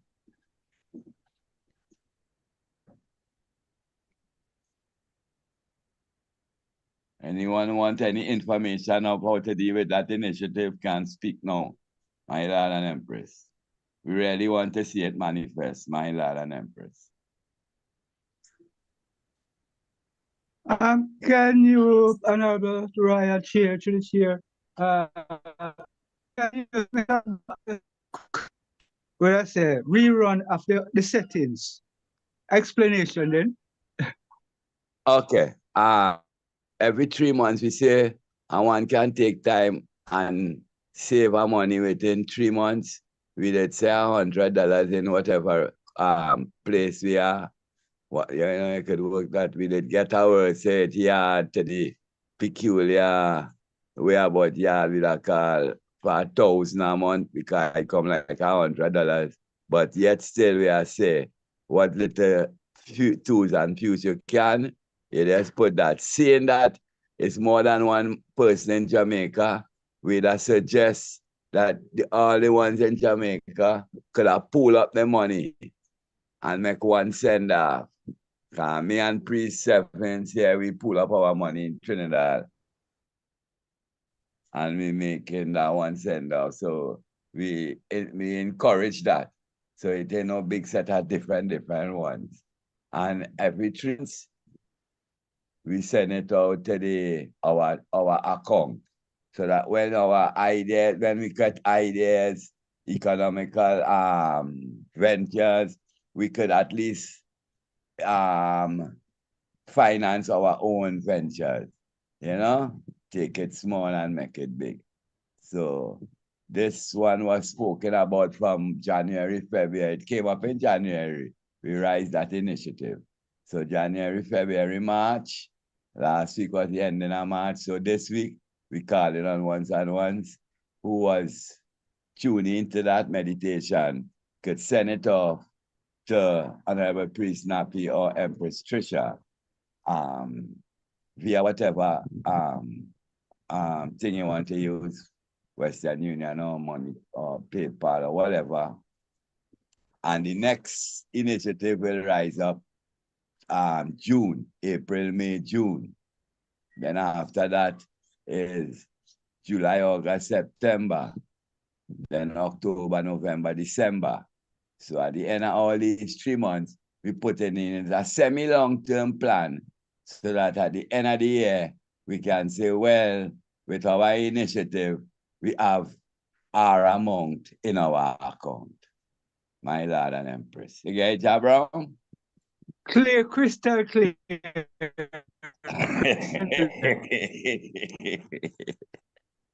My Lord. Bless Honorable Empress Lily May, your hand is up. Go ahead and speak. Bless the Lord, my Lord. Majesty. Thanks, my life giver. Well, my situation is, to be truthful, I couldn't really contribute. We understand that, Empress. We already understand that, Okay. Trying to come with our... I'm supportive. Yeah, trying to come with you might tend to come, you will be a recipient of certain funds because we know your situation up there in the land of the brave. So, you know that way there? Yeah. You can give my amount, my, what do you call it? You say recipient. Yeah. You can give my recipient to someone who's more needed because Jah is taking good care of me. Oh, give thanks. Yeah. Give thanks for the assurance. All right. My people in Bahamas and that is so nice to hear. That is so good to hear. Other brothers and sisters too. So, to me, greedy. I want to be greedy. Yes, Empress. Give thanks. I just feel like even sometimes certain things going on in those countries in Bahamas, things would go to my because you have to mention it 2 times. Rastafari. Glorify. He has us in his hand, the whole world, so we give thanks. And the floor is, the floor is open, my Lord and Empress. Account name, it's on the screen, is the Ethiopia Africa Black International Congress, Miami, Inc. Okay. Deposits, the bank is Bank of America. Account number 8981-4613-8792. There's also, you can also wire transfer, same account number, 8981-4613-8792, with the routing number 026-009-593. Zelle is the EABICEC@gmail.com, or Cash App $ EABIC Miami. Okay. And the money goes directly to the account. For those who wish to do MoneyGram, because if you wish to do MoneyGram, you can send it directly to Michael Harper. To who? Michael Harper, M-I-C. Michael Harper. Right. That's why, yeah. Yes, definitely. H-A-R-P-E-R. Yes, Empress. Do give thanks. Yeah, man. And I see it could be a great encourager, you know. It will encourage me. If you ever think about, remember, say when you're a youth and you start save money in the bank and you start, it thing at first, but then when you see every time you put in, you see the figure them a bit up, you're inspired to put it in, you know, make sure it say. Through the chair, my lord. Honorable Prince, I hear something of thing. What was that thing there directed to Majesty? No, that was the MoneyGram. If someone wanted to send money through MoneyGram. Oh, okay, yes. Okay. They can send it directly. Right, they can either send it directly to the bank account number with the routing number, or they can send it to your name, Michael Harper. I just note it on the account, you know? Yes. And like whatever it is. So we'll make sure everything is straight, you know? Please make a note of your name, the EABICEC, and the purpose or reason for sending and all transactions. Okay, yes, I give thanks, Empress, yeah? We also, to the chair again. Yes, Empress. A reminder to all that we do have our t-shirts on sale. Our Black and Beautiful t-shirts on sale. All proceeds go to the elder care program also. The t-shirts are $25 US. There is a black, the first one here that says Blessed Love. The second one, 100% African, Black and Beautiful. The third one for the ladies, Royal, Black and Beautiful, and a red and turquoise. Keep it black and beautiful. Rastafari. Yes, the monies can be sent the same way, or you can reach out to myself or Priest Knuckles with regards to the t-shirts. Rastafari. You can WhatsApp me. Give thanks for the heal and toe progress, you know? Heal and toe, you know, say. So, glorify. Yeah, man. We can do it, we shall do it. You know? With the Emmanuel, Selassie, Jah, Rastafari. Songs good in my ears too, eh? Like, you know, suck my guan, you know? Oh, I don't always out to the idea like that. Suck my guan, that's true. Stop loving. Sure.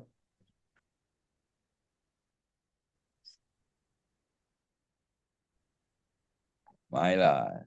So, any other points that I want to bring up as we could bring, call the meeting to bring it to a close? Any man have any other points? Anything to bring to remembrance? Any meditation article? To the chair, one question I asked today, I don't know if you have time to answer it. What is the meaning of love? A simple few letters, 7 words, whatever. How we define love? How we see the word love?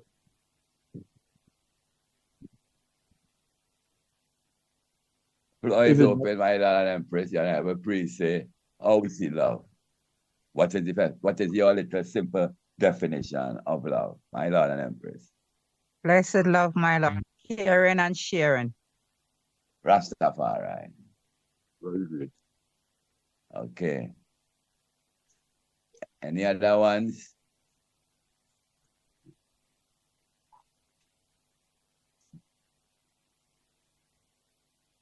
Nobody don't know the meaning of love. What love means to no one. But I have a lot of meaning for love. I will give it the item one to the chair, right? My Lord. Well, my other thing I say, what they say, true love don't wait for thank you.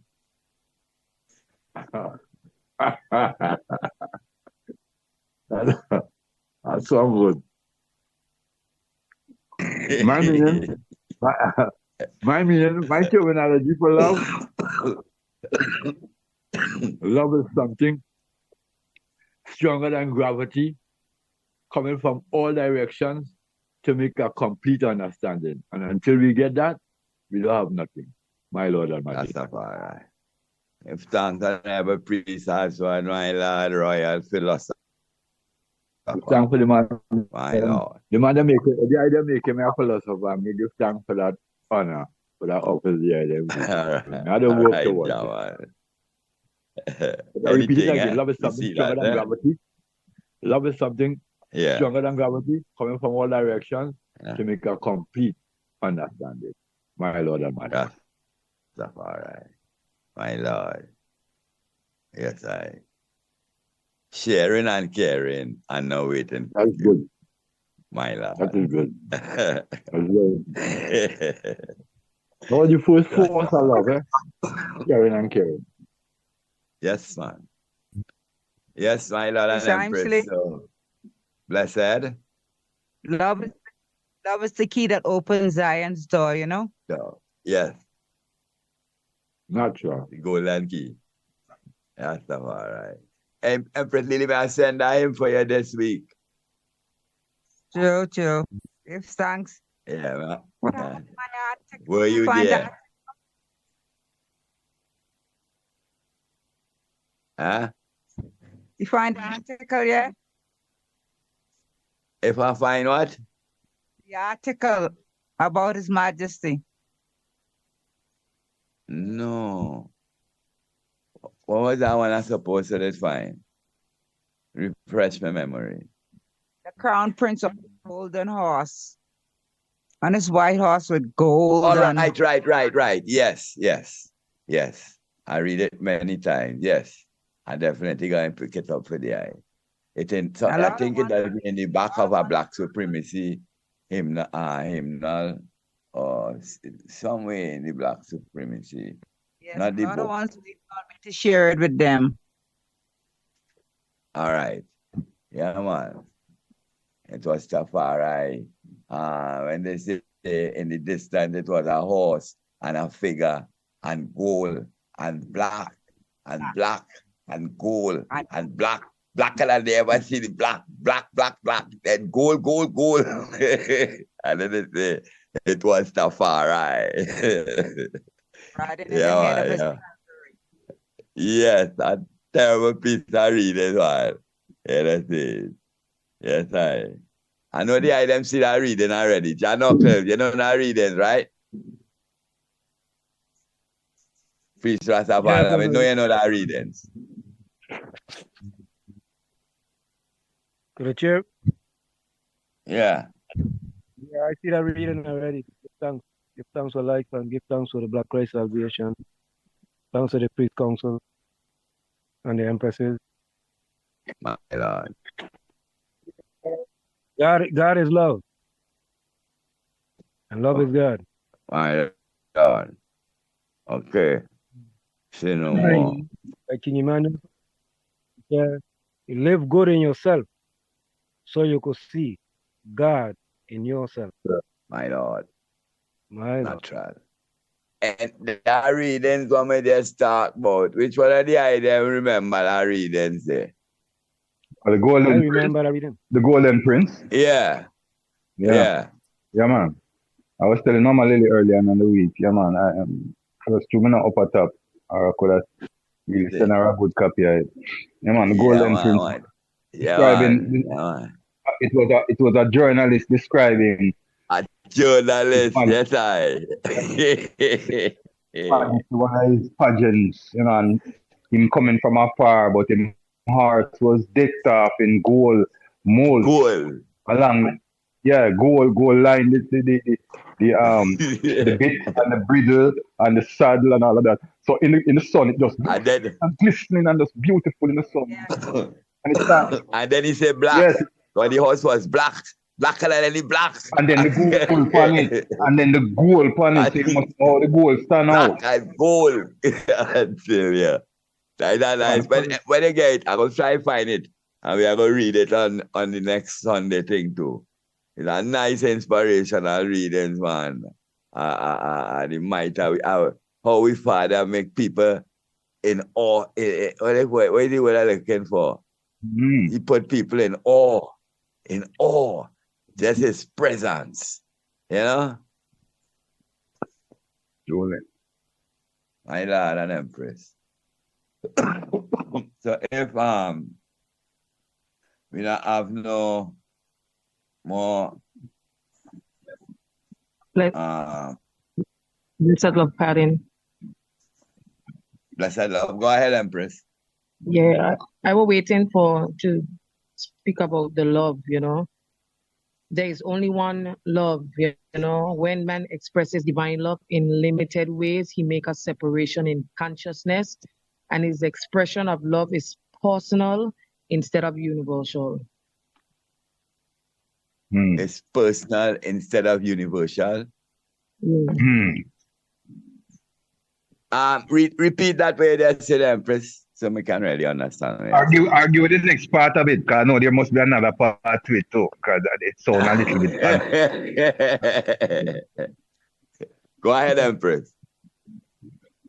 There's only one love. When man expresses divine love in limited ways, he makes a separation in consciousness of his expression of love is personal instead of universal.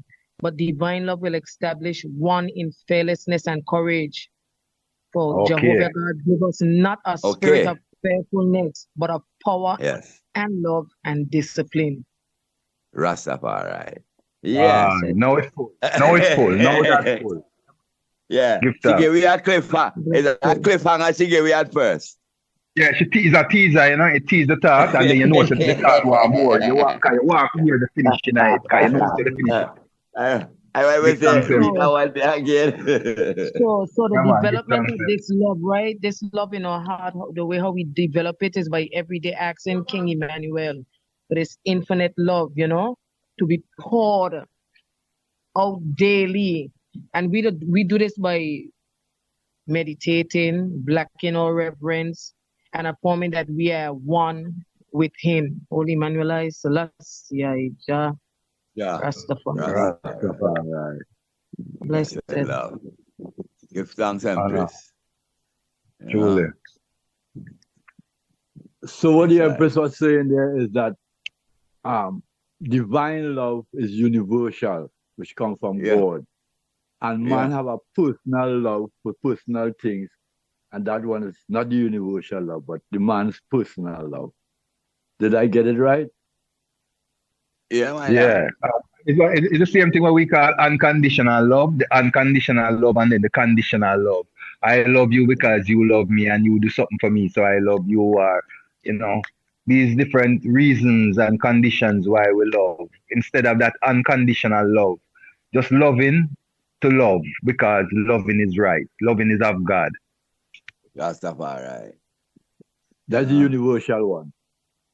Mm-hmm. But then again, you know, it have a personal love where a man, you know, love a woman and they bring a family, and so, you know, love is a big thing. It's a big word.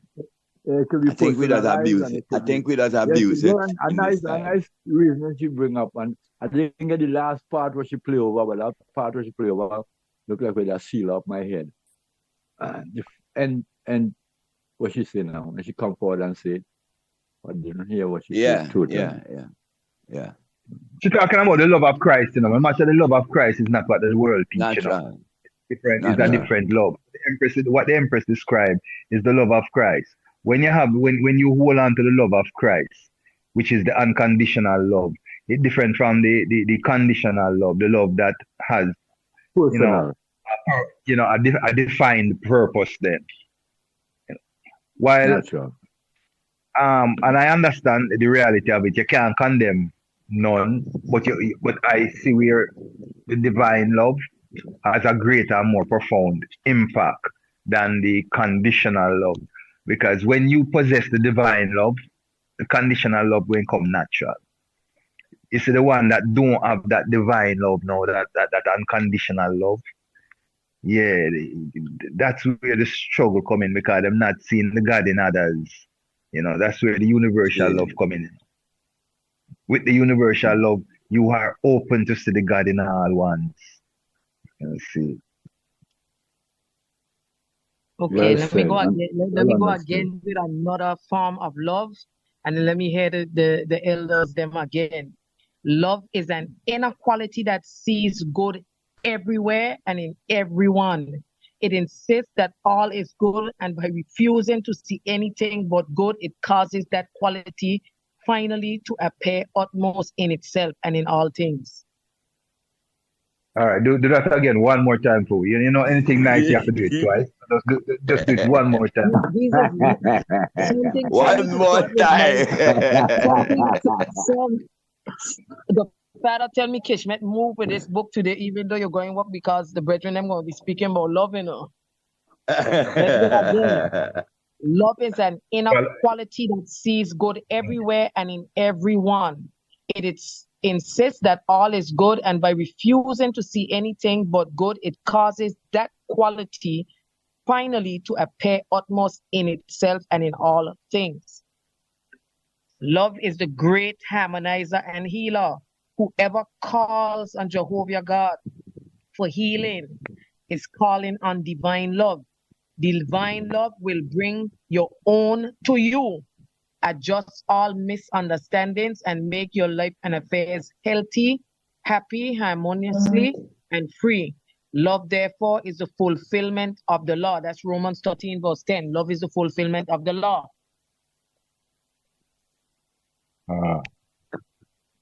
Rastafari. Blessed. Floor is open, my lad. One thing we have to remember, it begins with what? Self-love. It's just like the saying going on, to be true to thyself. If you are not true to yourself, you can't be true to no one else. You know? But to thyself be true, and thou can be true to others. Self-love is the first beginning of understanding love. When you love yourself and understand your worth, then you know how the other person feel about themselves, and that they have a worth also. So it's the same thing we're saying in a different way right now. So, you know. So self-love, yes. But where does selfishness come in? Yes, that are two different things. I love how you bring that up, because we need to define that. Self-centeredness and selfishness is two different things than, loving yourself first. Just like how, I'm going to use an analogy, just like how Garvey came with black supremacy, and ones would think by the nature of how it sounds, it was the alternative or the flip side of white supremacy. Right. When that was not what Garvey was saying. And Garvey interpreted it. He said, love self first. That means you love your own. Deal with your own first. When you love your own, then you can love others. But if you don't have self-love, you're not going to be able to somebody else. No. So it's like saying, you love God over soul, you know. So you love Haile Selassie the first in Ethiopia. But I'm not with 3 times there, fireball. My lad, you won't believe. That's so You make black yesterday. Come on, make yourself a liar right just so because you know how that really you not see it. It's just a reverence thing. But the man where you're talking about is the man you see every day. If you want a glass of water, you know you can check him. If you want a bus fare, if you want, God. you know. So how you gonna love when not do them divine things for you? It's the human nature don't build so. Even if you want to pretend to be something else, the human characteristics is not developed in that farmer. You know, see it. So the whole saying stand true, you know, he who pays the piper calls the tune. You know, see it. You're going to jig for who jig for you. That's Love, what, you know, that's why we give the love to God, man, because God has done so much. And it's thing we exemplify every day for what Negos has done for I and I. What more can we do? What can we do unto the Lord for all his benefits towards I and I? But to take the cup of salvation and call upon his holy name. And the divine love, you know, well, we start talking about what we get from Jah, you know. And the divine love, I know even the love of one another, and the divine love, that love the way make you can love one another, make you can understand how to love one another. Blessed. Rastafari. Empress Lily, may your hand is up. Go ahead, Empress Lily. Bless the love, my Lord. Happy celebration. Majesty. My brother and sisters, let us love one another. Yeah, greetings, family. Out of love, Empress and Empresses. No, I was singing a little chorus. We're listening to you, Mama. Go ahead and sing your chorus, man. My brother and sister, let us love one another. For he that loveth not, knoweth not God. For God is love. God is love. My brother and sisters, let us love one another. Most High Selassie, Ijah, Rastafari. Love, love, holy love, peace and love.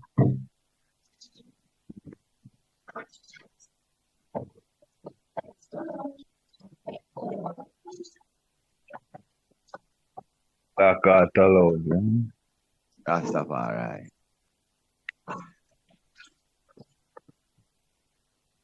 Yes, I.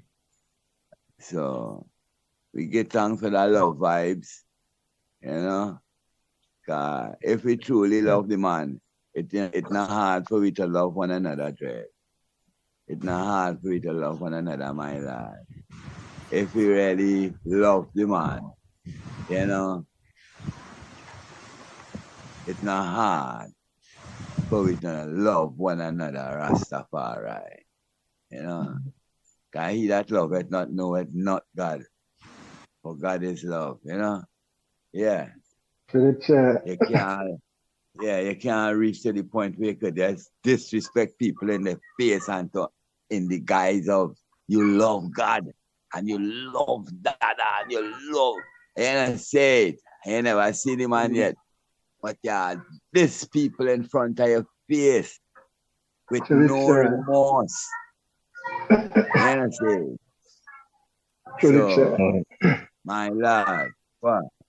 Go on, please, Anything what catch me, what the Empress reading there, and she speak about the personal love is limited, right? Which come like the conditional love. Right. Not to say it's wrong, you know, but it's just limited. It's not powerful enough to really get certain things done. So it's that universal love. We really have to use now, because if it's just that limited love, it will just be for Bobo and I love you because you're a Bobo, and I love you because you believe what I believe. You understand? But do you love me because of who I am? You understand? That is how you'll deal with the stranger too. So that is the true love we have to work on there, you know. Because the other one is just limiting us, man. Not to say it wrong, it's not bad, but that's the next thing they do read and say too. It's all good. But it's just It's all limited, good. you know? It's But all it's just good. limited. That's it. Rastafari. I'll come in here and compliment it with the saying, you know, where them say, be careful how you entertain ones, you can be entertaining angels unaware. See? So what did I just say? The unconditional love, you don't have to worry about that, that don't apply to you because you just love ones in general. So you're always going to apply love in all cases versus anything else. But the ones that don't get that understanding and hold to that way of life, yeah, the Almighty, what them claim them looking for and praying for and everything, come visit them and them don't know. Come knock on them door and check them and them never And them have time chase them for him. away. Never have time for him. Them that clean the house and cook some food and do all kind of things. So them never have time for him. Them that prepare themselves to go doll up now, put on them best and thing to go out now over by the tabernacle or over wherever now to go search for him in their quest and not realize that see a man come check them. Yeah, see a man come check you. So you have to Me tell you about the story what just show we. Probably a little lengthy. I know I tell you them all that when the woman go by the standpipe every morning and she meet up Jah. And she and Jah that has such beautiful reasoning. And she tell Jah she want him check. She want him to check at the yard one day so she could cook some nice food for him. And he said, all right. So, but every day, this woman does take care of an old man, middle-aged woman, and a child. God is sick, so she just had to minister to them, make sure she cook and carry food and water and everything. And every morning she meets Jah the standpipe. And nice, right? So Jah say, may I come check your next light? So she said, what? So she excited. I mean, they say she go and tell the patients, them, listen, tomorrow I can't come. I go make sure and supply everything, You have portions of water, double portion and food and thing. But my God, I come check me tomorrow. So I can't come. And say, all right, it has come every day, so I don't know. And she get up bright and early in the morning and take up some nice bami and some ackee and saltfish and clean up the place and ready for John. And I said, 9 o'clock, 10 o'clock, John will come. All right, wake up and make a nice lunch. Probably lunchtime. And I say, 12 o'clock, 1 o'clock, John will come. All right, John make a little nice bacon thing, maybe in pastry in the evening time. 6 o'clock, 7 o'clock, John will come. So next day, as a dutiful woman, she gone by the standpipe, said we, a bit disappointed. And Jah she go meet up. So she asked Jah, say, oh my Lord, whole day me wait on the eye, and you never come, Rasta. And Jah look at her and say, Empress, whole day me wait on the eye, and you never come. She said, what you mean? He said, you see that old man who does take care of me, and the woman is me, and the child and me. Whole day me wait on you, and you never come. And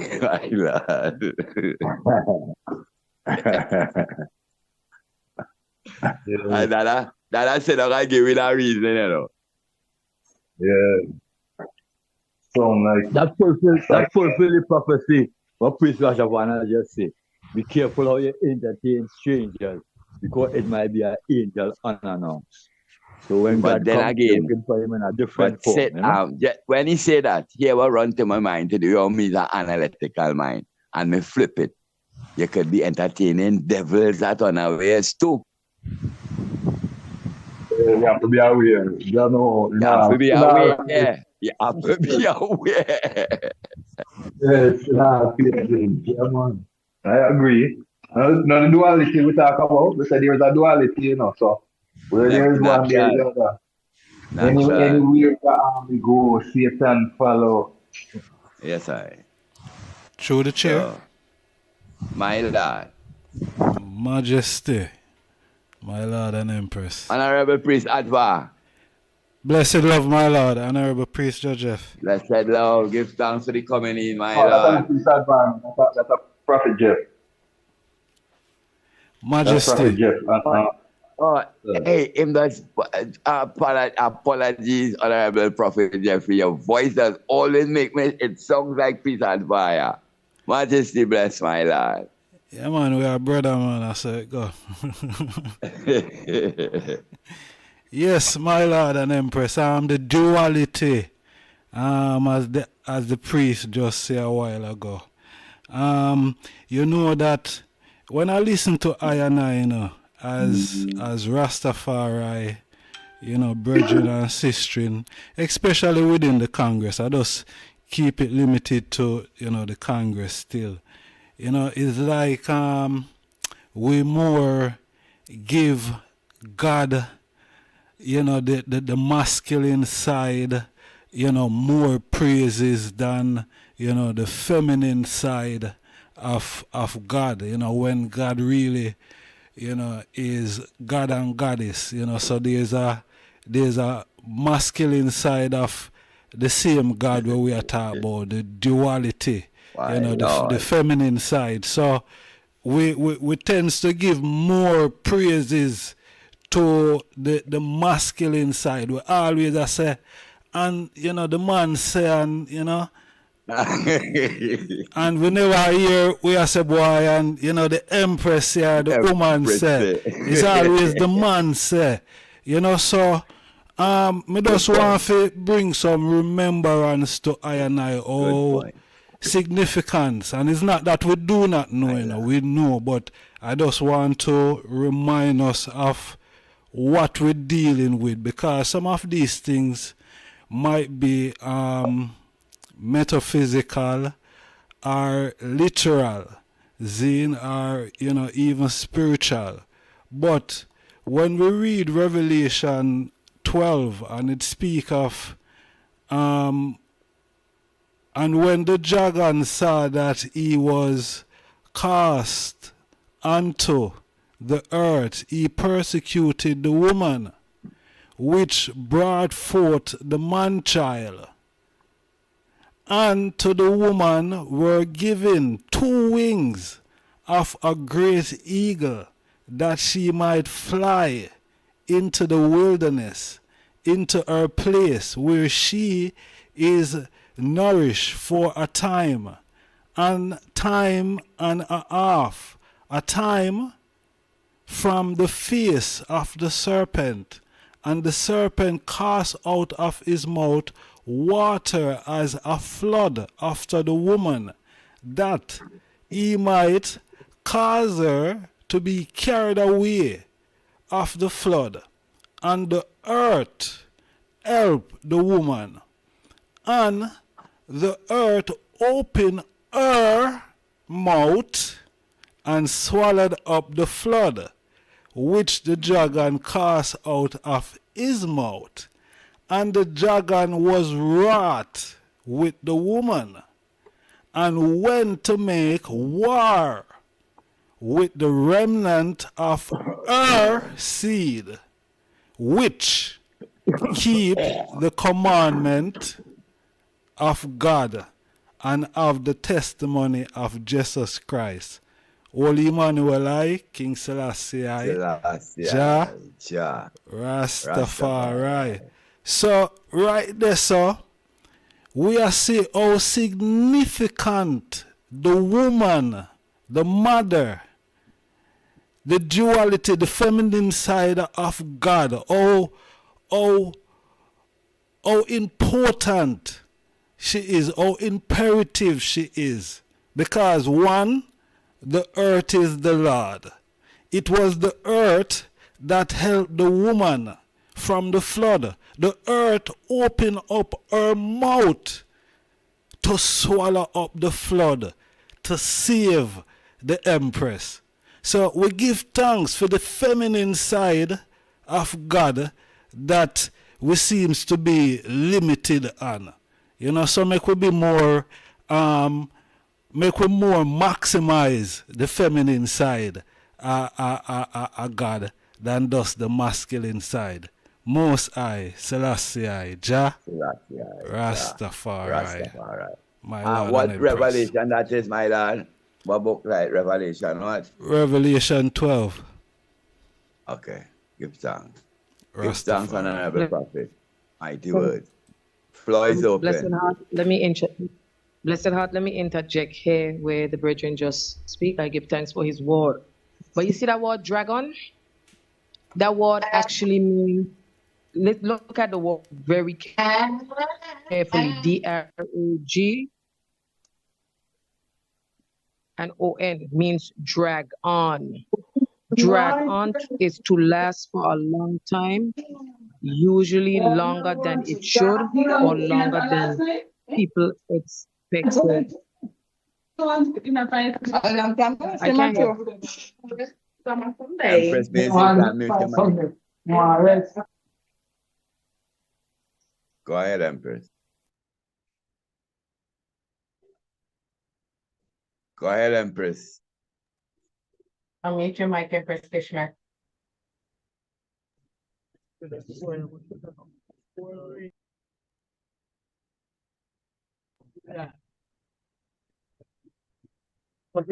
Kishmet, unmute your mic. Oh, pardon. This word, dragon. This word, take it and look at it good. Drag on. Now, drag on means to last for a long time, usually longer than it should or longer than people expected. It's like situations when people don't want to let go of situation, because they're hearing in the revelation voice, the mouth open, breathing out. This is words. Remember, everything is just words. And to look at the Father within masculine and feminine. Remember, the spirit have no gender. It's not of gender. It's a spirit. He say God worship him in spirit and in truth. Blessed heart of love. Blessed love, Empress.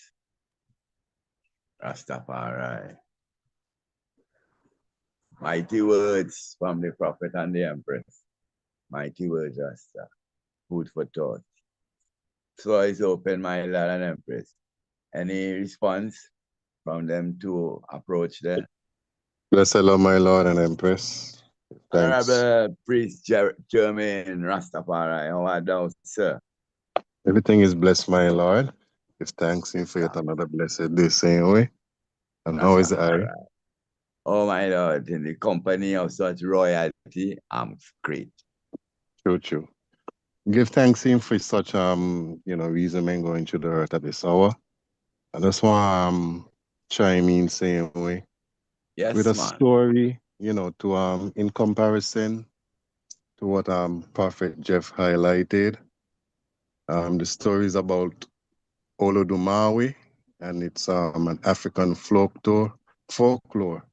And it's actually, taken on by the people of Nigeria and Ghana and some of those Western African countries. But within the creation story of that, it stated that Olodumawe, sent out the creators to create the earth that we see, existence. And amongst them was the goddess Oshun, and my Lord make reference to water.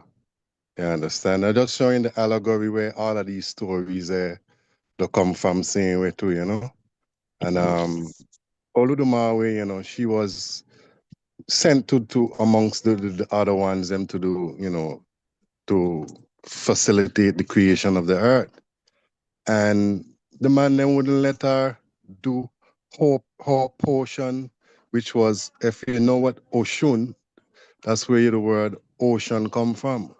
You know what I mean? And she was definitely like basically the goddess of water.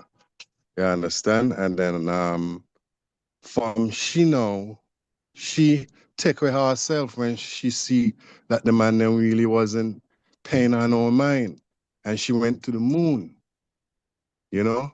And while at the moon, you know, she just up there observing her beauty, you know?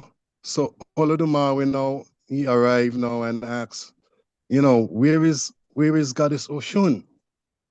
And then the man then was like, well, she took herself away, you know? So then he was like, well, what was her portion? Well, the man then didn't let her even to let her portion exist. Right. You know what I mean? So what happened was now, all of the Maui now sent for the Goddess Oshun to come and basically let me talk about what went on. You know what I mean?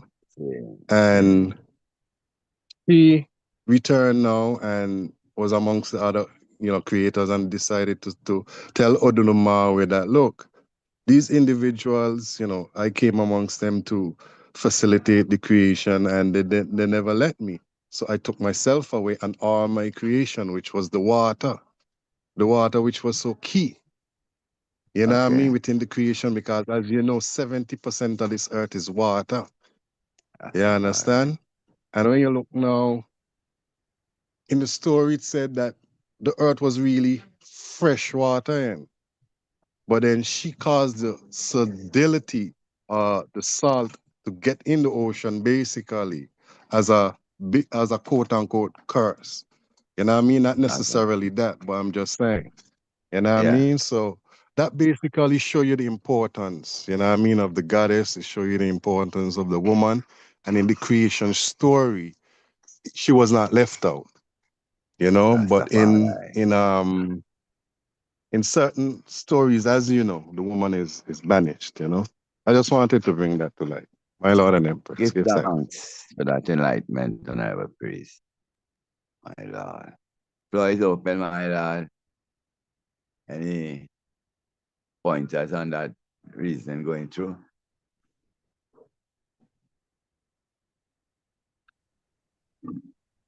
My Lord, to the chair. Blessed Lord. Go ahead, Priest To the Oswald. chair, my Lord. Go The ahead, Empress Priest. was talking about the dragon. The dragon symbolizes the power of good fortune and strength, and is associated with auspicious traits of intelligence, ambition, and charisma. Historically linked with imperial power, Chinese emperors consider themselves descendants of dragons, emphasizing the dragons is esteemed position, choose its esteemed position. In the Eastern beliefs, the Eastern tradition, dragons symbolize prosperity and good fortune. The mystical monster, which resembles a giant reptile, sometimes shown having wings in the European tradition. The dragon is typically a fire-breathing and tends to symbolize evil, whereas in Asia, it is usually beneficial and symbolize fertility associated with water and the heavens. There's some terms on the book, My Lord and Empresses, concerning the dragons, where the Empress brought up a little while ago. Yeah, well, that's if we take the dragon literal. The Empress take the dragon, the word symbolical, and put it like dragon. So it just, you know, how we interpret, you know, certain things and the whole scenario. We understand exactly what are the item points there, you know. But the dragon in Revelation represent a kind of a evil. The guy sent out the water. He sent out the water against the woman. The woman had to flee. And the earth was she refuge. You know? He's standing here. So interpretation is the key, you know. My Lord and Empress, the floor is open. Priest I'm very Abigail, true. Priest Sevens, or Priest Alumni. Go ahead. Yes, sir. Yeah, looking at the woman again, looking at Dr. Arikana, you see, as a woman that a dragon kick out of the AU, and she flee to the diaspora to call upon the diaspora to come home to free her child. Her child is Africa. I will leave it right there, so. My Lord and Emperor. Who is the woman? Dr. Arikana. She got her life on the line right now. She put her life. Did she met Tuare to do that coup? Did she ask the question, why does America have a base in Ghana and Ghana don't have a base? And right now what the president saying? The military got to get out. So she is the one, to me, right now, leading. I ain't see no man doing what she doing. And is she and a set a woman? And is she take her own money and form this organization? And like the Empress said, the dragon mean like dragon. So right now, it dragging hand. You know what I'm saying? And the woman trying to save her child. Well said. Meaning in Africa, her child. And her children, which are spread to the four corners of the earth. So that's what she come to do. She's speaking Selassie, she's speaking Marcus, she's speaking Emmanuel. She's speaking the same word. A woman has surpassed a man. That's what I think about her. My Lord and Emperor. My Lord, thanks and ever pray for your insight. My Lord. Flow open, my Lord. Blessed, we gotta look. The first thing written in a Bible in the beginning was the word. So everything is a word. It's a word. In the same scripture say we wrestle not against flesh. So all these fights, and they were not physical things, they were spiritual things. Even the word say, turn, is a word, say, and turn. Ecclesiastes 3 talk about there's a season for everything. One to born, a time to die, a time for this, a time for that, a time to plant, a time. So it's just a word. Everything is off of a spoken word. So this word, dragon, it representing situ. Listen, even before the Bible, because the Father showed me B-I-B-L-E before I became life eternal. These were words. These is names I came in. These is things I went through so that we could see the process that because most of them representing crucifixion, a lot of them. This is for us to understand who we are here in this time now. Blessed heart of love. Blessed love, Empress. Flow open, my Lord. 20 minutes to the hour. Through the chair. Honorable Majesty. Majesty and Empress. Give thanks again. Yes, Honorable. Yeah, the importance of the Empress and the masculine, the feminine energy of God. Zin, even though we might say God is a spirit, and in the beginning was the Word, but also within these words that we read, it shows that I and I, we are gods, Zin, and we are a little bit lower than the angels, yes, but at the same time, these words that are spoken, Zin, into existence, right, take unto itself flesh, it doesn't just linger around, you know, it take unto itself flesh and it dwell amongst man and woman. So it's important that we have these spiritual powers that is demonized. Is very important, because that same Revelation 12, it is showing you that it is a war, whether you want to look on it as a literal war that happened, that took place before now. It's not something that happen. It happened already. See? So if we're looking at it like that, literally, Zane, then this evil, this dragon that has descended into the earth because of its failure within the heavens, is now here raging war against I and I that is in the flesh. But how we repel, how we fight this, because it's words the end of the day, right? So it's a spiritual thing that we are fight. It's a spiritual thing that we're fighting. So it's important that we know exactly what we're dealing with now, you know.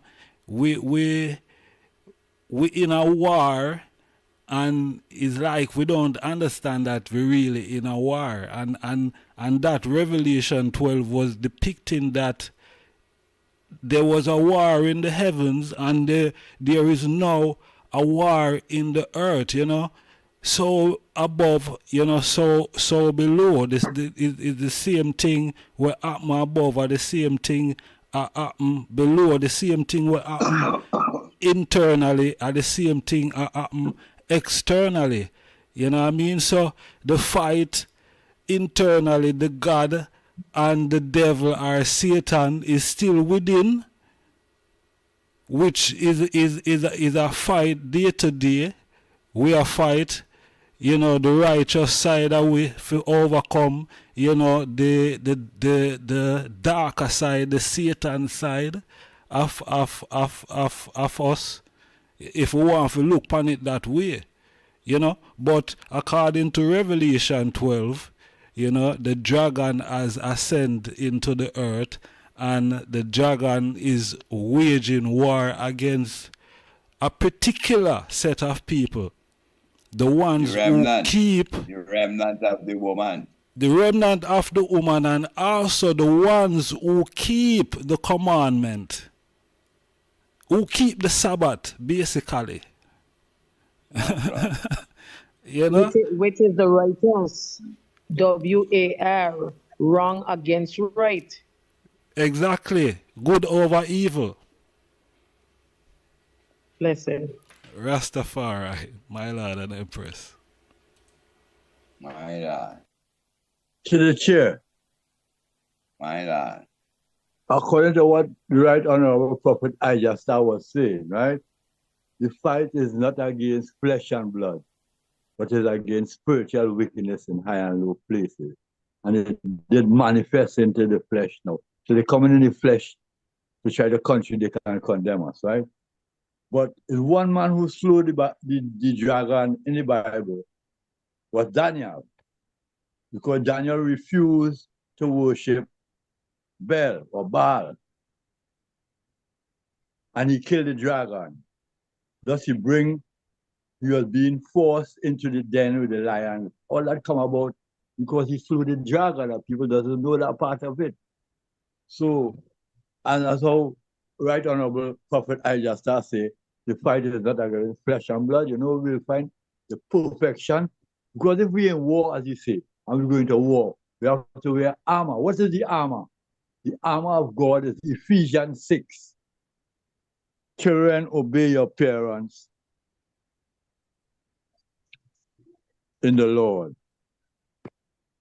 for this is right. Honor your father and your mother. and so on and so forth. The fight is not against flesh and blood, but against evil principalities and powers in high and low places. And that same book tell you about wearing the armor of God, the breastplate of salvation, the helmet of salvation, the breastplate of righteousness, the belt of truth, the shoes of your standing faith, with his shield to fight against, to block off the fiery darts, and your shoes of faith. That's a book I used to teach people in jail when I was in the federal jail, and break down that book for about 6 months. So I could break it down very good. That is the full armor of God. If we know that book good and diligently, from honoring the parents, from parents obeying the Lord because the Lord above is watching at you, from slave masters to slave, how you treat your slaves, God watching you too, and everything in that book. That book will break down the full armor of God, and we will be equipped going into the fight, my Lord and Majesty. My Lord, Majesty, that war that you speak of, my Lord, is the war that has been going on. That's why me sit down with someone and we say, no, we want to change the narrative. Because our ancestors were not slaves. They were prisoners of war. And that war is still going on, you know. But then Jack come and tell me, give us a clean hands and a pure heart, and we shall see God. So that is strategy right now, and the gathering of just saints, mystically, look how we are here today, and reason of these things. You know that way there? So, clean hands and a pure in heart, will see God, my Lord. Gentiles prepare for war, Israel prepare to meet your God. Selassie, yeah. RASTAFARI. Floor is open, my Lord. My Lord. Honorable Priest. You know, sometimes I sit down and I think about it. The Bible says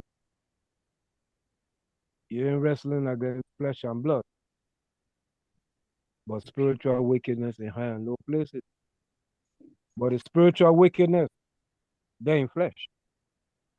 It's that way it can manifest. Yeah. It's flesh. And if you're going to try to see the spirits, whether they be of God, you got to try them in flesh.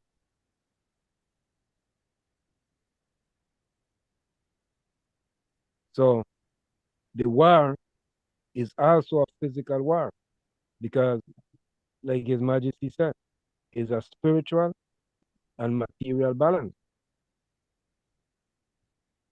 So we might not be warring with like guns and bombs, but whatever we're doing that is right to help our people, them, like what Dr. Adikana is doing, calling for the children out of the West, the diaspora, you know, is a war. She's fighting a war. Like what we're doing right now, my Lord. Exactly.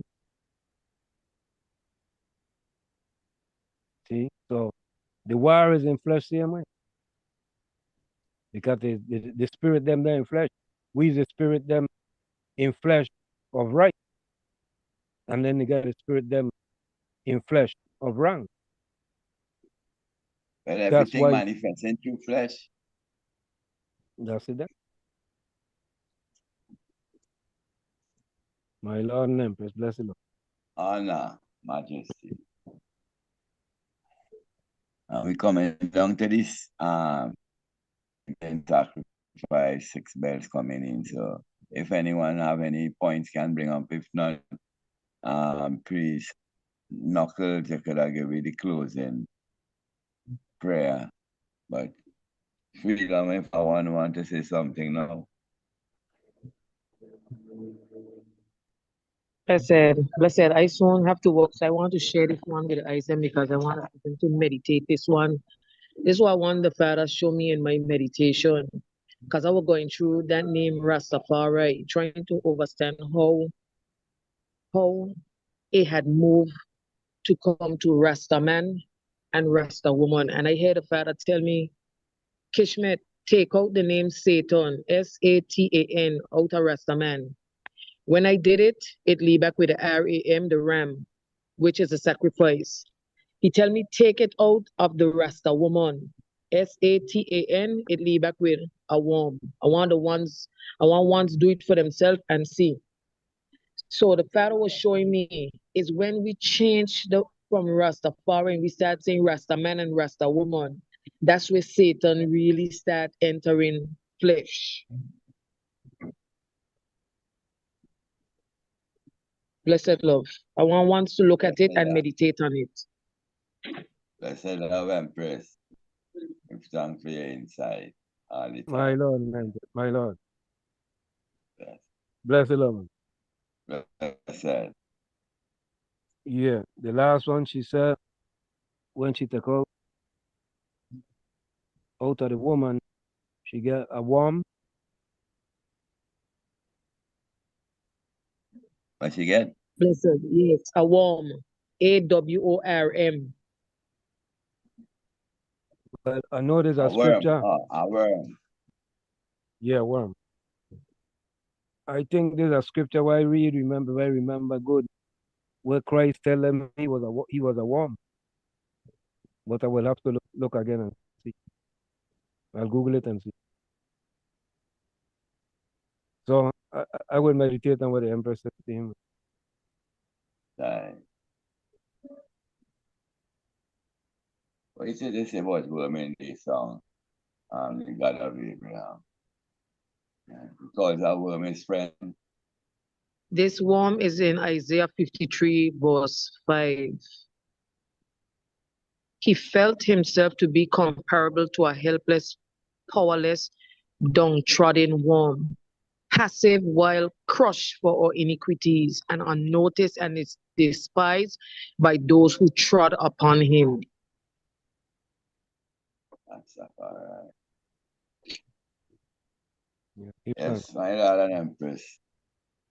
Give thanks with meditation going forward, you know. So, and you don't have any seal or reasoning, even towards that, or priest knuckles, you can give you the clothing prayer. My Lord.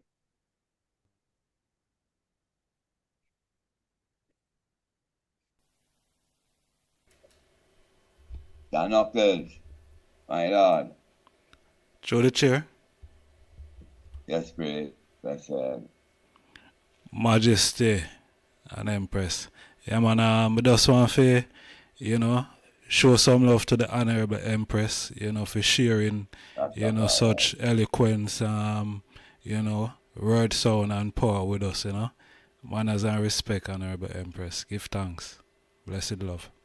That's all right. Give thanks, my Lord, and Empresses. Yes, Empress Kismet, hello, you always come and wow we with your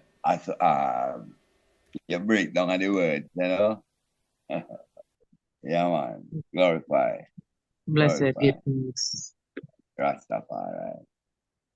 And give thanks, Prophet Jeffrey, for even writing that meditation of the feminine energy where, totally in agreement. Give thanks for that suggestion, my Lord. Give thanks for the counselor elders where, we have an open heart and we try listen to God in flesh. But what God tell you, Him not going to tell me. But you can tell me when Him tell you, and I can tell you Him tell me. And we are going to hear Him talking loud and clear. We give thanks for the omnipresent, omnipotent God, the Most High, Selassie, Jah, Rastafari, my Lord and Majesty. Yes, and I'm a priest knuckles. You could see light up.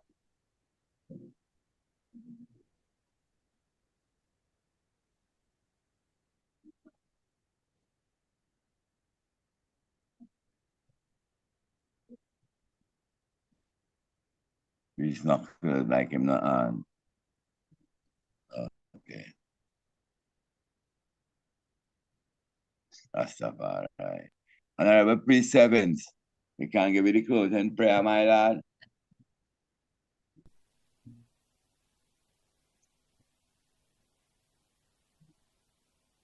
Oh, Father, my Lord, my attention divided right now,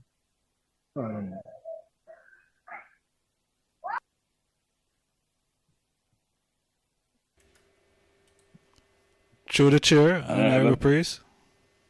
Yes, my lord. Honorable Priest Adigan still here? Honorable Priest Adigan, yes, he's still here. Yes. If I don't know, I'm just suggesting still. Other Honorable Priest Adigan rise at him. Think too strong ago. Would I love him rise at him again and even close the settings, my lord. If so. Give thanks for your suggestion, Honorable God. Honorable Priest Adigan, special request and popular demand. My Lord, the name First Princess, God and Goddess, Jehovah, yeah. Rastafari. It was a chorus that was sung outside when one's departed, and I did come in late on the reasoning. So, yeah, I will do it, Yeah, because we are one in Jah spirit, Holy Emmanuel, Selassie, Jah. Rastafari. We are one in Jah spirit, we are one in Farai. We are one in Jah spirit, we are one in Farai.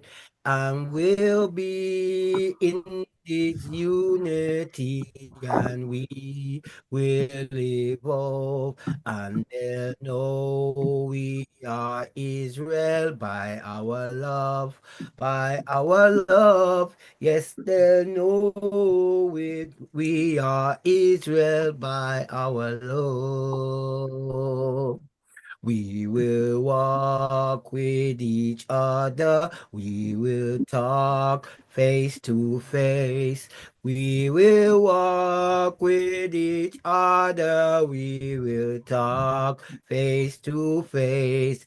And we'll be in this unity, and we will evolve, and they'll know we are Israel by our love, by our love. Yes, they'll know we are Israel by our love. We are one in Jah spirit, we are one in Farai.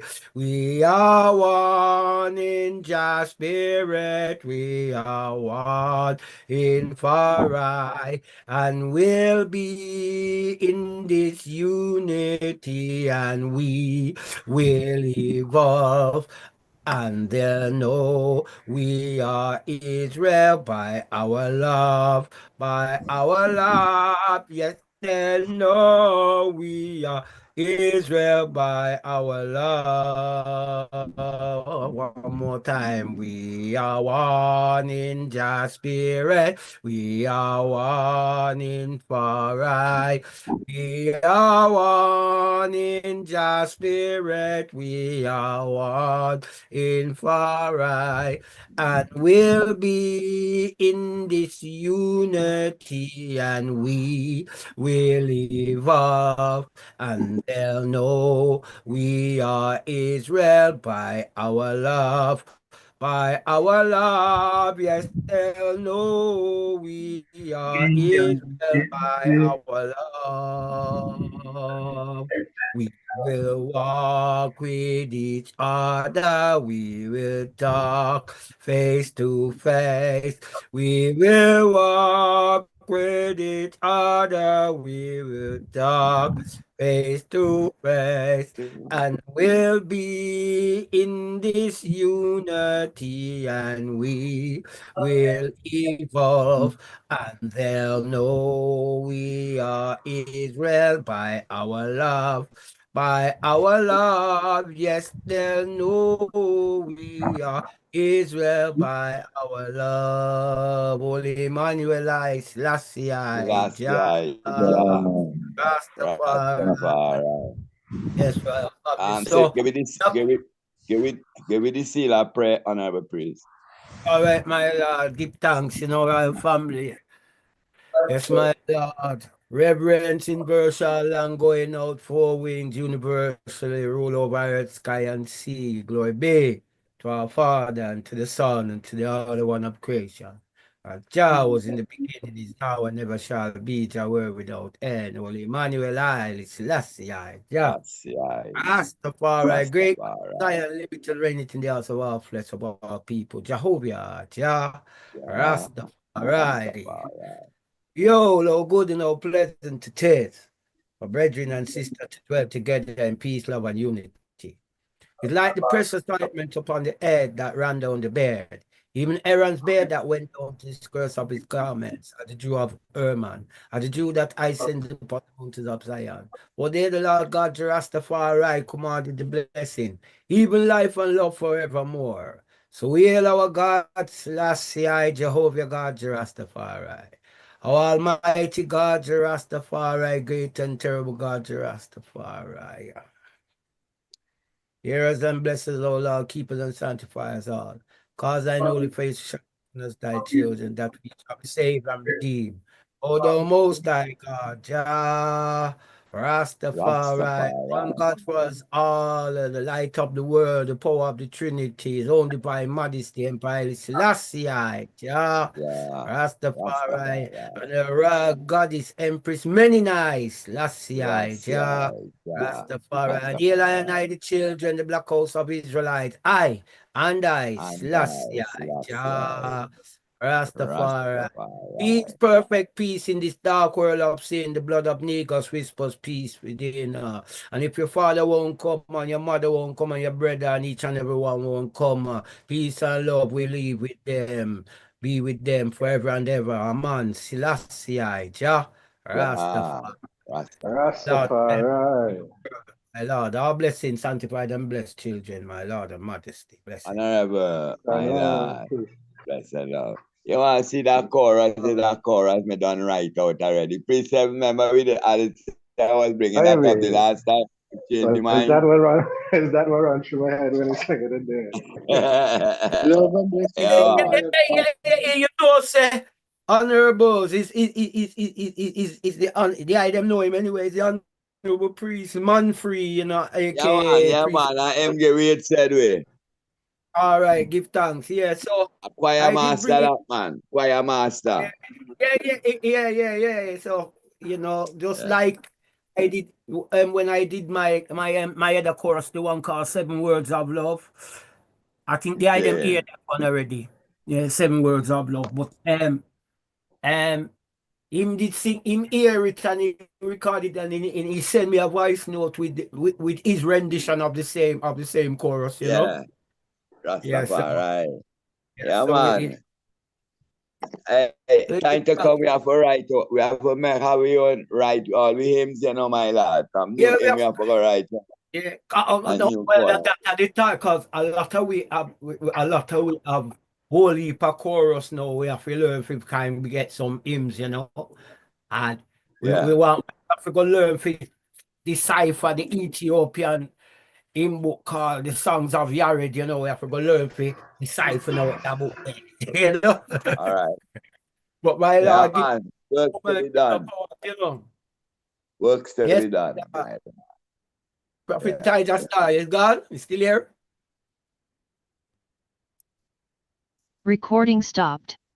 Yeah, man, him there I said we. Majesty, bless your love. Yes, my Lord. Give thanks. My Lord. Glorify honorable priest, my Lord and Empress. Blessed. Yes, man. For some nice fine, some channel and the night, man. My Lord. Yeah. Keep down. That's the part, right. Priest Knuckles.